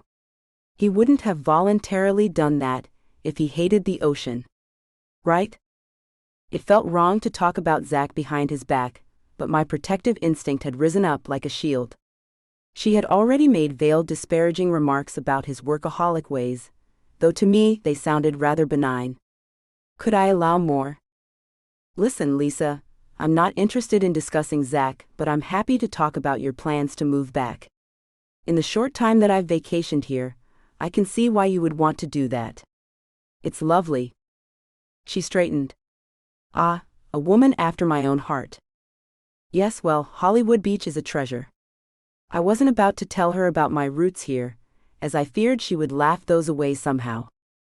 "So you understand why I intend to buy Zach out then?" I stopped suddenly, like a needle scratching an album. Buy him out? No, I hadn't heard that. It's the least I could do after convincing the poor guy to buy that beat-up house. I would have done so earlier, but it wasn't until recently that I acquired the funds to make the purchase. She said the words with the conviction of someone who believed them. Thanks to Carter. Carter? Is he your business partner? Lisa wrinkled her brows, and I suddenly felt as if I were asking a dumb question. I took this as my time to leave her alone for the duration. But as I crossed the room, she said, "Is that your way of asking if he and I are lovers?" What? No. I laughed off her suggestion. You said he helped you obtain the funds you needed, so I thought. That was a joke. No, Carter found me a fixer-upper to flip in a less expensive neighborhood. A real steal. The people had been clients of his, and they were simply desperate to sell. So I hired a handyman to put a few coats of paint on it, fix a light or two, and then I turned it around quickly. I don't know why more people don't do it. Right? He's a realtor. We met when he found the house next door. Seriously, you should have seen that disaster of a place. Zach had hinted that he'd fixed it up some in his scant off hours, but a fixer? Maybe he hadn't told me the extent of its needs. Lisa continued. I warned Zach that with his schedule, remodeling would be tough, but he wanted to take it all on. Well, a lot of it anyway. She shook her head. I should have put one of my boots down and said no, but, she shrugged, what can I say? He was determined to see it through. Admirable quality. Except that it ultimately broke us up. I'd been standing by the front door, stuck in that place between politely leaving the woman to do her work and fearing that my leaving in the middle of a conversation would be taken for rudeness. But this conversation had turned far too personal where Zach was concerned. He alone should be the one to tell me what transpired between Lisa and him, if that was what he chose to do. I pushed the screen door open toward the front deck. I won't keep you, Lisa. I'll wait outside until you're finished taking the measurements you need. All righty. Her voice had turned overly cheery. Do say hello to Gus and Helen next door, if you see them while you're out there. I frowned, 1 foot out the door. I will. I should have stopped there. Unfortunately, I added, I'd forgotten that you probably knew those sweet renters. She laughed forcefully. Don't you know? They were the owners of the house. Zach bought it from them, after Carter told me about their bad luck. Gus and Helen had once owned the house next door. My face must have clearly displayed my shock at that news. Oh my yes, Lisa continued, measuring as she did, you really are in the dark. The truth is, they had made some very bad investments and those things caught up with them. My heart ached for Gus and Helen. How sad to lose their home that way. Of course, it was my idea that they be allowed to rent the lockout in front. She peeled a look at me. Took a little convincing on my part, but Zach finally came around. What do you mean? He wasn't interested in having renters? Not if it meant they could hardly pay the rent. I stared at her, remembering the day Zach showed up around the end of the month, and Helen had promised she'd be paying him soon. I had put that moment out of my head until now. Lisa had moved to the sparsely furnished dining area to measure, and she kept talking. Carter tells me Zach's been doing some work in there. My guess is he's going to give them the bounce. Ooh boy, he could get a lot more rent for that apartment, even though it's as dark as a cave in there. My mouth had gone dry, and I was quite sure I had heard enough. My protective instincts for Gus and Helen spiked. Without another word to Lisa, no sense giving the woman more chances to open her mouth again, I stepped out onto the deck, making a beeline for the railing. From the peekaboo view, I could see the crest of a wave. It landed with an angry crash, and for the first time since I had arrived in fabled Hollywood by the sea, I longed for home. Chapter 15. Zach. Paying the stupid parking ticket took longer than I had expected. The line had snaked outside of the office doorway and into the hall. I could have paid it online, but I don't know, I suddenly had a strong desire to get out of the neighborhood. Big surprise. After I finished the task of throwing away money for no good reason, I shoved the car into gear more roughly than the handbook surely recommended. I didn't care. Helped me expel some of the anger simmering inside of me. I waited at a red light, cognizant of the tension riding its way up my neck. How could this morning have gone so wrong? I released a huff of a breath, forcing my blood pressure into submission. Seeing Lisa again made me realize I no longer loved her. I had said that before, but today it became an unwavering truth. She had quickly become another face in the montage of those who had, without a care, walked away from a future with me in it. Though I had moved on, that nagging, incessant thought hung around my neck like a weight. No matter how I tried to shake it off, it swung back again, pulling me down with it. That's how life was anyway, wasn't it? My mother's voice filled my thoughts, trying to persuade me otherwise. In all things God works for the good of those who love Him. Emphasis on all things. This day, I supposed, should be included. No way could I have predicted that pretty boy, Carter, would recruit my ex to redecorate his house. Especially knowing what I did about the guy's finances. I exhaled again, my foot pressing harder on the brake, my patience thinning at the length of this red light. I shouldn't have charged out of there. Greta hadn't asked me to stay, nor had she told me ahead of time exactly what Carter had asked of her. Why did that bug me so much? Did I think that a burger and a kiss somehow entitled me to knowledge of her future plans? How could I, when I'd offered and given Lisa so much more, only to see her walk away as if our engagement had only been a suggestion? The light turned green, but instead of surging through the traffic, I started off slowly, thinking.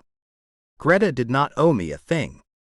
Nor had she made any predictions or promises about the future. Perhaps that unspoken truth was what had made Lisa's surprise appearance all the more distasteful. My two worlds, one from the past and the other emerging, had crossed paths, and still I found myself very much an outsider. I had reached Harbor Boulevard now, the final stretch before making the turn onto the peninsula I, for better or worse, called home. Perhaps it was the drive that gave me the headspace to realize, once again, that it was all out of my hands. Greta. I wanted to talk to Zach. To ask him deeper, probing questions about Lisa. Why hadn't he mentioned to me that he was thinking of selling the house to her? Did he think I wouldn't be interested to know that? Or maybe he simply thought it was none of my business. Though I had tried to avoid any more contact with Lisa earlier today, she'd found me outside on the deck. I'll be going now. Thanks for letting me know. No, thank you for allowing me to interrupt your vacation. I only nodded. This did nothing to keep her from approaching me, something obviously on her mind. I took the reins. Is there something more? Lisa slid a quick look over her shoulder. Please don't mention what I told you to Zach. Not before we hash out all the details of the sale. Of course. She hesitated. See, it's really a matter of urgency that he take me up on my generous offer, well, the one I'm going to make to him very soon. I doubted this. Then again, to some it might seem a matter of urgency to buy a beach house. But I stayed still, listening. Lisa lowered her voice. I'm very concerned about what would happen to Gus and Emily if I don't. I frowned. Did you mean Gus and Helen? Her eyes widened. Yes, Helen. That's who I meant. Gus and Helen. What is it that you think might happen to them? She sighed. I'm afraid Zach is getting ready to evict them. I nearly laughed. She reached out and touched my forearm. I'm perfectly serious. Carter tells me Zach's been doing all kinds of work in the apartment. I shook my head, interrupting her. To make their lives better. Lisa gave me a sad little smile. I wish that were true. Like I said, the man's a workaholic. He's also a penny pincher, and by now I'm sure he's become aware of just how valuable that lockout is. I mean, she gestured to my rental space, just look what Carter has here. Now, hours later, as I sat on the floor of my small bedroom, I mulled over Lisa's adamance over buying Zach's house. Once again, I recalled telling Zach how beautiful I thought it was here, only to see him shrug his shoulders. In the short amount of time we had spent together, I had come to believe that he might be experiencing a change of heart. Had my growing feelings for him misinterpreted something? I rested my back against the side of the bed, shutting out the news, as well as the other bombshell Lisa had dropped on me. Listlessly, I scrolled through photos Clara had sent from her recent visit to our grandma Violet. Clara's big eyes and curly hair only served to further accentuate the gaunt look in Grams's face. A sad ache caught in my throat. I didn't want to cry. Not while I was so far away from home, and could not visit her myself. For the second time in a day, I had a passing thought to pack up my bag and go home. I was still holding my phone when it rang, startling me. Not simply because it suddenly began to ring, but because of who was on the other end.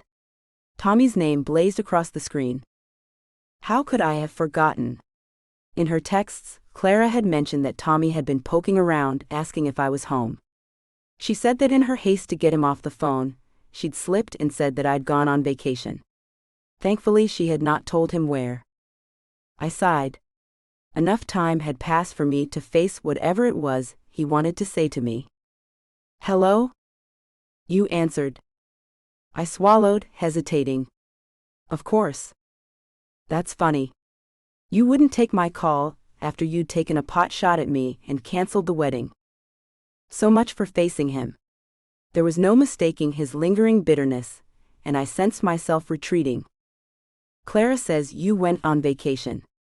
He swore quietly, but I heard the words loud and clear. Greta, I can't believe you went to Hawaii without me. Through his anger, I also heard pain. Whatever had transpired between us, I couldn't let him believe that I had taken our honeymoon without him. I'm not in Hawaii, Tommy. I canceled that trip as I told you I would, though I had paid for it with my own funds anyway. Whatever you say. I shifted, keenly aware that whatever I said both in the past and now, he would probably disregard or call me hysterical. Suggest that I lived outside of reality. What was it he used to say? Get your head out of la la land, Greta. I cleared my throat. Tommy, was there something you wanted to tell me? Should there be? Well, I don't know. You called me. Where are you? I'd rather not say. So you're hiding from me? I frowned. Of course not. Then why not tell me? I'm in California, if you must know. I learned some interesting information about my, great-grandmother. The dead one? My face grew cold. She was once a movie starlet, so I decided to come out here to find out a little more about that, to walk in her shoes, so to speak. My confession was met with silence. I opened my mouth to explain, but before I could utter another word, he laughed. Hard. He sounded as if he could hardly catch his breath. I waited him out, sorry that I had bothered to tell him as much as I had. So you're telling me that you dumped me so you could go all the way out to California on some whim? To walk by Grauman's Chinese theater and step over the bum so you could look at all those stars on the sidewalk? I clammed up. Why had I thought Tommy would care about what I dreamed about? You there, Greta? If you have nothing more to say, Tommy, I said quietly, then I think we should end this call now. Now hold on a second. You bet I have something to say. Here it is. Have you come to your senses yet? Senses? About what? What do you mean, about what? Us, Greta. Us. He howled a long, groan-filled breath into the phone. When you told me you were done, I knew better. I stepped back. Gave you your space. But now it's time to talk it out and make a plan. Make a? I shook my head. Tommy, maybe I wasn't clear. I truly thought I was when I said I couldn't marry you. It's not what you meant. I closed my eyes. Had I given him false hope that someday I would change my mind? A twist of guilt seized my heart. A mental picture formed. In my mind, I saw that gift of a framed photo, the one we had received from an anonymous giver. We had been happy the day that engagement photo had been taken, but beneath our smiles, too many questions remained. If I were to place a bet, something told me Tommy would agree, if only his pride allowed him to. It truly is what I meant, Tommy. I'm sorry. If I gave you the impression that I had simply gotten cold feet, or that I was unsure, then I hope you'll forgive me. I can't marry you, Tommy. Not ever. He sucked in a breath. I could hear it through the phone, plain as if we were sitting right next to one another. Then you, Greta, are a liar. I gasped. A flash of heat filled my face. If you called me to throw out insults, then this call is over. You were happy. Tell me you were. His voice faltered a little, catching me off guard. Say it. I shook my head, tears welling. I tried to shake them away. I was never an easy crier, but soon hot tears rolled down my face and my sinuses filled. I sent you a picture, Greta, to remind you of how it used to be between us. But you probably had already left. I froze. You what? Was it a framed picture from our engagement shoot? You saw it? There was no note. He didn't offer an excuse. I sniffled, sitting up straighter. That out-of-the-blue gift, or reminder as he called it, had helped me reach the decision to make this trip in the first place. There was a no-return address either. Did you like it? The picture, I mean. I had been blaming myself for months, guilty torture keeping me up at nights. If only I had followed my inner nigglings and stopped my relationship with Tommy from progressing as far as it had. But now I realized it was time to forgive myself.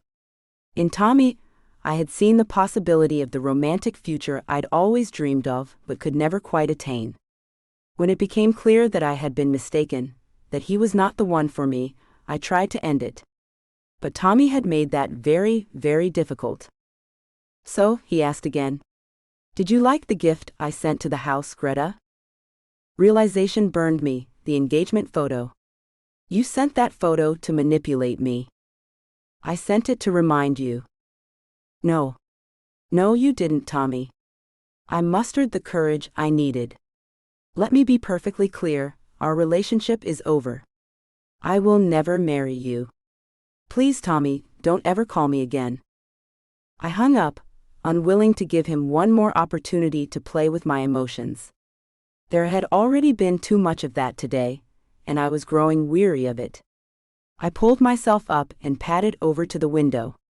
From this side of the house, I had a peekaboo of the sea beyond the deck, and above that, a wide swath of pinkish blue sky. I had come here for a purpose as well as a respite, but it was becoming clear that I had lost my focus and allowed the fantasy of a relationship with the boy next door to derail me. My face heated again, thinking about that kiss we shared on the beach in the dark. I'd had a history of missteps where men were concerned, and I sensed that the matriarchs before me could say the same. My conversation with Tommy proved that perhaps I was making them still. How would I ever know what was real and what was not?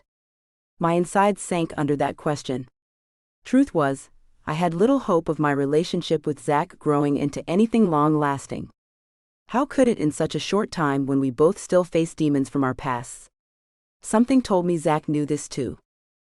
I watched the sky turn from blues to shades of pinks to fiery reds. Who were you, R? And what did you mean to my great-gran? I had to stop allowing the fantasy of happily ever after from getting in the way of searching for a long-ago link to my family's past, elusive as that may be. Chapter 16. Zach. Living a life preoccupied with tissue samples and their transformation, the curiosity of it all driving me to long hours of study and contemplation, had made me realize one thing. I had developed an uncanny ability to block out everything else. In this case, Greta. I hadn't called her last night, nor had she contacted me. My gut was in knots.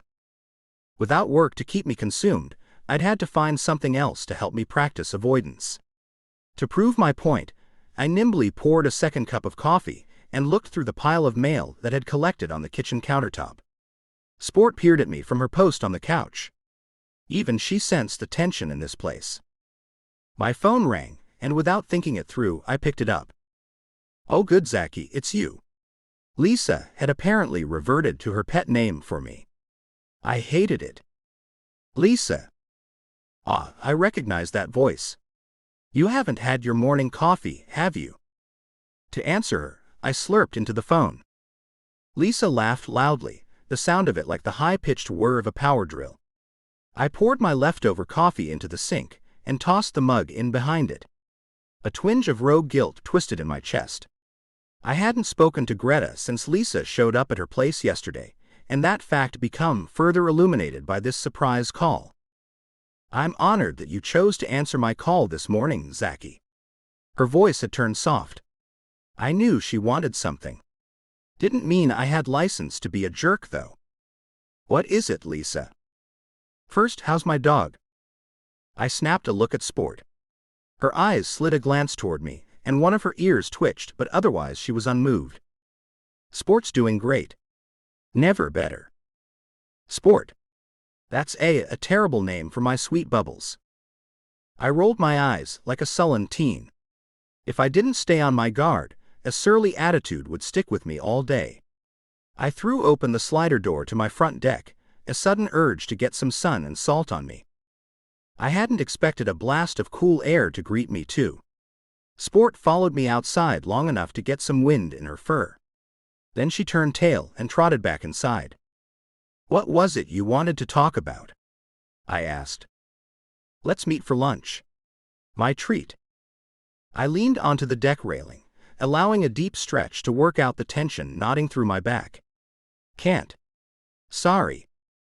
See? Now this is why I worry about you. Always working. Never taking time off. She TSKED. It's not healthy." I appreciate the concern, but at this moment, I'm letting the sun's rays beat down on me, and I've got the sound of waves to keep me company. I'd say I'm doing all right. "I thought you hated the beach." "Whatever gave you that idea?" She seemed to hesitate at this. "What do you mean?" "You gave me that idea. May I remind you that you said you wished you'd never bought that money pit?" I twisted my mouth. Probably had said something to that effect, especially after I'd put my savings into the place only to have her change her mind about marrying me. A chill ran through me.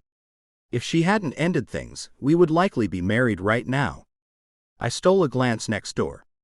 Greta's deck stood empty. I landed a fist of resolve onto the railing. "If there's nothing else, Lisa, then I'll say goodbye now." "There is something else. I want the house." "Come again." I could hear her inhaling harshly, perhaps revving up to state her case.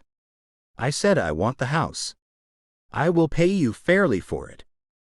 I shook my head, confused by her sudden announcement. Unless this had been her plan all along.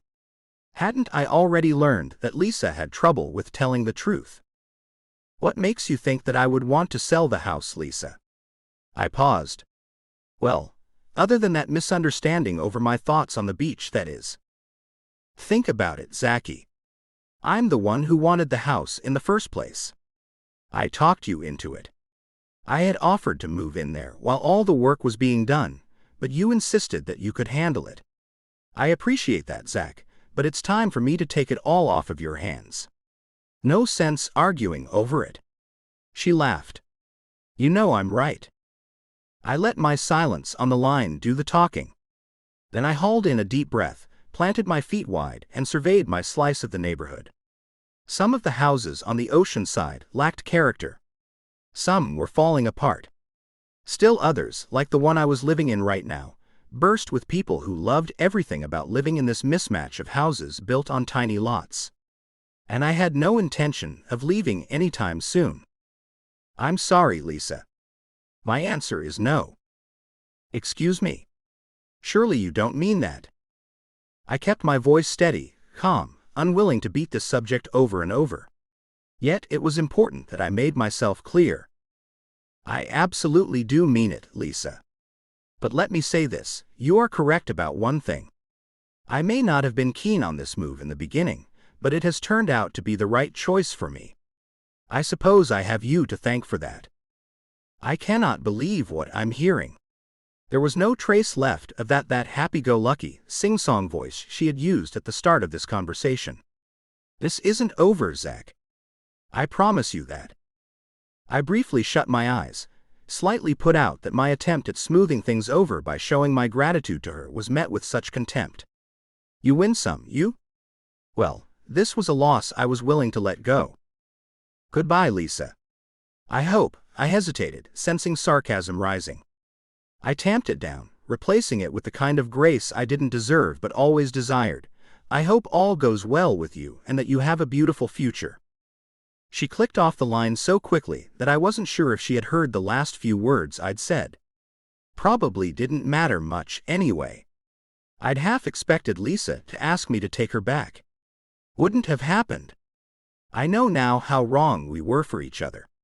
Still, it would have been nice to be asked rather than the shakedown I'd just endured. Back inside, I found my sneakers and put them on while Sport sniffed around my feet. Already, the day had been full. Or so it felt. I plopped down next to Sport, allowing her to climb into my lap. Nothing like a furry beast to tame the stress right out of a person. I chuckled ruefully. My father used to say that, and now I caught myself repeating it. Oddly, I was never all that enamored with animals when I was a kid. Books had been my hobby. And getting into trouble with Brax.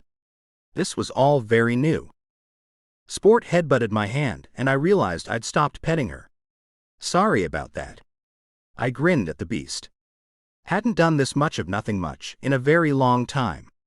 Guess you caught me riding down memory lane. I gave her one more quick rub between her ears, scooped her up, then headed out back to the wasteland also known as my backyard. I glanced around the entire narrow garden-less backyard. For as small as this space was, it held a lot of stuff. I put Sport back down, found some gloves, and began picking through the pile of cast-offs that I had been storing out here until, well, mañana. I was well into the busy work before hearing voices conversing. One in particular caught me by the throat. Greta. She and Gus were having what sounded like an animated conversation inside the apartment. Sport ran over and jumped up, planting a nudge on my face. Knock it off. I laughed and pushed her away, then dried my cheek with the side of my upper arm. She did it again, but jumped higher this time. You trying to tell me something? She tilted a look at me that said, "Ya think?" I groaned. Fine. I hear her too, you know. Sport's mouth opened and her tongue dangled out. Her eyes went on alert. Give me a sec, will you? She whined. I filled up a waste barrel on the side of the house, cramming every crevice with debris I should have managed better. Gus's familiar voice slipped out through an open window. So this fella wanted you back? I'm afraid so, Greta was saying. And you told him no? I absolutely did. Oh Gus, you should have heard him. First he sounded sad, then angry. My emotions were all over the place. I closed the lid quietly, my hands and arms filthy. Sport pawed me on the leg, but I shushed her. Her eyes seemed to darken, as if she was on to my eavesdropping. I screwed up my mouth. It wasn't like I intended to listen. Well, honey, it's no big surprise to me. That boy knew he'd made a terrible mistake leaving you like that. Yes'ry, I'm only surprised it took him this long to figure that out. But it wasn't like that. He isn't worth defending, Greta. He wasn't right for me, Gus. I've finally come to terms with that, but here's the thing. I was the one who ended things between us. I know, you said that's what you told him, and I support your decision 100%. Greta replied in a soft voice. No, I mean, I'm the one who called off the wedding in the first place. I froze in place, and quickly became incapable of reacting to Sport's near-frantic clawing on my leg. A knife-like pain twisted in my stomach. I searched my mind. What had she told me about her heartbreak? I pushed hard to remember, but it was no use. I'd had every reason to believe that she had been the one left hurt and abandoned. Maybe she had not told me specifically, but I had witnessed some of the aftermath of that broken heart. Bottom line, Greta had led me to believe that she had been dumped. Like I had been dumped. I jammed my tongue into the side of my cheek, trying to force off the dread of disappointment that bulldozed its way right through me. Oh, I wasn't disappointed that Greta hadn't been hurt by the guy. I wouldn't wish that on her. Ever. What had cut me to my core was that she had, by omitting an important fact, not told me the truth. My gut clenched, reminders of Lisa filling my head. I paused, pushing away the sense that I was being irrational. Greta probably had plenty of good reasons for letting the guy go. Of course, I couldn't pretend that I wasn't glad she was no longer with him. Still, why had she not mentioned what had really happened? Especially in light of Carter's comment on that first day that she had been, what did he say, left at the altar. I stifled a groan, my head wagging, as if I'd heard some unexpected news. Didn't matter now, anyway. She was leaving, something that the women in my life tended to do. The truth of that realization tamped down any notion of a future that I may have been entertaining. I backed away from the window and motioned for Sport to follow. In my brain, I knew fear had begun to control me. All I could do now was not allow another woman to become close enough to give those fears any more power. Greta. Gus's sweet face looked back at me as I spilled my heart out over the call I received from Tommy last night. Lucky for Helen that she had taken an Uber to visit her sister in an assisted living center one town over. She hadn't had to listen to me go on and on. Not that I meant to take my problems to him. I'd been on my way out for a walk along the water's edge, knowing the gentle curl of waves would soothe my knot of worries. As I passed by his window, though, Gus called out to me. I jumped, my thoughts still so muddled. And reluctantly, I wandered inside. "What's got you all tangled up?" he'd asked. I tried to give him a cliched answer, but he kept pressing. "Go on now. I know when a girl's upset about something." It had occurred to me I'd never had a man in my life like Gus, hadn't ever divulged personal information to a father-like figure before. For some reason I wanted to do that now, to tell him about the call and, well, probably more than he cared to hear. I didn't regret it. There was no judgment in Gus's face, especially as I told him that it was I, not Tommy, who had ended things. "Greta," he finally said, "you are a smart girl and you had your reasons." So that's why his call was so difficult, I told him. Well, that and what he said about my reason for coming out here in the first place. I found myself sighing more lately. He made all kinds of fun of that. "Now go on. See? The guy's showing you that you made the right call, all right. You are a sweet, sweet man, Mr. Gus." He gave me a garbled laugh at that. "Mr. Gus, you've listened to me long enough. Now that I'm here, what can I do for you? Are you hungry?" "Well, I don't know. Can you cook?" "I won't be opening any restaurants, but I can hold my own in the kitchen." I patted my stomach. Evidenced by this. "You're as skinny as a rail." I laughed and bounded toward the door. "Tell you what. I'll run next door to my place and make you a sandwich. I promise to deliver it to you as fast as possible. You won't starve while I'm gone, will you?" "I'll try not to, Missy." I took the stairs 2 at a time, astonished that my limited cooking skills were being used to feed 2 men in as many days. Clara would be so proud. Within a few minutes, my kitchen counter looked much like it did yesterday, only with the addition of plastic containers with lids that were kept in a bottom cabinet. I grabbed both containers brimming with lunches and jogged back down the stairs. Zach was waiting for me at the bottom. He looked dirty, his arms and hands reminiscent of mine after a morning of digging in the garden. "Zach? Greta?" There was steel in his gaze. I held up the containers. "I'm on my way over to Gus's. Did you need something?" His eyes flickered.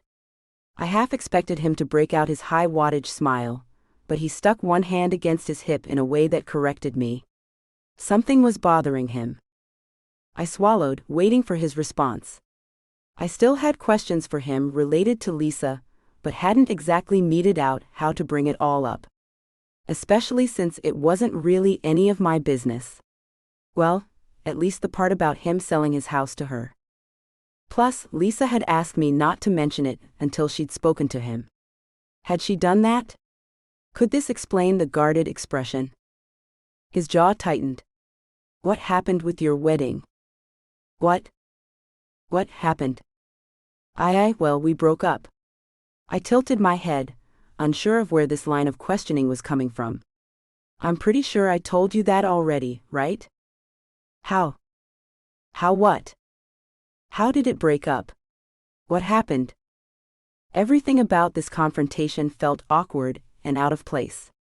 I should have been the one demanding answers. Not him. Be honest with me, he continued.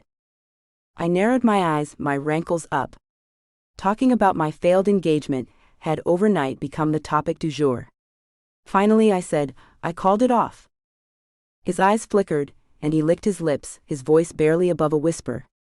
At least you told the truth this time. Excuse me? He looked away briefly.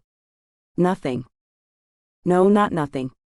I shifted the sandwiches to my other hand and lifted my gaze to meet his. Zach, why would you think I lied to you? He didn't break eye contact. You told me you were heartbroken over the end of your engagement, making it appear that you were the victim. Victim? But I just overheard you tell Gus that you were the one who ended it. I squinted at him. Wait a second. You heard me telling Gus? When was? My eyes popped open. Zach, were you spying on me? Not on purpose. I laughed reflexively, only it didn't sound all that happy. Well, it wasn't like I was inside Gus's apartment shouting at him.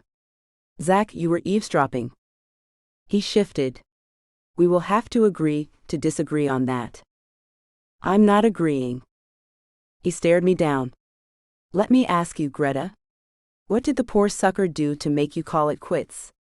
Wine and dine you? Shape his life around yours? Handle your honey-do list 24/7? Stop it. Because in my experience, none of that care and concern matters. They leave anyway. For a split second, my heart tore for him, and I wanted to reach out and tell Zach that not all women do that. But too much had happened in the past 24 hours, not the least of which all that he had accused me of. How dare he call me a liar? He didn't use that word exactly, but he intimated that I had been withholding the truth, for whatever reason, I didn't know. And that was enough for me. So you're saying that you would prefer it if I had been dumped? I'd prefer you had told me the truth. Why? So you could be the one to pick up the pieces? To be the hero in my story. It's not about me, I was talking about you. I don't think you were, Zach. You're talking about you and Lisa. And yet somehow I'm the villain. You don't know anything about me and Lisa. I know that you're a workaholic. You told me yourself that this is the first vacation you've taken in 3 years. How in the world could you pay decent attention to the woman that you're wooing when you're never there? His face flushed. Not fair. I also know that you're incredibly intense, which can make for difficulty in communicating with your partner. So that's what you think. I shook my head and looked out to where the sand beckoned, giving Zach more time to fume. You spend one afternoon with Lisa, one portion of an afternoon, and suddenly you have me all figured out. I swung a look back to him. And you would rather see me dumped by my ex than make a grown-up decision to leave a bad relationship. He scoffed. Is that what you think Lisa did? Made a grown-up, he gestured with air quotes, decision when she decided that, after all the hoops I'd jumped through for her, I wasn't enough? Maybe that was the problem, Zach. Maybe you thought working day and night to buy Lisa everything she asked for was enough. When maybe all she really wanted was you. Silence fell between us like a thud, abrupt and uncomfortable. He climbed up 2 more stairs, until we were a breath away from each other. I began to lose myself in the moment, in the closeness of him. This is what always got me in trouble. He brushed his gaze over my face. And what is it you want, Greta? The deep timbre of his voice made my knees weak. I could fall into the fire of his eyes, conflicted as they were. He made me want to forget about all the angry words we'd swapped, and the questions I had yet to pose. He leaned closer, which was barely possible, his voice a whisper now. That's what I thought. You have no idea what you want. As if we hadn't shared an incredibly intimate moment, Zach turned abruptly and jumped to the ground from 3 steps up. I watched him stalk over to his house, climb the stairs, and never look back. Chapter 17. Greta. I hung up, conflicted. The chance to start fresh had just landed in my life, with no warning. We'd like to offer you the executive director position. Judith was the human resources director at Jupiter Events. I'd met her before, briefly. We'll include a nice upgrade in pay. I had kept my phone off since yesterday, and the first call that had come in was a job offer. The new owner of Jupiter Events had realized that, without my contacts and skills, the company would struggle. Judith had said as much. I mulled the surprise offer as I stood out here on the beach, watching waves roll onto wet sand. My cell phone rang and I answered it. I've been trying to reach you all day. Clara sounded agitated. I'm so sorry. I exhaled. I saw you calling and couldn't grab it on time, but I was in the middle of something anyway, and then I forgot my phone. I need you to come home. What? Why? Seawater pooled around my feet. I had come out to the water's edge to think. It's Grams, isn't it? If you'd let me get a word in edgewise, I could tell you. Sorry? But you're right. She paused, and I heard what sounded like muffled sniffling. I was over there again today, and well, the caregivers there don't think she has much longer, Greta. I gasped. Will you come? Of course, hun. The incoming tide splashed onto my shins, dousing my body with water, but I didn't move. I'll be there tomorrow. After talking with my sis a little while longer on the beach, I found a dry spot in the sand and searched for a flight on my phone. With that booked, I lingered there, the lapping of waves soothing my very raw and jagged nerves.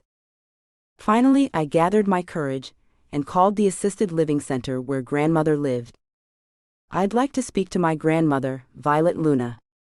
Is there someone who could assist me? With the nurse's help, I heard my grandmother's familiar voice. A very real mix of comfort and dread threaded my insides. Hi, sweetheart. Tears flooded my eyes. I wanted you to know that I'm coming to see you tomorrow. I didn't ask, please wait for me. I'll be here, darling. Promise? Oh, yes. After a few moments, I hung up, satisfied by the strength in her voice. There was still time. I could feel it. The next few hours flew by with details, beginning with a call to Carter. When I told him I was leaving, he urged me to return before my lease was up. Said he would leave the light on for me, then he laughed, saying that was from an old Motel 6 commercial. Something tells me you'll be back, he said. The end of summer is the best time here, and you won't want to miss it. Trust me. I smiled slightly at that, while still doubting my return. That call down, I made my way back outside to say one more so long to Gus and Helen, the rush of the ocean causing me to falter. I swallowed back emotion. I wasn't prepared to say goodbye so soon to this little hamlet where my great-grandmother Shirley once walked, and to the people who made me feel so very welcome. I held onto the deck rail at the top of the stairs, and slid a glance across the divide to Zach's home. Regret seared me, though I tried to blink it away. He and I had ended things poorly. I knew I should say goodbye to him as well, but would he even care? Shut the door in my face? Tell me good riddance? The piercing call of an alarm broke the melancholy of the sea's roar. It sounded? I took a couple of steps down the stairway. It sounded like it was coming from Gus and Helen's. Zach must have realized at the same time because, as I flew toward their front door, he was hustling down his stairs. I reached them first and tried the door. Locked. Zach ran over to the side window and cupped his hands around his eyes to see inside. No smoke that I can tell? He moved to the front door and pounded on it. Gus.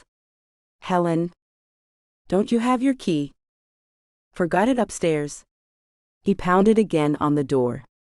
Gus. Helen. I'm calling the fire department. He nodded grimly and turned to run back upstairs. I'll get the key. The side window shot open and Helen called out, "What's all that racket out there?" Zach spun back around and jogged back over. Helen? The fire alarm's going off. Do you hear it? A slow kind of realization came over her. Drat. I think I left beans on the stove. She disappeared in a hurry. Open the door, Zach shouted. We both moved to the door, waiting patiently, saying nothing to each other, both clearly agitated. Door open, Zach flew inside and over to the stove. I opened a second window and switched on the overhead fan. Where's Gus? I asked her over that piercing alarm. Hey. Gus, I shouted. Where's Gus? Helen batted a hand at me. Oh, he's nappin'. Could sleep through a tsunami. As the small space filled with fresh air, the smoke alarm stopped, but the tension in my shoulders remained. Zach re-entered the main room after removing the smoky beans from the stove. His jaw was set, similar to the way it was yesterday when we'd had a war I'd rather not think about right now. Helen sneezed. Excuse me? Must be all that air comin' in here with those windows open. Zach and I shared a silent glance. Helen, I'm going to clean out that pan for you and make sure your alarms are reset. You should leave the windows open until all the smoke dissipates. She patted his arm. You take such good care of us. When he'd left to secure the apartment, I said, Helen, I was hoping to talk to you and Gus tonight. I'm sorry, Greta, but by the time that old Gus gets up, it'll be the middle of the night. Can you talk to him in the mornin'? I drew in a deep breath, nearly gagging on the smoke that lingered. Unfortunately, I'll be gone by then. I have to leave. It's my grandmother. Oh no, is she sick? Yes, very. I work to control the hitch in my voice. She may not make it much longer. Helen put her hand to her mouth briefly. When do you leave? I'll be up with the roosters. That early, eh? I smiled. It's the only way I can make it back home during visiting hours. I took her hands in mine. I just wanted to say goodbye, and to tell you both how much I've enjoyed getting to know you and... Before I could say another word, Helen drew me close and wrapped her thick arms around me. The tears I'd been fighting began to trickle out, and she hugged me tighter still. When I pulled back, she held on to me. At first I thought she might need her cane, but then I realized she had something to say. You have been the dearest blessing to us, Greta. Now don't you blubber anymore and say things like goodbye. You'll be back. I can feel it. I smiled, hoping I'd find my way back here before summer's end. But doubt nagged at me. We'd suffered loss, Clara and I, more than once, but though I knew our grandmother had been ailing for some time, I had not allowed myself to think of our lives without her in it. I couldn't even now. Zach reappeared in the living area, his face a mask. It was as if I weren't even in the room. I think you're safe to close up all the windows now, Helen.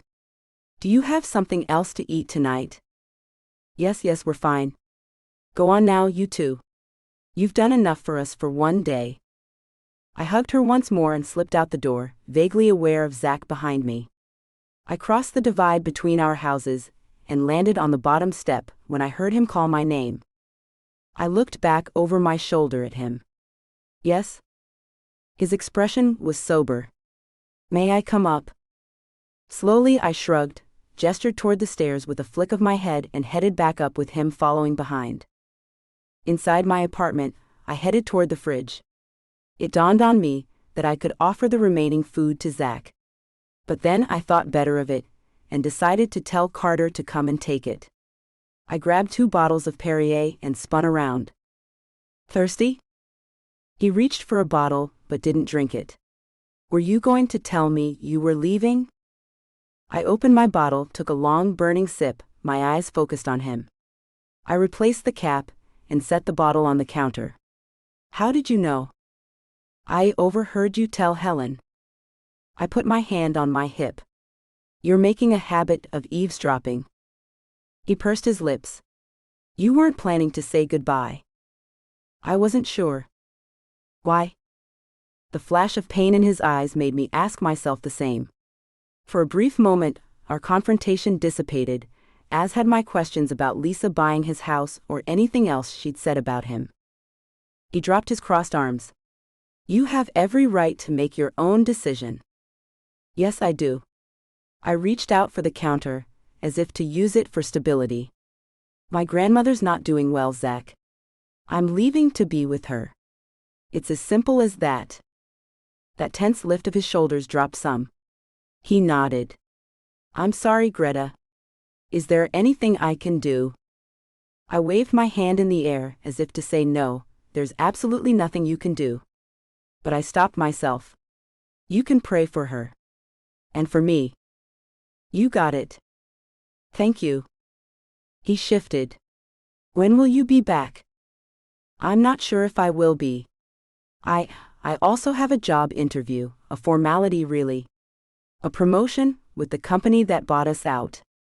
Oh, he seemed to lose focus like he'd taken a football to the gut. Eventually he said, I hadn't heard. Will you be taking it? I shrugged. He pressed his lips together a moment, presumably weighing my non-committal response. I was going to find you tonight, you know, he said. To apologize. For calling me a liar? Frustration crossed his face. I didn't use that word. It's what you meant. He ran a hand through his hair, as if frustrated. I'm sorry for getting so heated, for not listening to you, for assuming things I should not have. You've been busy. He groaned. I'm sorry, Greta. He looked so forlorn and sincere that I wanted to rush to him and pull him into my arms. But there was still too much unspoken, so I simply said, I forgive you. We stood there silent, space between us. It wasn't awkward exactly, but I began to wonder if we should stop there and consider a truce. Our second truce since we met. Lisa called me. Did she now? She had some crazy idea that I would sell her the house. He rubbed the side of his neck repeatedly, as if to erase the memory. I told her no. You did? I thought you didn't really like the beach all that much. I have had a change of heart. I nodded. Well, I didn't think you were going to sell it to her anyway. He coughed a laugh. You knew about this? She mentioned she was going to make you an offer. Said you were always unhappy here, and that she had come into some money. I believe she said she'd be doing you a favor. Oh, brother. How did you know she was bluffing? I shrugged. At first, I didn't. I was pretty taken aback to hear her plan, didn't really care to hear it. She kept talking anyway. She does that?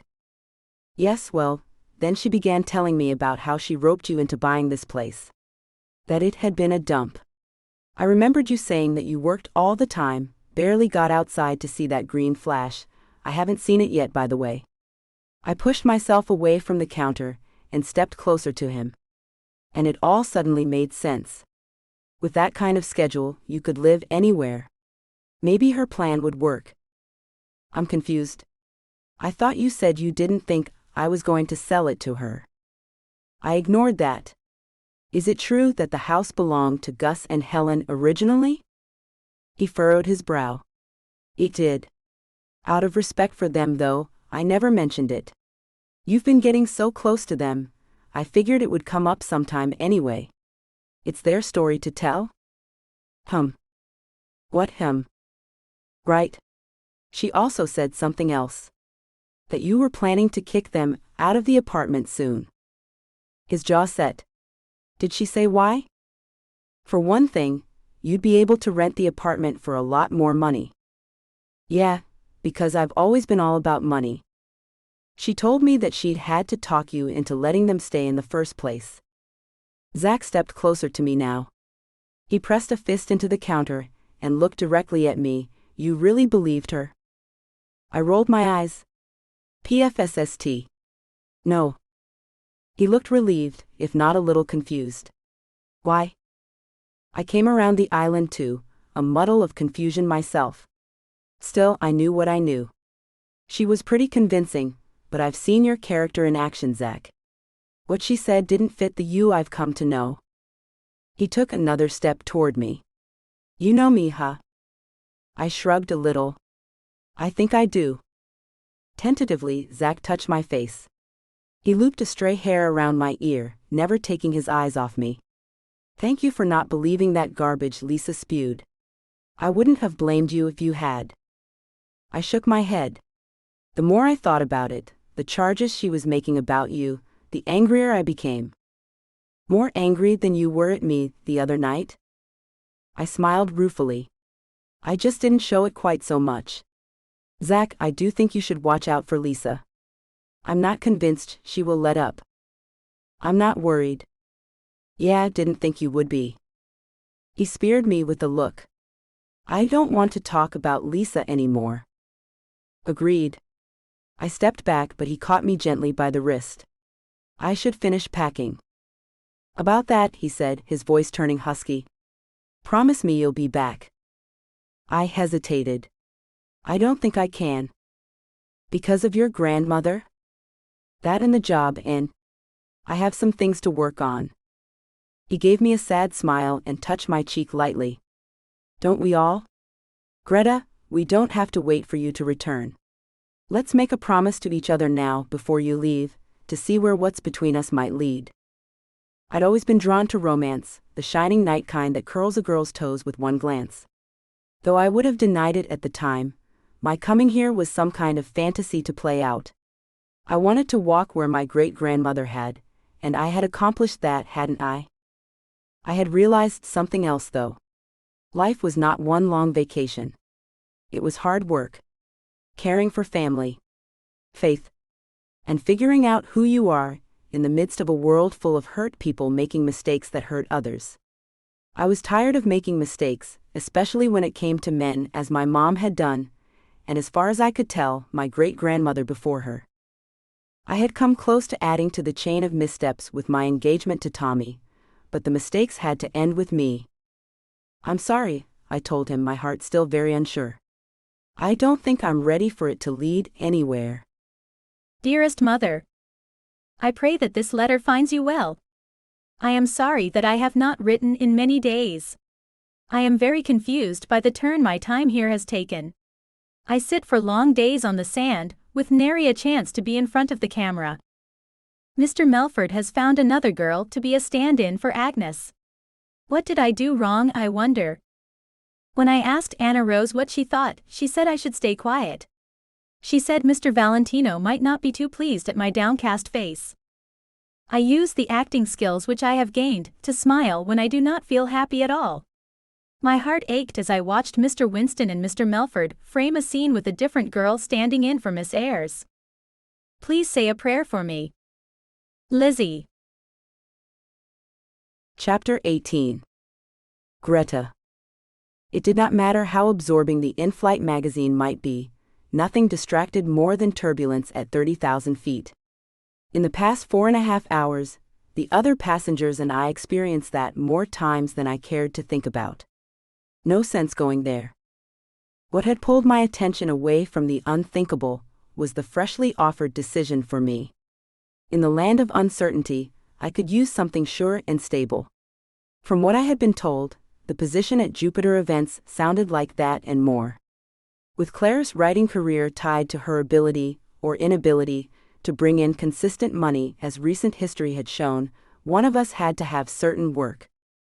We were fairly close to home, the plane's drone steadier than it had been for hours. I laid my head against my seatback and practiced breathing deeply. Would it be so bad if life continued on in this way?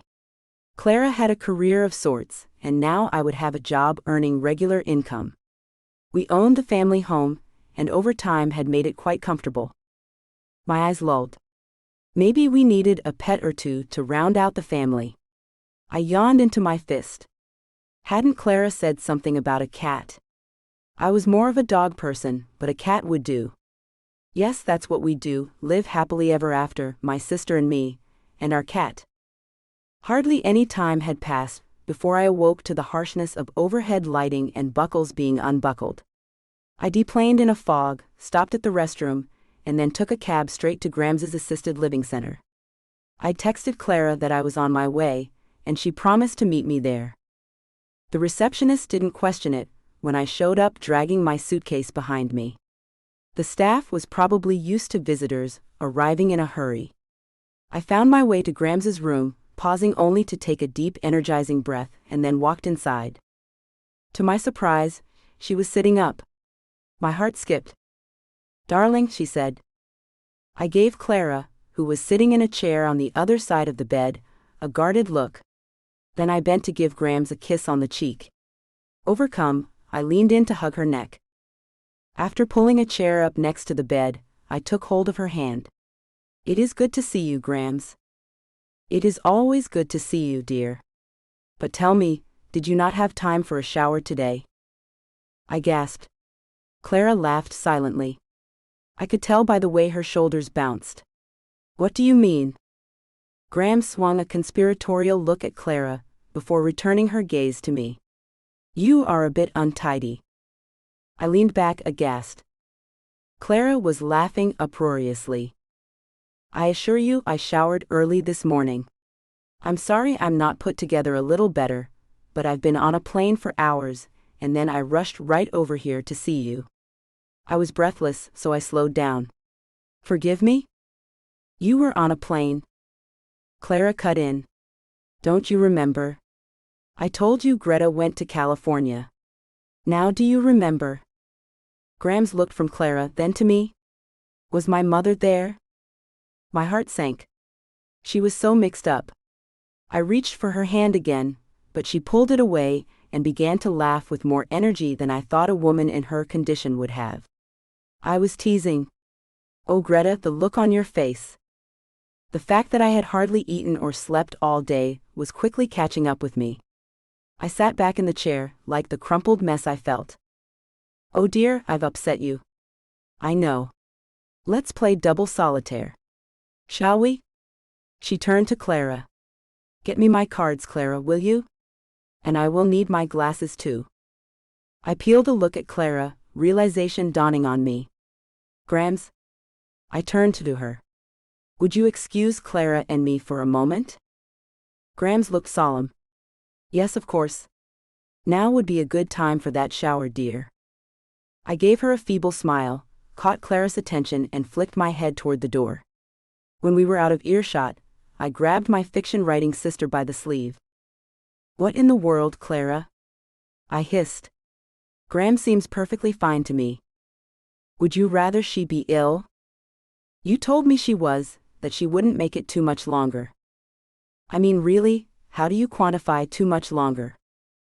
"Clara?" She shushed me and looked around. All right. She really did have a couple of bad nights this week, and well, one of the nurses mentioned that she was worried. I just thought you should know." How was I supposed to know that she'd snap out of it? Unbelievable. Snap out of it. Clara, you scared me to death. Not to mention you wrecked my vacation. I hadn't mentioned the job offer that had been dangled in front of me like one very large carrot. Wasn't the point. More like sabbatical. What do you mean? Nothing really, it's just, you've been gone so long already, far longer than normal people take vacation. You knew all about my trek to California. You encouraged it. Clara looked deflated. She let out an exaggerated sigh. I know that.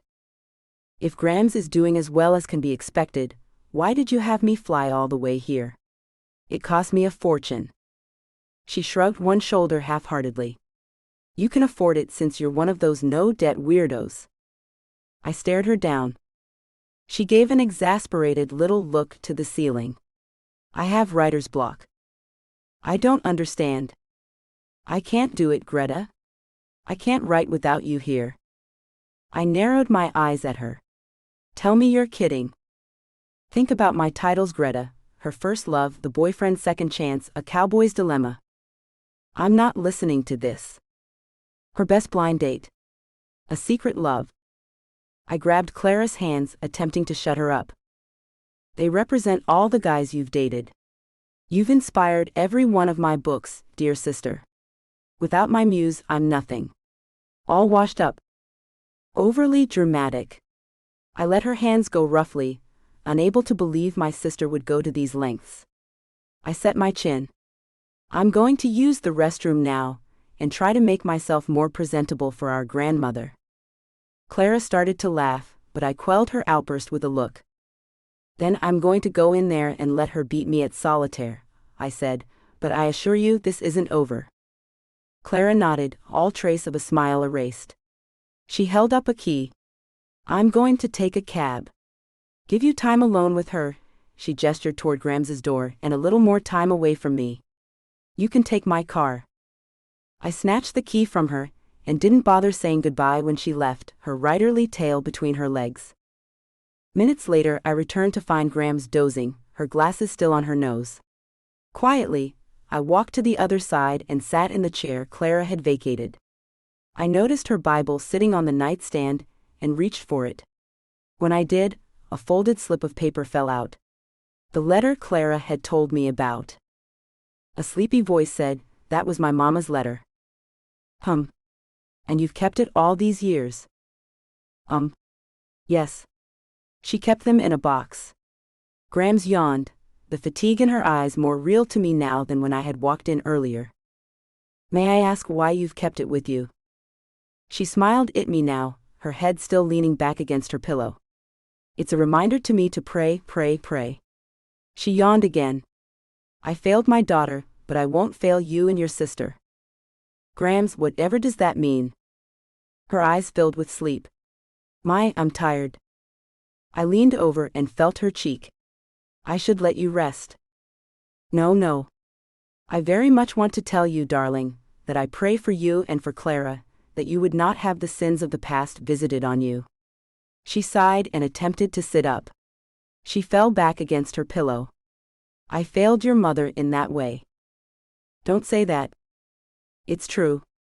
I didn't pray for her as I should have, and she chose my father." Grams nodded.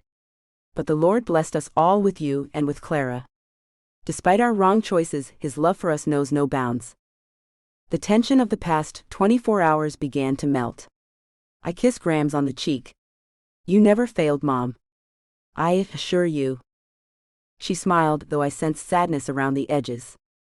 I tilted my head to one side, intrigued by the letter that she had been using for a bookmark for who knew how long. I did not want to tell her that I knew the contents of it, but I dearly wanted an up-close look. "May I open it?" "Yes, darling." I unfolded the letter carefully, reveling in the penmanship, not to mention the longing in the words. I took another look at Grams. Today she was clear-minded, lucid, but many times this was not the case.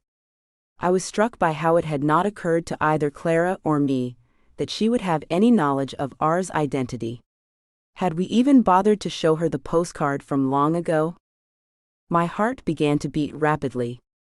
"Grams, I have to ask you something." "Yes?" "Do you know who R was?" I tensed, ready to learn that our great-grandmother had indeed once been in love with the one and only Rudolph Valentino. "Why, yes, I believe I do remember. It was, wait just a second. Oh, my mind slips at the worst times. May I see it again?" I handed the letter to her, and after several seconds of quiet study, she smiled. "It's Anna Rose, but my mother called her Rose." How could that be?" "I don't understand. I thought the letter writer was a man, and that he was writing to great-gran, asking her to come back to him." She peered at me, an amused expression on her face. "I thought Clara was the writer." I cracked a smile, though my fantasy was rapidly fading. "Are you sure about the letter writer's identity?" She dropped her arm to her side, still holding the letter. "She was a friend of my mother's, and dearly wanted her to return to California. But your great-grandmother had a good head on her shoulders. You probably don't know that phrase. It means she had a strong will and mind. But it was more than that." I waited expectantly. She also had found love. "In California?" "No, right here in Indiana. With my father." "Anna Rose?" Clara's facial expression looked as incredulous as I felt. From what I gathered, Anna Rose was a friend of great-gran's. "Wow." Clara shook her head. "I never saw that coming." "So much for chasing Valentino, Clara looked up from her child's pose on the floor. I often found her in that yoga position when she was stressed. And right now, she appeared to be quite repentant. I am truly sorry for ruining your vacation. Truly. I shrugged. Actually, I might as well put you out of your misery and tell you that, well, I've had a job offer. A very good one. She rolled onto her bum, her eyes stricken. In California? I laughed lightly. I was on vacation, not job hunting. No, I received a call while I was out there from Jupiter Events. They offered me the director position. Clara squealed. Really? Woohoo, Greta! Congratulations. I haven't accepted it yet. But you will. Right? Months ago, the answer to that question was a given. Of course, I would take it. Event planning was all I really knew. And I was good at it. I'd been devastated to lose that job, especially after all I had learned and the contacts I had made. But that was before I'd thrown all my orderly ways out the window and hopped a plane to California. Before I met Gus and Helen and Zach, I knew I had to let them go. My family needed me here. Plus there was the matter of my past, the many men I'd dated yet never committed to, even when they had. I glanced at my sister, who was sitting up on her haunches, waiting not so patiently for my answer. Finally I said, well, I still need to meet with the new owner to officially accept the offer and sign the contract. I took a deep breath, but yes, I have decided to accept. For the second time in one night, Clara let out a whoop so loud I thought I heard the dogs next door start to howl. She sprang up from her position on the floor and nearly knocked me over with a hug around the neck. Whatever misgivings I might have had about my decisions had disappeared. My wandering was over, and I was home to stay. Later that night, as I lay in bed, sleep elusive, I made a mental list of everything I needed to do the next day. First on the list, tell Carter that he was free to rent the apartment to someone else. As Carter and I had discussed previously, when he found another vacation renter to fill out the time I had booked, he would return the remainder of the rent that I prepaid. A win for both of us, really. I turned over onto my side with a sigh, punching my pillow into submission several times. Still unable to find sleep, I tried counting backwards by twos and then some deep breathing. Sleep would not yet come. I replayed the day's activities, remembering Graham Violet's sweet comment about praying often. A decided sense of peace meandered through my mind and body at the thought of someone actually praying for me. I smiled then, remembering how she had used a letter from long ago as a bookmark. Of all things. She'd said it was her reminder to pray, pray, pray. My eyes lolled, sleep on my doorstep now, my own thoughts turning to nighttime prayers. Dear Jesus, please help me to pray more. My eyes shot open. I threw off the covers, swung my legs over the side of the bed and planted my bare feet on the floor. Grabbing a robe, I hurried over to the bedroom door and flung it open. Clara? Get up. We've got some hunting to do. Chapter 19. Zach. The idea came to me this morning, after meeting with the electrician. Some of these houses, like yours, need all new wiring. Looks like you've done that. Good on you. He lowered his voice so Gus and Helen couldn't hear him, not that they would have anyway. But it's especially important to add smart features, for the old folks. I can do it all. Voice-activated assistants, fall detection sensors, even smart pill dispensers. All kinds of devices. Let's start with the video doorbell and the app for my phone, I told him. I want to receive an alert if they're ever in trouble. Righto. I'm on it, he said. You just let me know when you're ready for more, and I'll make sure everything's compatible. I thanked him, and ducked inside to explain to Gus and Helen what kind of work the electrician would be doing. Hi, Helen. Is Gus around? She looked up from her magazine, frowning. I can't get him to wake up. My nerve endings prickled. You mean he overslept? She put down her magazine and shook her head. He got up as usual, and I helped him into his wheelchair, she shrugged, but then he fell asleep right in the chair. I had to waste a whole plate of fried eggs. I glanced around the room. Let me check on him. Would that be all right with you? Suit yourself. I wheeled him into the bedroom. I found Gus sitting upright in his wheelchair, snoring away, his chin resting on his chest. I gave his shoulder a mild shake, hoping for a response. He rallied briefly. I hurried out of the room. I'll be right back, Helen. Do me a favor, and gather his medications, will you? I didn't wait for her answer, but jogged out the door and upstairs to get my stethoscope and blood pressure cuff. When I arrived back to their bedroom, Helen was smacking his cheeks lightly with the back of her hand. Gently, I pulled her hand away. May I? I said. You're going to examine him? I'd like to listen to his heart. Okay by you? Helen nodded, her expression turning serious. She felt for the bed behind her and sat, watching me. I listened to Gus's heart while palpating the radial pulse. It was steady, but a little faint. I looked at the nightstand and saw all his medicines lined up. I began to take a mental inventory. 2 blood pressure medicines, both with rather high dosages, though they were prescribed to be taken throughout the day.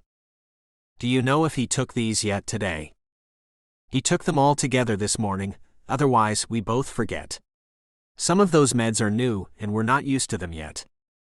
I let my eyes close as adrenaline seeped right out of me. Far too much blood pressure medicine, in my estimation. And taking it all at one time. Potentially disastrous.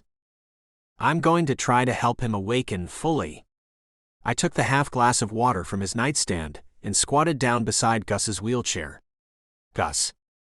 Can you hear me? It's Zach. Wake up, Gus. Gus's eyes lolled a bit and he smacked his lips together. I pushed the glass of water into his hand. Can you hold this glass for me, buddy? I knew that if he could hold the glass himself, stroke was doubtful. Can you take a drink? He grunted and managed to take a few sips. Then he handed me the glass, his eyes groggy but clear. What are you doing in my bedroom? I put my hand on his shoulder, relieved that he was speaking clearly. Checking on you. Making sure you're all right. Helen here says you fell asleep before eating the breakfast she'd made for you. He nodded, though still lethargic. Thank you, son. He put his hand up to rest on mine. I appreciate it. I'd like to get you into bed, Gus, to better maintain your blood pressure, I said. I'll check it now, and then come back in a half hour or so to check it again. Helen asked, what happens if it's not okay when you get back? Hopefully it'll be just fine. If not, we might have to take a trip to the hospital. I patted Gus's shoulder again. But let's start with getting you settled first. I helped him into the bed, and insisted he take another sip of water. Before I left, I asked Helen to make an appointment with Gus's doctor to discuss his medicines. Said I'd be happy to take a call with him as well. I also reminded them both to take their medicines as directed. As I left their place, I heard Helen tell Gus to hold tight while she whipped him up another breakfast. Outside in the sun, I found myself staring into space. Dr. Perez had suggested that I'd forgotten what it was like to be among the living. And what was it that Greta had said to me about seeing and experiencing? The past few minutes proved her theory. I groaned inwardly, my stubbornness rearing its head again, but not in a condemning way. It was true. Sometimes examining tissue and writing reports was not enough, neither was hurrying through the hospital, barely seeing the lives I encountered. I had missed out on the small miracles that a simple touch and a careful diagnosis could heal. Even from miles away, Greta managed to get in my head. I played my last conversation with her over and over in my mind. The more I thought about my behavior the first day she'd arrived, and the months leading up to it, the more I realized that she would have every reason to believe that I'd want to get out from under this house as quickly as possible. I was a grump. Dissatisfied. And before she showed up, quickly becoming a loner. Deciding to keep sport was the beginning of healing in that regard, but once Greta entered my world, I knew there had to be more than my hurt feelings and overall disenchantment with women. After taking sport for a romp on the beach, which made me miss that woman more than I thought possible, I brought her back home and checked on Gus again. Thankfully, his vitals were strong. Helen said he even consumed 2 helpings of eggs. Satisfied that Gus was well, I headed back upstairs to my place, grabbed my keys, and headed to the county center to do something I'd thought about while out on the beach earlier. Made a quick stop in the legal aid office, took their advice, and spent the next hour or so on research. Satisfied, I printed out what I'd found and drove back home. Instead of a shorter route, I meandered down Olivos Park Drive, cutting through miles of farmland, past stands overflowing with vegetables and fruits, and made a left on the long 2-lane road that would take me back to the peninsula that, my idea or not, I now embraced as home. I pulled up in my driveway, determined to call Greta to see how her grandmother was faring and to find out when she would return. My mood had managed to stay sunny, despite the presence of Carter stepping out of his vehicle. He watched me exiting my SUV. I didn't know whether to ask him outright why the attention, or make a beeline for my front door without a word. Neither seemed all that neighborly. I was working on that, but some annoyances were harder to overcome than others. "Zach," he said. I noticed right away that he hadn't addressed me with his usual drippy-voiced Zachary. "Carter," I responded. "Heard from Greta yet?" It wasn't any of his business, but I didn't care to lie. He was probably fishing. "Just ran an errand for her," I said. Though it wasn't a lie, she technically had no idea about my errand. I'm going to be giving her a call soon. That dolt she was engaged to will probably come crawling back now that she's home. He shook his head. "Tell her we all miss her. Kind of liked having her around, know what I mean?" "What am I saying?" "Of course you know." I didn't let on that I had no idea what he was talking about. "I'll pass that along. And tell her I put up a new listing for the rental. I should have no problem filling it." "Filling it?" "For the rest of her booking, I mean. Should go soon. Probably today." He smacked one hand on top of the other and slid it upward. "Then I'll send that refund right back to her." I nodded, my mind still trying to grasp the concept that Greta had made a decision not to return. And she'd done it without telling me. "So you'll tell her for me?" He shot at me in rapid succession with his forefingers. Such a strange dude. I found my voice. "Yeah. I'll tell her."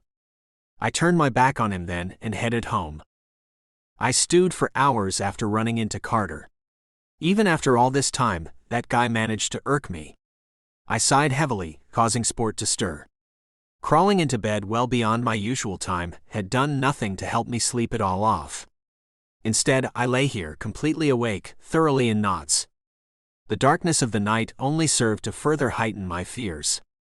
That dolt she was engaged to will probably come crawling back now that she's home. Pretty boy had said exactly what I feared the most. What if, when she returned to her grandmother's bedside, the ex was waiting to pounce? He sounded like just the type of guy to take advantage of her vulnerable situation. And if he did before I had the chance to apologize in person, it would be far too late for us. Chapter 20. Greta. Greta? Clara was in full whine mode now. She sat rocking on the filthy attic floor, her silk sleep mask stuck to her forehead and hugging her pillow to her chest. I was on my feet, digging through a rickety pile of frames and boxes and bric-a-brac. I had more energy than I knew what to do with, and zero interest in putting up with Clara's whining. I smacked her with an old magazine. Dust flew everywhere, and she sneezed like a crusty old man. I handed her a paper towel, and she blew her honker on it. "We should have cleaned out this attic years ago, Clara." "Then why not wait one more day?" She sniffled. "Come on, Greta, this girl needs her sleep." "You can sleep when you're dead, isn't that how the saying goes?" "That's dreadful." I laughed at her choice of words, which inadvertently reminded me of Carter and his sometimes curious language. That, of course, led me to think about the one person I'd been trying to avoid thinking about all day. "Zach." I groaned out loud. "What are you groaning about? I'm the one over here sneezing my guts out when I should be getting my beauty sleep." "It's nothing. My mind's on hyperspeed tonight for some reason. That's all." Clara eyed me. Does this have anything to do with the hot boat captain you left in California? He's a doctor. Okay. Fine. Dr. Hot Boat Captain. Even I had to laugh. No. Yes. No. I bent my knees and picked up another large box. Stay on topic, would you? I'd rather talk about your love life. Why? You working on a new outline? Sorta? Then absolutely not. I plunked the box down between us, sending up another plume of dust. Help me go through this. Clara sat up, whining the entire time. Sometimes her ability to keep such a successful career going floored me. I peeked over Clara's shoulder as she opened the box flaps, revealing a mix of trinkets from yesteryear. She plucked something out and held it up. Look. Here's a photo album I've never seen. She pulled it onto her lap, flipped it open, prying apart its plastic pages. Here's one of Graham's holding you. You're wearing a onesie. And here's another one with Graham's. In this one your face is all scrunched up like you just pooped. Give me that. I reached for the small photo album, vaguely remembering seeing this around when we were little. I flipped through it, many of the pages empty. The photos looked washed out into shades of beige. They were of me, Mom and me, and one was a picture of me being held by a tall man with thinning hair and a happy smile.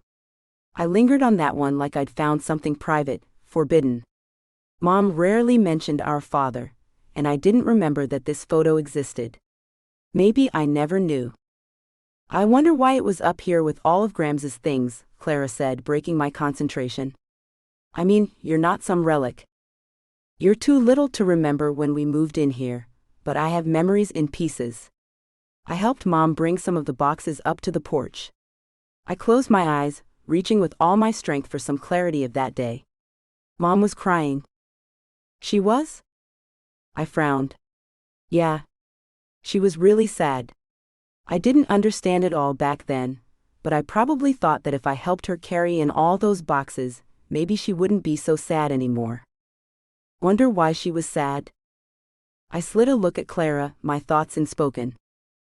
She nodded, understanding. Right. Dad had left. That's why we were moving in here, huh? As I recall, yes. Wow, 3 new people invaded Graham's little world. No wonder she hid her valuables upstairs. We were quiet for a minute when suddenly Clara said, So if you were doing grunt work, hauling boxes in, what was I doing? Nothing. You pretty much laid around on a blanket with your naked cheeks sticking out. I did not. You had the worst diaper rash sometimes. Stop. I laughed lightly. As I recall, Graham's carried you around all day, like the princess you are. As it should be. I placed the photo album back in the box, wiping the dust off the front of it with my hand. The rest of the box contained various supplies, such as blank cards, old postage stamps, and a few probably unusable pens. I closed it up, marked it as reviewed, and carried it over to the other side of the attic, where I put it neatly against the only blank wall. See? Clara said. This is why you're in the events business. You're organized. If we could marry your organizing skills with my seat of the pants book plotting strategy, imagine the story we could write. One really boring one. Clara laughed, only it sounded more like a snort. A snorty laugh. She swung one arm open wide, like an announcer. Okay folks, what will she find in box number 2? Dutifully, I wiped off the next box, opened it up and pulled out another photo album. Flipped it open to find the photos had faded significantly between the pages of acidic plastic. Again, the few photos were of me, Mom, and the father we barely knew. The rest of the box was filled with another album or two, and manuals for household items that likely no longer existed, at least in this house. I glanced over at Clara. At this rate, we'll be hard-pressed to find the treasure that my gut says is in this attic. Maybe your gut is actually telling you to take a bath and go to bed. I ignored her and reached for another photo album from the box. Look. I showed her an open page. Clara squealed and grabbed it from my hand. There is one baby photo of me in existence. I rolled my eyes as she thumbed through the crinkled pages. She sucked in a breath. Oh wow, she said. Here's one of all four of us. Really? She was right. The album contained one small intact photo of Mom, Clara, me, and Dad. I zeroed in on his face, trying to remember him, not from this photo but from real life. Clara interrupted my thoughts. Dad looks so angry in that picture, doesn't he? I examined him again, hating to admit that she was right. Maybe he didn't like the cameraman or something. I bet the guy was trying to make us all laugh, by making kissy noises or something. I can't see any self-respecting father being happy about that. She grinned. By the way, you and I look great. Agreed. The kissy noises worked on us. Like a charm. I smiled at the silliness of it all, even while, deep down, a growing sense of unrest was tumbling in my belly. Clara sat back on her bum, hugging her pillow to her middle again. I, for one, am happy to see that I wasn't completely forgotten. That album proves that I existed. Confusion, once again, turned in my stomach, like a long-ago memory that was trying to surface. I began to reach for it in my mind, urging myself to uncover whatever it was that had made me suddenly so conflicted. Did you hear what I said, Greta? I squinted at her, then nodded. You don't need an old album to prove you existed, your presence proves that. Just making sure you were listening. Are we done yet? I don't know. Have you found long-lost letters from 100 years ago? Clara sighed dramatically. Come on, Greta. You really think they're up here? After all this time? Well, this is the one spot you and I have avoided. Like the plague. I peeked around the stack of boxes, still to comb through. Maybe Clara was right. It was late, and there was no promise that we would find what I was looking for, if it even existed. I was driven by a hunch, a strong one, but a hunch just the same. I poked my fists into my sides and took one last survey of the darkened attic. Box after, wait. I spied something. I pushed larger boxes aside, sliding them left and right like I was parting the Red Sea to get to a shelving unit on the back wall. One box was particularly heavy. That's okay, Clara, I mused out loud. I can move all these heavy boxes myself. She yawned. I'm glad for it. I pushed on, realizing I was on my own. There. On the third shelf up in the center was a carved wooden box. Carefully, I pulled it from the shelf and ran my fingers across its intricate lid, which was carved with the shape of a woman dressed in a flapper's costume. Slowly I lifted the top off the box and gasped. I hope you didn't see a mouse back there, Clara called, clearly bored with it all. Slowly I wagged my head, marveling. Letters. A box full of folded, fragile letters. I wanted to laugh. Or to cry. Either way, I was elated. Everything okay over there? Should I make a call to the firehouse? Get some yummy firefighters out here to rescue you? That won't be necessary. Ah. Why not? Because I think I have finally found what we've been looking for. We'd barely slept all night, either one of us. Clara and I had organized the letters by date, unable to let even one more hour go by before diving into their glimpse into our great-grandmother's past. I allowed myself a peek at the first couple of letters, but stopped, wanting to savor the rest of them. Now, after a fitful night's sleep, with the second cup of brew poured, Clara and I huddled on the old braided rug, the letters splayed across the coffee table. I think we should make copies of all of these, Clara said. Preserve them forever. I wonder if Grams thought the same thing when she shut them up in that beautiful box. It's amazing that she remembered she had. I sighed and rested my weary self against the couch. I'm not sure how much she remembers. You know Grams. Greta? I'm really glad you came home, even if under shaky circumstances. Truthfully, Grams does seem to waver in what she remembers. I nodded. I'm aware. She asked me last night when I was going to marry Tommy. She didn't. Clara pouted. I guess she forgot, huh? Apparently, but it was worth it to tell her again because she brightened right up. Said, and I quote, "That guy was all wrong for you, young lady." She didn't. Did. Clara watched me silently. Then, can I ask you about the guy in California now? Zach? I took another sip of coffee, my eyes averted. If you must. Your voice changed whenever you mentioned him on the phone. A sister notices these things. I furrowed my brow. My voice changed? Like it became deeper? Higher? I'm not joking. Neither am I shrugged. Still, I would like to know what you are talking about. I think you like him. I do like him. She peered at me, not allowing me to get away with brief answers.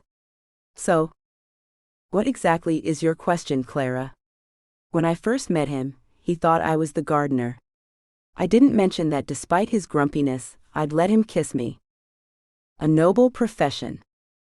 That's what I said. But you spent time with him, right? Clara climbed onto the couch, tucking her legs beneath her.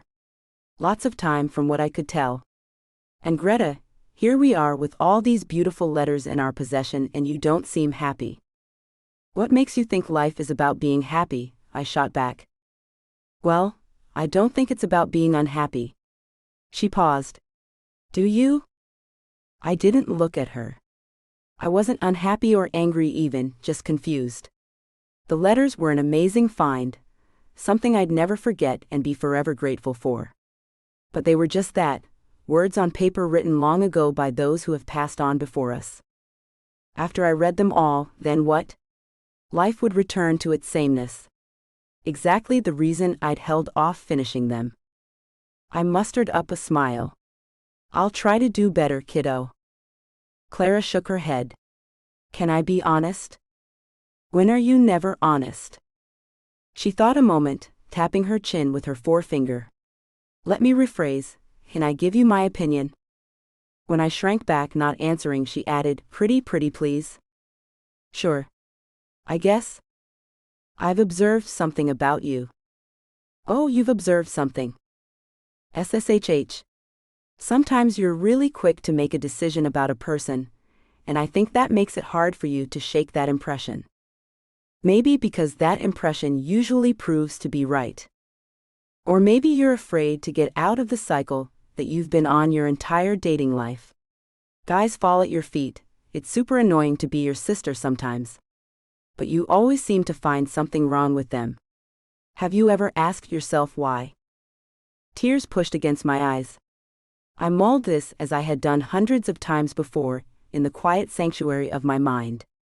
I had never spoken my thoughts out loud about this, not even to myself. Until now. Because I've always thought that the women in our family had settled rather than chased after love. Maybe that's why you always run too. I turned, looking her straight in the face. Are you a psychologist now? As a novelist, I have to be. Or at least, psycho. I let her words sink in, rather than automatically repel me. The other night, Grams told me she prayed for us all the time. I know that she does. I've heard her. Did you know that she believes she failed our mom? Clara frowned. Whatever does that mean? I didn't really understand at first, but I think I do now. She was talking about Mom's problem with men, I think. Clara's eyes lit up. She doesn't want that to happen to us. Right? When I told her she wasn't a failure, she turned it around on me and said that God had turned her foibles. She used that word? Clara grabbed her phone. That's a good one. Hold on while I add it to my notes for a future book. May I continue? She looked up. Please do. She said God turned her failure into 2 blessings, us. That's so sweet. To think just days ago Grams was on death's door. I looked pointedly at my sister. And yet she was able to so clearly make that statement. A true miracle. Clara said this with a straight face, though I detected a tinge of contrition. Maybe it's time we read the next letter. Procrastination. I feel that. She reached across me for the next letter and read it out loud. Dearest Mother, what shall I ever do? I am in the most difficult situation. I was so very wrong to give my heart away, and I fear that my mistake will haunt me for a lifetime. Even as I write these words, I am hearing your voice and Daddy's reminding me that all things work together for the good of those who love Christ. I hear the words in my mind's heart, but how can they change what is happening? There are cruel rumors afoot. The other women have spoken them to each other, and I fear to the other actors as well. I am afraid that Mr. Winston has done nothing at all, to chase away the falsehoods that are being told about he and I. How could a man I loved be so cruel? Now I am being told I will no longer be needed on set. I am vexed, Mother. Vexed. Lizzie. Clara dropped the letter into her lap. So this confirms it. Yes. I glanced at the letter again. Great-Gran did find love, but not with Valentino apparently. Poor Great-Gran was ratioed by cancel culture. I let out a nervous laugh. What? That's right. You're not on social media. She sighed in that dramatic way of hers. Good thing poor Great-Gran wasn't either. She's ratioed is when a bunch of people gang up on someone on social media, and not in a good way. People can be so mean, am I right? What stuck out to me is her use of the word vexed, I said. Now I understand who gave you the drama gene, and the vocabulary to go with it. Oh, hush you. Clara reached across me again, accidentally bumping my mouth with her elbow. Hey. I covered the sensitive spot above my top lip with my hand. Sorry. I'm so clumsy. My mind spiraled, the memory vague, not fully attainable, though I believe I'd dreamed of it once. Zach had kissed me on this very spot, and I'd pushed aside a burgeoning memory that was slowly coming into view. As I rubbed the pad of my finger across the light scar that had lingered since childhood, I was taken back to the day we first moved into this house.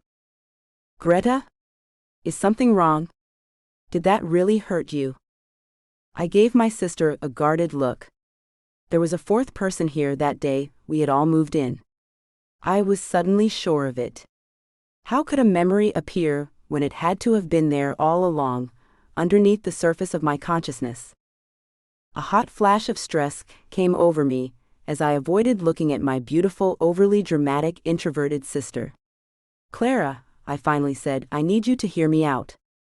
That doesn't sound good. It depends on your perspective, I guess. I shifted toward her, conjuring up my nerve. Remember when we were talking about that day that we all moved in here? When I officially became royalty? That day? Well, yes. Honey, I remembered something just now. My fingers found that scar on my face again, and I rubbed it like it was a good luck charm. I'd been running back and forth between the moving truck and the house. Grams kept warning me not to run. There used to be a dozen rose bushes out in front of the house, and she was worried we'd get hurt by the thorns. Do you remember? She shook her head, no. Right. You were a baby. But I kept running up the path, even when I couldn't see in front of me whenever Dalton handed me another box. Dalton? One time I dropped off a box on the porch, then I spun around and ran right down between those two lines of rose bushes. When I got to the moving truck, I hid underneath it. I think I was just being a kid, playing a game, you know? I inhaled, gathering courage. That's when I overheard something I don't think I was ever meant to hear. And you remember it now? I think so. Since I'd been hiding, Dalton didn't see me coming and tossed one of the boxes out to the curb just as I popped out. It hit me right here, I tapped my scar on my lip. So that's how you got that scar, though honestly I hardly ever notice it. I had forgotten what happened, how that box hit me and how I'd fled in tears to our grandmother. Clara turned quiet a moment. This house holds all kinds of memories, doesn't it? Some it is still revealing. Clara eyed me. You never did tell me who Dalton was, though. A relative? Aha. I could barely meet her gaze. At least I think so. On Mom or our father's side? I raised my gaze to meet hers. On your side. Chapter 21. Greta. 1 week later. When I was young, my mom would say to appreciate every moment because you'll never get it back. Our grandmother also opined about the speed in which time flew by, stealing with it pieces of our lives that we want to hold on to. This past week flew by like that, a stiff summer breeze that could not be stopped. When that memory from moving day presented itself like an unopened clamshell, I wasn't certain whether it would produce a pearl or a grain of insignificant sand. It remained to be seen what Clara would determine it to be, a journey for my sister to take, should she decide to, in her own time. With the help of Graham's intermittent recollections, I was able to piece together the memories that I had carried with me for so long. My mother's tears, all those years ago, were the only ones I remembered her shedding about the move, and Dalton's face, still a watery memory. When my mom married my father, Grams told us she was already pregnant with me. My parents separated for a time, and she fell again for a man who would break her heart. With a little coaxing, I learned that my father had tried but ultimately refused to raise another man's child. He chose to leave all of us behind. Somehow I think I knew that part all along. Dalton's appearance that day was the only time I saw him in our midst. If it weren't for the little scar that I carried with me, I might not have ever remembered that he had once existed, and certainly may be somewhere out there still. Thankfully, the knowledge that Clara and I were likely half-siblings had done nothing to tear us apart. Quite the opposite. Our mom and grandmother had sacrificed to keep us together under the same roof, to love us unconditionally, and to keep us blissfully ignorant of how our little family came to be. The house bustled with a warm wind now, the screen door allowing that breeze to whip right through our home. Clara and I finally read the letter in our great-grand's box with the latest date, and as it turned out, it was not written by her at all, but by the infamous R. I smoothed the paper between my thumb and forefinger, wishing to go back in time and sit at great-grandmother Elizabeth's feet. Maybe then we could learn the details of how truly heroic our great-grandfather Henry had been. That, unfortunately, was a detail about her mother's life that our Grams did not recall. Until heaven, this would have to suffice. Dearest Elizabeth, I am writing to you again, for solace and comfort. My heart is in tatters. I fear my life will never be the same. How could it be? I loved him, you know. Deeply. And yet he did not return my affections. Of course you knew this. You saw it from afar. You tried to warn me, but I would not listen. This is how I know you to be a true friend. My one true confidant. I suppose you now know the fate of your former suitor too. Mr. Winston married Rachel, who was with child. Not too many days passed by before he left his young wife and their baby. Imagine. I grieve for her, though I was none too pleased to learn she had spent time alone with him, knowing full well how your heart was involved with his. Oh, if only I had the ability and the strength, like you, to foresee a future filled with heartache, and to choose not to step further into the abyss. How did you do it? Was it your prayers, Lizzie? Your mother and father's prayers too. Ah, but the Almighty had one more trick up his sleeve, did he not? Who else could bring a sweet, gentle soul like your Henry all the way to California to rescue you from certain spinsterhood? Why, he came in like a swashbuckler on the silver screen. I must go now. I covet your prayers for my broken heart. Fondly, Anna Rose. I put the letter down, my heart aching for Anna Rose, aka R, all these years later. Did my grandmother pray for her? Did the woman's heart mend? Something told me she did, and it did. I had to believe that, for my sanity's sake. Clara wandered into the living room where I sat on the couch, my packed suitcase on the floor next to me. May I read it again? I grinned and handed her the envelope that I'd received in the mail, a crisp new postage stamp affixed to the outside. She bit her bottom lip and squealed a little, like she'd just been handed Willy Wonka's golden ticket. I watched as my sister reread the penned words that had found their way deep into my heart at a time when I needed them most. She hummed an acknowledgement as she read. Clara dropped her hand to her lap, visibly swooning. May I have a copy? You know, for inspiration? I laughed at this. She just paid the letter's author the ultimate compliment.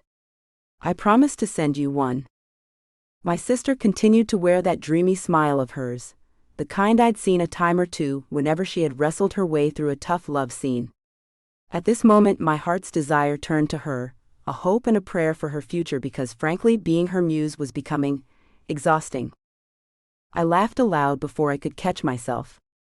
What's that about? She asked. I shrugged. Just thinking. I've been thinking too. About?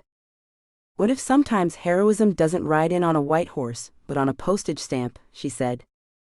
I laughed harder now. Aren't you going to write that down for your next book? Nah. It's a freebie. I'm giving it to you. We laughed until we were both sniffling from tears. When we'd quieted some, Clara said, I've been thinking about something else too. Sounds dangerous? Remember when we were kids, and Grams told stories of how Great-Gran loved to put on plays at the town theater? I nodded. I do remember that. Just like I remember Grams and Mom singing silly songs that sounded like something straight out of vaudeville. Clara tossed her head back and laughed. They were ridiculous. Yes. I smiled widely. I remember. Sad that she never realized her dream of becoming a famous actress of the silver screen. Oh, I don't know. It sounds like she took the things she learned, the good and the bad, and made a new one instead. After a moment of quiet between us, Clara said, What do you want to do with this? She held up the engagement photo Tommy had sent, the one meant to fool me into running back to him. Give it away to someone who wants it? She stood up, walked over to the garbage can and dropped it in. Done. She dusted off her hands by smacking her palms together and joined me on the couch. You know I'll check in on you and Grams often, I said. I know, but don't you worry about us. I'll try not to. Clara smiled. So, tell me how your call with Jupiter Events went. They understood. That you're getting out of Dodge, flying the coup, packing it in. All those clichés and more. I just hope. What? That you've made the right decision. I nodded. For my entire childhood, I'd believed that despite the nigglings of questions beneath the surface, everything was okay. It was for the most part, except that our mom carried the burden of a secret. Worse, I carried it too. Now that the lore of my own life had been replaced with reality, that burden had lifted. Don't be, Clara said. You must be willing to let go of the life you've planned to have, to grab the life that is waiting for you. Tears overcame me, as I thought of how those words could be applied to my great-grand's life too. Clara reached out. I stole that quote from the author Joseph Campbell, but it applies, Greta. Someday, maybe I will apply it to my life too. We sat in silence, Clara and I. Our lives might look quite different in the near future. I didn't want to run away anymore. I wanted to run to whatever life I was destined to have. Somehow I thought Mom would approve. My phone buzzed. My ride's here. I stood. Time to go? Clara asked. I nodded, a second rush of tears in my throat. Clara came over, hugged me tightly, then pulled back, her hands holding mine. Get out of here. Okay. Though my career wore a big question mark on its head, I knew that I needed to go back to California. When I checked the vacation rental website, I was surprised to see that my little apartment in Carter's home was still open. I'd rebooked it in a hurry, never stopping to consider what I would say when I arrived. I headed out the front screen door and onto the porch when Clara stopped me. Oh, and Greta, she said. Yes? If I call you to come rushing back, just say no. I laughed lightly at this, and blew her a kiss before stepping off the porch. I used to hear my mom and my grandmother wax poetic about our great-grand's days in Hollywood by the sea, and I would think, why didn't she stay instead of going home and settling for an existence devoid of true love? But now I understood. Great-grandmother Elizabeth never settled at all. She married her hero and never looked back. Chapter 22. Zach. I held out hope that I would see Greta again. I'd prayed for her to return, a hope against hope that she would. Maybe you should ride out to Indiana on your white steed and proclaim your love for her, Carter had announced one day, when I'd approached him for help. Then he cackled like a seabird choking on a French fry. I had considered it many times, rolled it around in my brain, and even allowed my finger to hover over the computer keyboard while I looked for a flight. But I always came back to what she had said when she left: I'm not ready. In the end, I made some decisions, took care of some things I felt compelled to do, and put my trust in God to bring her back. Because when she returned, I wanted her to be ready. For me. For us. For a future that I had yet to define. All I knew was that both she and I would be in it. Preferably without Carter anywhere nearby. Although Carter and I had made a truce of sorts. He had cut ties with Lisa, and further sealed our truce when he spilled it that Greta had indeed decided to come back. What time is she getting here? Helen asked. From what I hear, in an hour. I took another sip of coffee, horrible burnt coffee that Helen had made hours ago. More hash browns? She held the pan of greasy potatoes in front of her, expectantly. I patted my belly. No, thank you, Helen. I'm quite full. Gus held up his fork. I'll have more of what you're serving up, Mrs. She promptly slid the whole shiny mess onto his plate, and then tossed the pan into the sink. I had shown up this morning, not to hang a shelf or meet a contractor, but to share a meal with this couple who had become like family to me. In the past couple of months they had made me laugh again, despite myself. Greta's part in that wasn't lost on me. Well, if you boys don't need my cooking skills anymore, Helen said, I think I'll go and get myself looking presentable. Ah, you look fine, Helen, Gus said. Just perfect. Liar. She gave him a smooch on his nearly bald head and disappeared. Gus looked at me deadpan. She's got it bad for me. I chuckled, swigged the last of my coffee and stood. It was a pleasure having breakfast with you, sir. Don't sir me. We're friends here, you and me. Not buyer and seller, not tenant and landlord, but friends. He paused. Scratch that, we're family. I stuck out my hand. That we are. So you'll bring her around when she gets here. I wanted to tell him that there might be a delay, that I sorely needed some time alone with her, to see where she stood. It was said that pathologists were experts in predicting. Though that was true, I could not predict why Greta had chosen to return, or if it had anything at all to do with me. But I held out hope. I hadn't realized until now that the women I dated in the past had done the heavy lifting, while I followed along, thinking I was doing right by them. I was with them in my head, but not where it mattered, the heart. Greta changed all that. I was no longer ambivalent. I knew that I wanted her without a doubt. If she'll have me, I said. He pointed a stubby finger at me. Don't worry, son. She will. How do you know that? She's not an idiot. But he looked at me, as if I might very well be one myself. Greta. The driver dropped me off in front of Mermaid Manor, that tattered flag still flapping its welcome to weary travelers. My heart surged with hopefulness this time, instead of apprehension. I found myself lingering outside, standing in anticipation of what may come, while reveling in the soft breeze on my skin. Even evidence of new weeds poking through the ground made me smile. Well, a little. I glanced over to Zach's driveway. Empty. I wondered where he'd gone, and immediately chastised myself. When I'd told him I wasn't ready, I meant it. Despite the letter he'd written saying he missed me, what right did I have to wish I knew where he was now and what he might be doing? Oh, it's Greta. I spun around at the sound of dear Helen's voice. She approached me with her chubby arms raised for a hug. Come here and let me look at you. I folded myself in her embrace, laughing as I did. It's only been a few weeks, Helen. Ah, but they were long weeks, let me tell you, young lady. Her eyes glimmered. Old Gus and I have missed you around here. Her gaze drifted to Zach's front door before swinging back to meet mine. I've missed you too. I pressed my lips together, searching her face for signs of stress. You said on the phone that you and Gus needed me here, that you had something very personal to discuss with me. Is everything okay, Helen? Helen spied my suitcase. You haven't even unpacked yet. There'll be plenty of time for that later, I said with a shrug. Well, come on in then. Gus'll be so happy to see you. I followed her, passing an upgraded doorbell as I did. Inside, the shades were open with afternoon sunlight pouring in.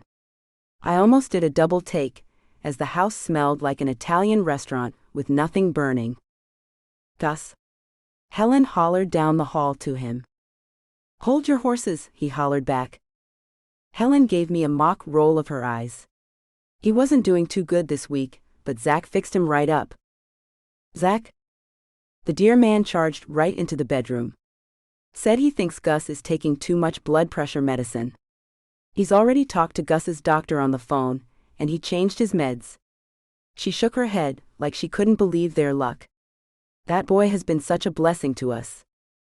I tried to keep my reaction neutral because, to me, Zach was much more than a boy. Much more. Gus emerged from the bedroom looking weary but happy. Well, there's a sight for sore eyes if I've ever seen one. Hello, Gus. I leaned down to give him a hug. How are you doing? Never better. He smiled. Go on and sit, Greta, Helen said. Silence lofted into the room like a blanket from heaven, cozy, comfortable, and full of questions. Helen told me of your blood pressure troubles, Gus. Gus frowned. Now why'd you have to go and bother her about all that? She asked. I watched them volley for a while, hiding my laughter, yet secretly enjoying every minute of them. To the outside world they were sparring, but I'd learned this was another way these old birds loved each other. Greta doesn't want to hear you bickering with me anymore, Helen, Gus was saying. Helen waved at him. Oh, go on. I smiled at them, bemused. Since I'm here, would you like to tell me something? They exchanged a glance while Helen, hands clasped, nervously pressed her thumbs together again and again. Gus spoke up. We heard a rumor that you think Zach had it out for us. I frowned. That dippy ex-girlfriend of his was out on the driveway last week, wearing a pantsuit and talking loudly into her phone like she was the Queen of England. I tried to picture Queen Elizabeth, standing outside on a cell phone, wearing a pantsuit. Bottom line, young lady, is that Zach saved me. Gus wiped his brow with a napkin slowly and lowered his voice. It is not easy to admit when you've been had. I made a bad investment. Thanks to that Carter, Helen cut in. It was on me, Helen. Gus's eyes flashed, the most fire I'd ever seen from him. Both Carter and I made bad decisions, and it cost us. You've been inside that place, Greta, so I'm sure you know the house is hurtin' some. Trust me, that boy's having to work overtime to keep food in his mouth. I am so sorry to hear this, I said, my heart twisting at their predicament. Helen pouted, looking at her husband. Now you're making me feel bad. All I'm saying is we were blessed to have someone like Zach buy our place. Gus's voice shook. Kept a roof over our heads, and not just any roof, the one we've been living in for 40 years. Is this why Zach's not exactly a fan of Carter's? Helen slapped her knee. Ha! Not a fan. That's one way to put it. I continued, Lisa mentioned that you had experienced some financial trouble, but I considered it rumor. Never listen to a woman dressed in gold, carrying a shovel. Helen shook a finger at me. That's what I always say. It's true, Gus said. She does say that. Helen calmed some and looked at me forcefully. Greta, we wanted to tell you all this ourselves because, well, we watch the Hallmark Channel, she looked at Gus, don't we, Gus? I plead the fifth on that one. I suppressed a laugh. Anyway, Helen said, it always seems like some kind of lie keeps the people in those movies from becoming a couple. We just didn't want to be the ones stopping you. I couldn't help the laughter that came rolling out of me. You two are the sweetest people. Despite all the sad news they confirmed, I found myself smiling at their motivation. No matter what my future held, I would not forget these two as long as I lived. You must be exhausted, Helen finally said.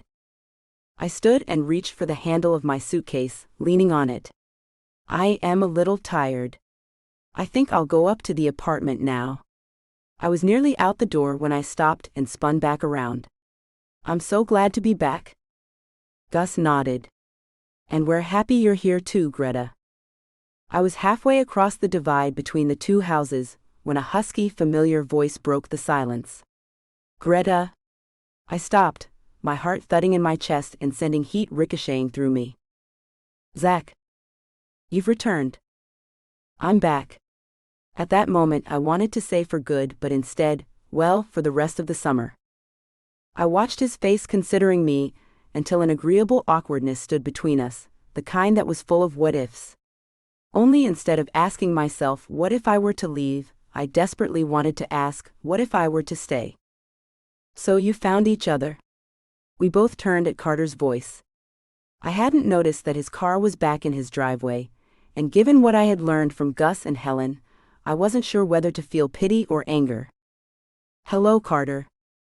He leaned against the side of it, one hand in the pocket of light tan slacks, his hair gelled to perfection and those mirrored glasses firmly in place. He could double as a movie star, and I'm sure that's what he was going for. Pity was winning out. Good to see you again, Greta, he said. You too, Carter. I stayed impersonal. I think there's something wrong with the rental portal, because my payment didn't go through. I can write you a check tonight. He shifted almost nervously, his body language no longer looking quite as confident as before. I reached for my purse. Or I could do it right now if you. No. Carter gestured with a wave of his arm, then appeared to make eye contact with Zach before changing course. I think you'd better talk to your boyfriend about that. He got into his Mercedes, backed out of the driveway, and sped off. I glanced at Zach. He's so very strange? For some reason, his finishing my thought caused me to burst out laughing. I was suddenly all of 16 and it felt great. He cleared his throat, looking so very serious now. There's no balance due on the apartment. I don't understand. He could have booked the next month easily, I think. Why would he? My words drifted off, watching emotion flicker across Zach's face. He looked determined, slightly flustered, and downright sexy all rolled into one man. I continued. I mean, he gave me a refund. Because I booked the rest of the summer. I paused, letting that sink in. Zach actually paid money to Carter. For me? A tickle of a smile emerged on his face. Maybe. Oh, I get it. You didn't want him to book some rowdy crowd in there that would be keeping you up all night. Zach groaned. Now I sound like a real jerk. I tapped my chin, thinking. Unless there was some other reason for you to pay off the neighbor. He let out a low growl now, and wrapped his arm around my waist, cinching me close. I was undeterred. Because, why would a jerk give his hard-earned money to his biggest nemesis if it weren't for a really great reason? He quirked a smile. Why indeed? I laughed. Whatever reason would he have? His strong arms continued to hold me. A beautiful woman, who's got me wrapped around her pinky. I tilted my chin up further still. I could see that. He leaned toward me now and brushed my lips with a kiss. Worth every penny. Though I had been reveling in our banter, my mind raced at his kindness and his touch. When had anyone ever done such a thing for me, especially knowing I might not ever return? It was unbelievable to me. And yet wholly true. A glimpse of him told me he too had turned serious. I began to speak, to thank him properly, when he blurted out, I owe you an apology. I lifted my chin, narrowing my eyes slightly, knowing what I had to do. No, you really don't. I'm the one who wasn't fully honest with you, Zach. I know that now. Greta, no. He shook his head vehemently, his eyes holding regret. Here's something you need to know. I haven't been on vacation. I tilted my head now, confused as ever. Wait. What? Sabbatical. A forced one. He blew out a harsh breath, eyeing me, as if looking for a sign of rejection. You were right. Everything you said was right. I'm an intense guy, but that's no excuse for ignoring the people closest to me. I shushed him, reached up and hugged him around the neck. It's okay, Zach. He buried his face in my hair, whispering, "You're too good for me." I pulled back a little and shook my head. I'm sorry about the sabbatical, but I'm glad that you chose to spend some of it with me. Best sabbatical I've ever had. I laughed lightly at this, knowing I still had some owning up to do myself. You were right, about me. I did exactly what you said, lied by omission. His eyes narrowed, looking pained. I never said that. You implied it. I sighed. And you were right on. It was a lot easier to be the victim in my scenario, to put the blame somewhere else rather than face my own mistakes. I should never have accepted Tommy's proposal. Nor should I have allowed my other relationships to reach that point. Wait. You had other proposals? I snapped a look at him. 2. Wow. I raised both palms trying to explain. I knew they were coming, and I should have headed them off before they happened. I pressed a hand to my face, wishing not to relive all that. I didn't accept them. I promise. I meant, wow, you're popular. I laughed, nearly giddy that he was standing in front of me, mercy written all over his face. Forgive me? I said. He stroked the side of my face, sending a tiny chill down my side. Absolutely, he whispered. I hope you'll forgive me too. Of course I do, Zach. We stood there, his warm hand cupping my face, staring into each other's eyes. Slowly he stepped back. I got you something. He said it casually, as if he'd been at the store picking up a carton of milk and had plucked something from the candy aisle. He pulled several folded sheets of paper from the back pocket of his jeans. Here. I reached for the pages and gave him a quirk of a smile. A list of addresses? Houses? You hate looking at real estate. But you don't. I smiled. So, you were carrying these around with you? He squirmed slightly in that cool nerdy way of his, and another thrill shot right through me. I picked this list up for you several weeks ago, in hopes? In hopes? He swallowed back his reply, his Adam's apple shifting. His face awash with fresh emotion. That you'd come home. I took in his handsome face, a hint of fresh tears welling up inside of me. He'd called this place, far away from the only family I'd ever known, home. Is that why you wrote me a love letter? He startled, his skin turning pink, then slowly deepening. You received my letter? I smiled. I thought that perhaps it had not reached you yet. It did, I said. Zach, I don't know what to say. He watched me with a pained expression. I wasn't trying to manipulate you. You said you weren't ready, and I have to accept that. Zachary Holt, that letter was the most touching, romantic thing I have ever received in my entire life. I will cherish it always. His lips parted as he assessed me, awareness showing in his expression. Though we were outside for the world to see, and I had been traveling for many hours, I wanted to ditch the pretense and melt right into him. Instead, I turned my attention to the gift he had handed me. I unfolded the pages, a printout of addresses and names. I glanced up at him, then questioning. It's every house along this part of the coast that was here in the 20s and 30s. Well, the ones that are still standing. Thought it might interest you. My heart leapt. It's like a treasure map. He laughed, his voice deep hearty. My mind began to percolate with business ideas, starting with perhaps a charity event, a fundraiser of some kind, that included a tour of historic homes. Confidence rose within me. When I paid that parking ticket a few weeks ago, I noticed there was a legal aid center at the county building. They helped me research that list for you, he said. Maybe you'll find what you've been looking for. My eyes took in his face, the curious kind eyes, the morning stubble. His mouth. I believe I already have. Oh, Greta, he whispered, reaching out and pulling me close. He said my name with such force, such meaning that I nearly cried from the ache in it. I've missed you terribly, I told him. That's what I was hoping for. He leaned back, tipping my chin up with his fingers. Tell me why you really came back. Because I was tired of running. What about the job? I turned it down. He exhaled and it sounded like relief. Tell me you're here to stay. My breath caught in my throat. If you'll have me. Zach kept my gaze, releasing another deep sigh. I was wrong that night in your apartment, he said, when I asked you to stay. Oh. I told you I wanted to find out where it may lead, but that's not true anymore. His eyes lit with resolve, fire. Greta, I've known you a month, nearly 2 if you count those cruel days and weeks when you left me. I didn't exactly leave you, Zach. Not having you here felt like a gut punch. I hated it. I couldn't stop staring at him, leaning in to every word he said.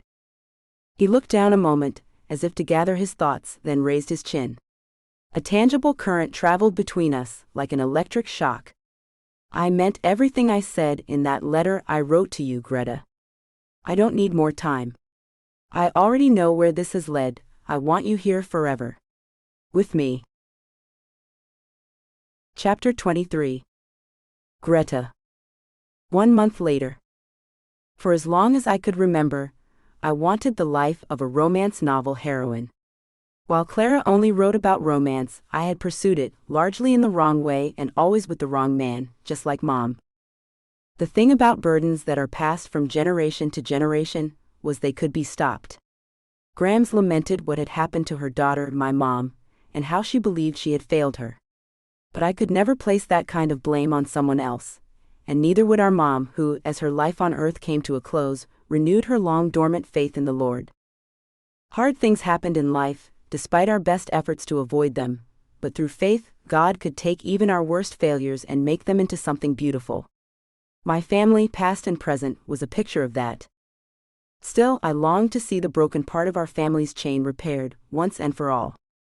Ready? Zach's voice eased into my thoughts. I looked over to where he had appeared at the top of the steps. I'd been sitting out here on the deck, waiting for him. He took my hand as we descended the stairs, fingers of sunlight still shooting across the sky. The time was encroaching on 8 o'clock. Sport met us at the bottom of the stairs. Zach unhooked her leash from a post as Sport danced all around me. I bent down to pet her, and she leaped into my arms and slobbered on my chin. Greta? I put Sport down and tilted a look up at him. Yes?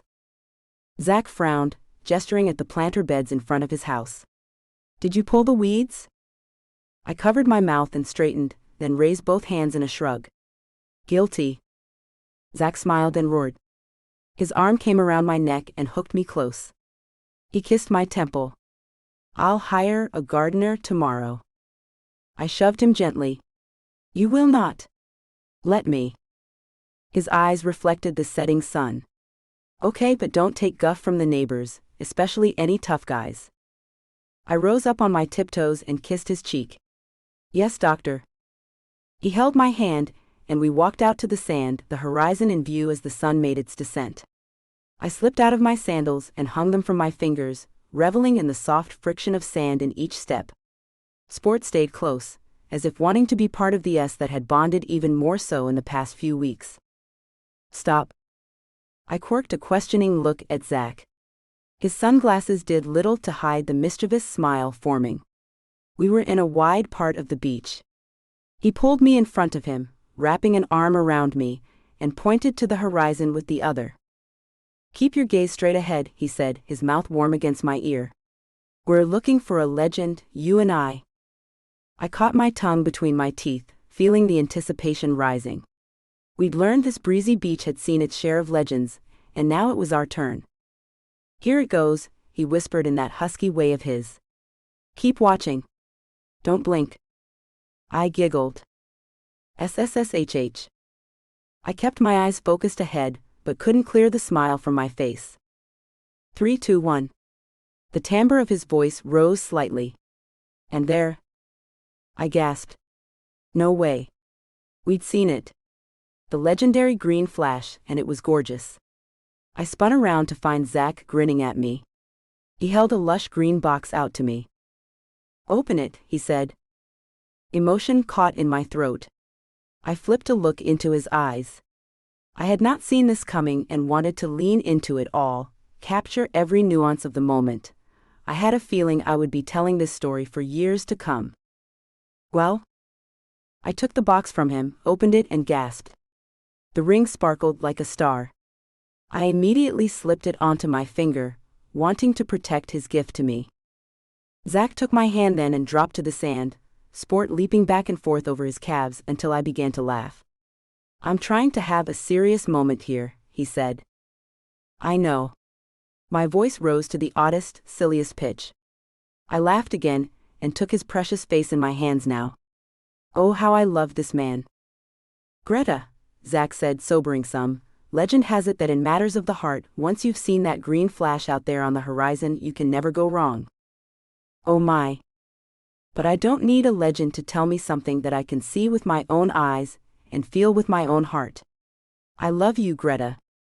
I knew it that first day. I was a hothead, but you were kind and bold, and each day after that all I wanted to do was know you more. I still do and always will. My laughter turned to tears, the happy drippy kind. I dropped to my knees in the sand, facing him.